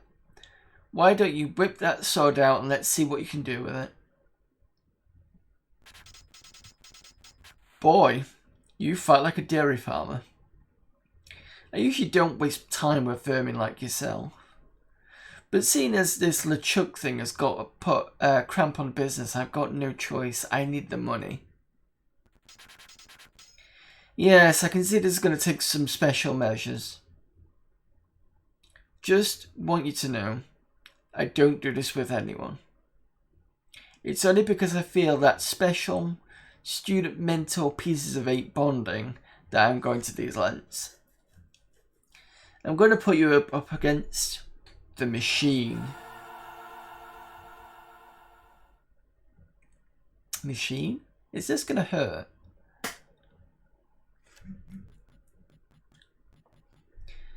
Ooh, come at me. Don't be afraid, you won't hurt me. Advance, thrust, recover, parry, riposte.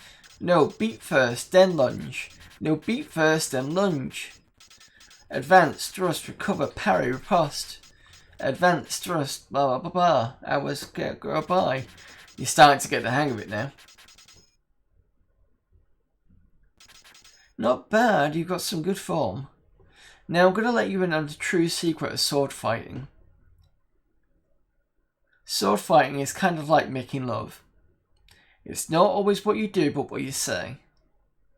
Any full pirate can swing a sharp piece of metal around and hope to cut something.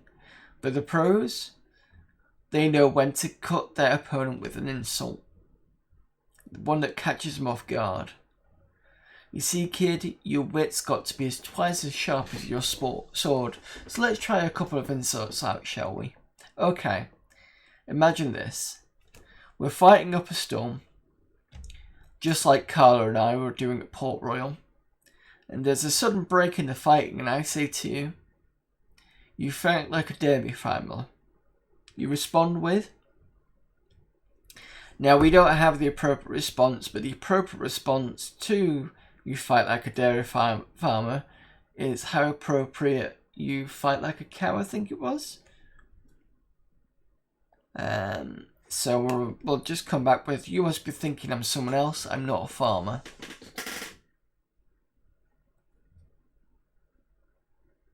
I can see we've got a lot of work to do here. You should have responded with something like, how appropriate you fight like a cow. You see, it's razor sharp wit like that wins fights. Let's try another. Imagine this. You're trapped up against the wall. My sword just slashed 2 cuts into your face.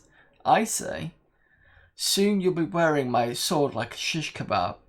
You respond with, the appropriate one for that one is, I think it's, first you better stop waving it around like a feather duster is I think that one. So I'm going to respond with how appropriate you fight like a cow because we don't have that response. No, no, no. That was the response from the last insult. Doesn't even make sense when used here. A correct response to, soon you'll be wearing my sword like a shish kebab, would have been something like, first you better stop waving it around like a feather duster. See? Razor sharp. Now I suggest you go out there and learn some insults. And this is the Errol Flynn part of the game.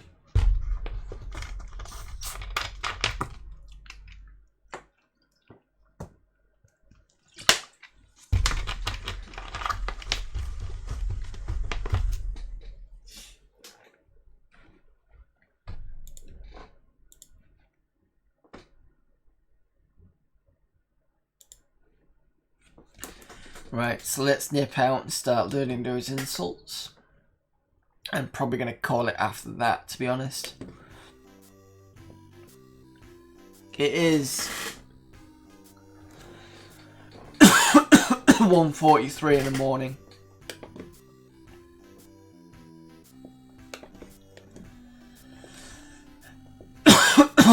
We'll just stand there and wait for a pirate to come.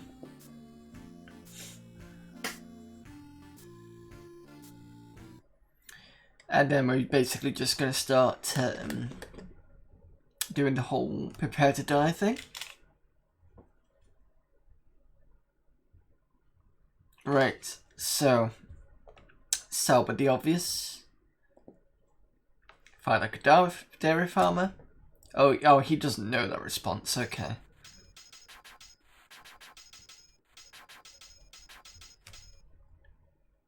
Let's do the shish kebab. He doesn't know that response. Okay. Boy, you are ugly. What an amateur insult. Right, can't give you one. Nobody's ever drawn blood from me and nobody ever will. What was the response to that one?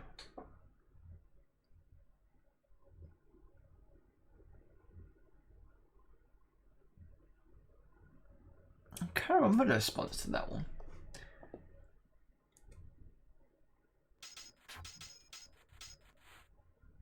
My handkerchief will wipe up your blood. Is that something like, I hope you stop learning to picking your nose or something weird like that.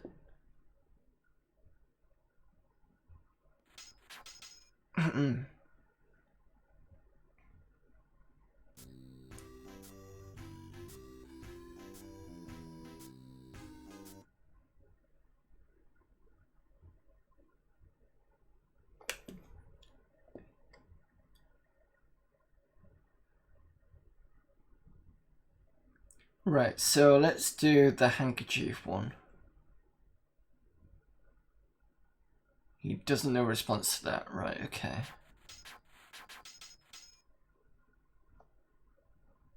Nobody's drawn blood from me. Aha, you run that fast, right, okay. I'm not going to take your insolence sitting down. I think that's the one about the hemorrhoids.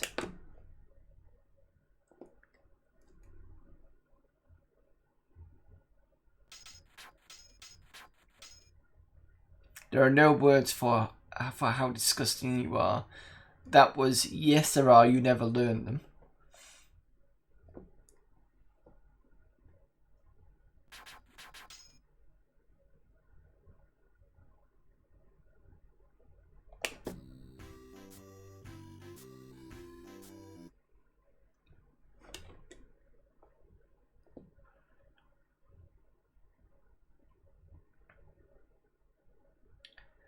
Let's try the handkerchief one. Ah, so you got that job as janitor after all. Right, okay. Shish kebab, we know the answer to that.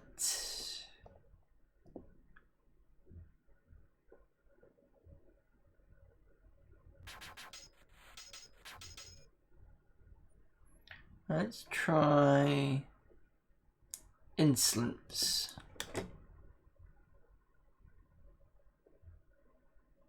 Doesn't know the answer.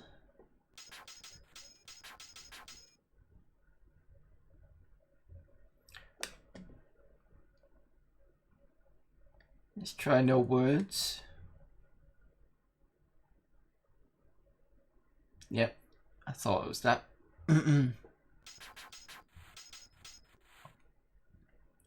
You are no match for my brains, you poor fool. Don't remember what that one was.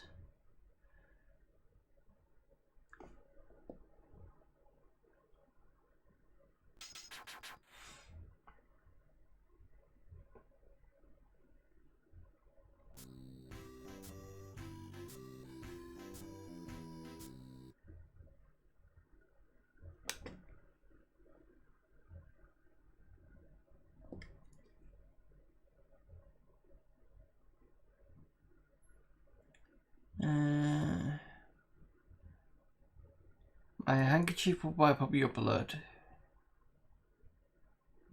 Yeah, that's the janitor one, okay.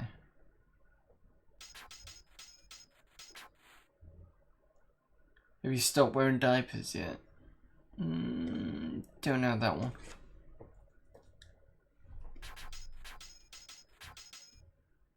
I got this scar on my face during a mighty struggle. Don't remember that one either.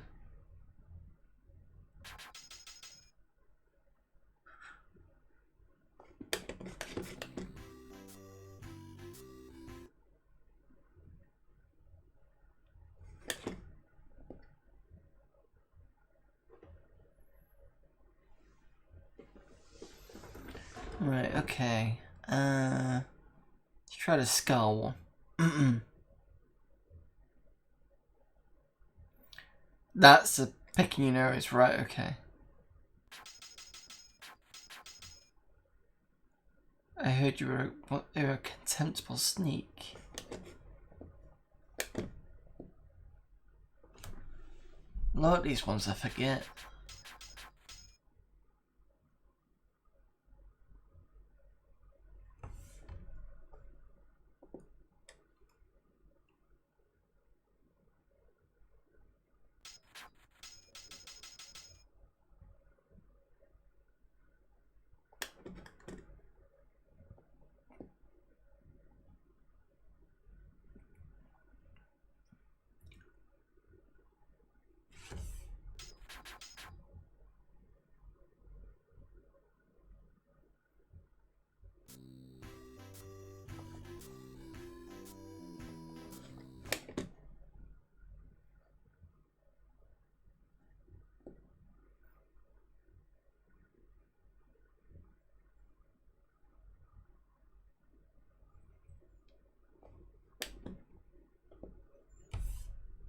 So, does he know diapers one?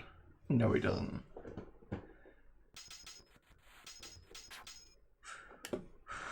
Oh god, excuse me, I'm starting to get very tired now.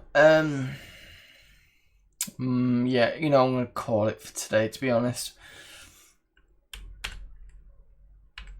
It's that one. Right, so, yeah, I'm thinking about it. Right, so,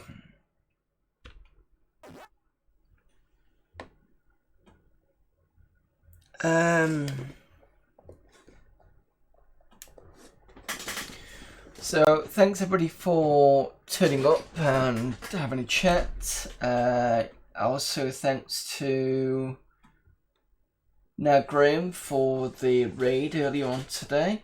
Again, thanks to Vegarius for the follow and lots of sound alerts from Fire and Forget. Thanks to all the lurkers that are lurking in chat and otherwise. Looking at the schedule. Usually I do Tuesdays retro random, but I'm away tomorrow. And it's looking like every second Tuesday of the month I will be away. So those streams will be on Friday. So on Friday I'm going to be looking at the Sega Dreamcast like I was last week. Because then we can look at Echo the Dolphin. What else were we going to play?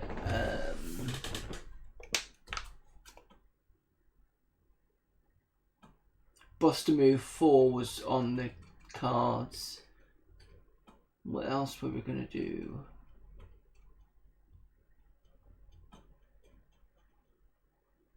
At least those two anyway. So yeah. So that's going to be Friday instead of the Tuesday now, and then the week after that I'll be back to normal Tuesdays. So just remember, the second Tuesday of every month it'll be Friday instead of a Tuesday. So that's done. Done the admin stuff. Next Monday we'll be back to more Coverdisks in the first half, which you already know about. What am I gonna? I had an idea what I was gonna do for the second half. I could try and have a look at more CD32 games. I was looking at. Let's look at the list I was looking at.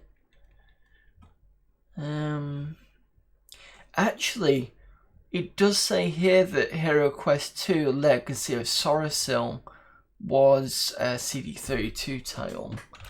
Let's see if I can get it as a the Great Steelo thing.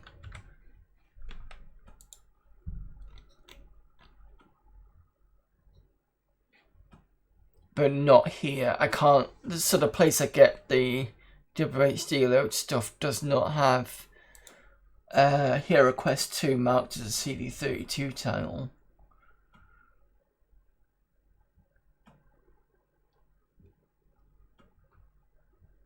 And I was thinking about picking up Myth History in the Making. I have no M's in my collection at all.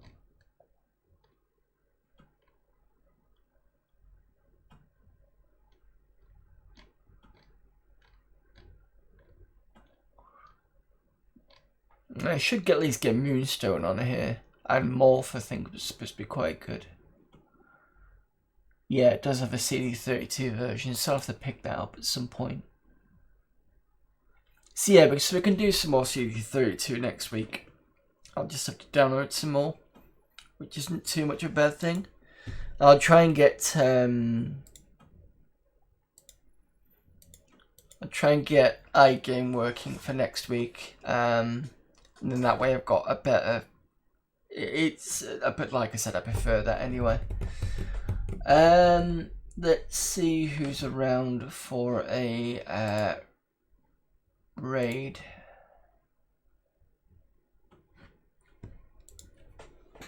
McCaw's just gone on fighting Japanese mythological monsters in a what? I don't know what else is doing. Let me just refresh.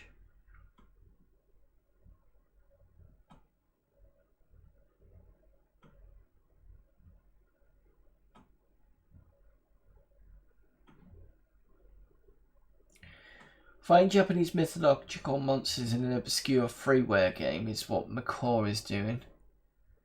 Dr. DCDS is doing the Colonel's Bequest. Amiga Live is waiting for a game to start.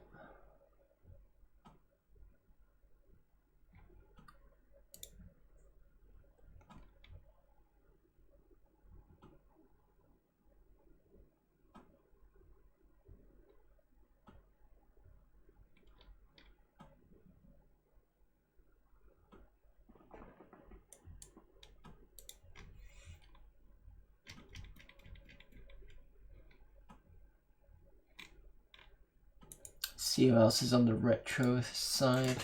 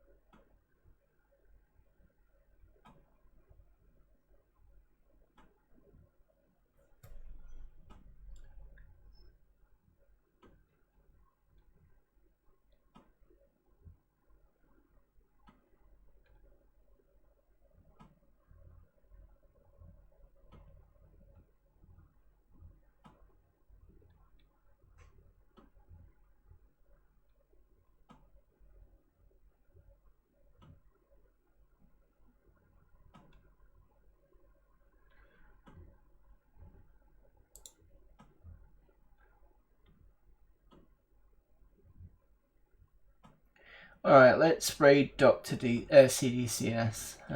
Can't think of anybody else at the moment.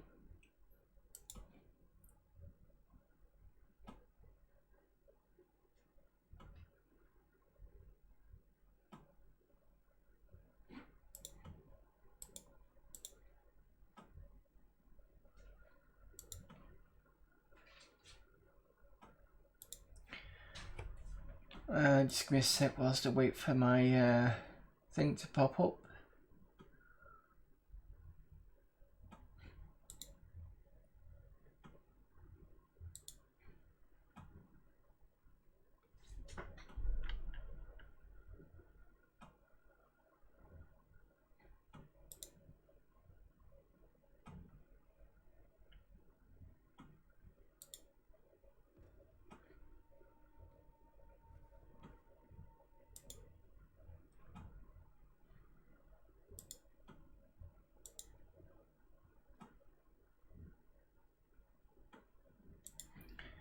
Right, okay.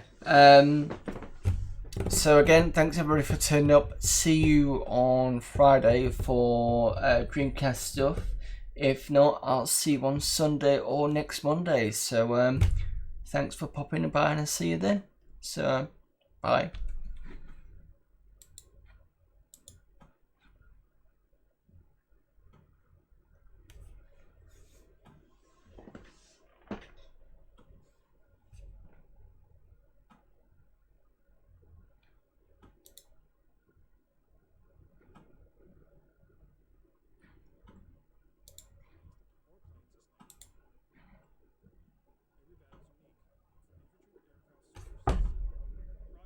Are you actually doing...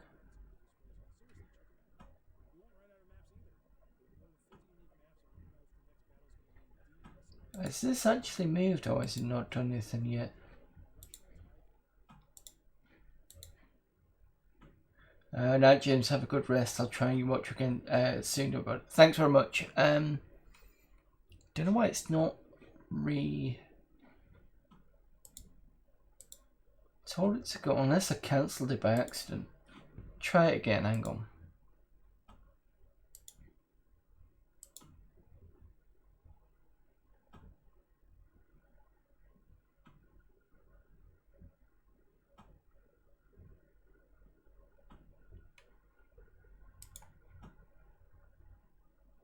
That's better.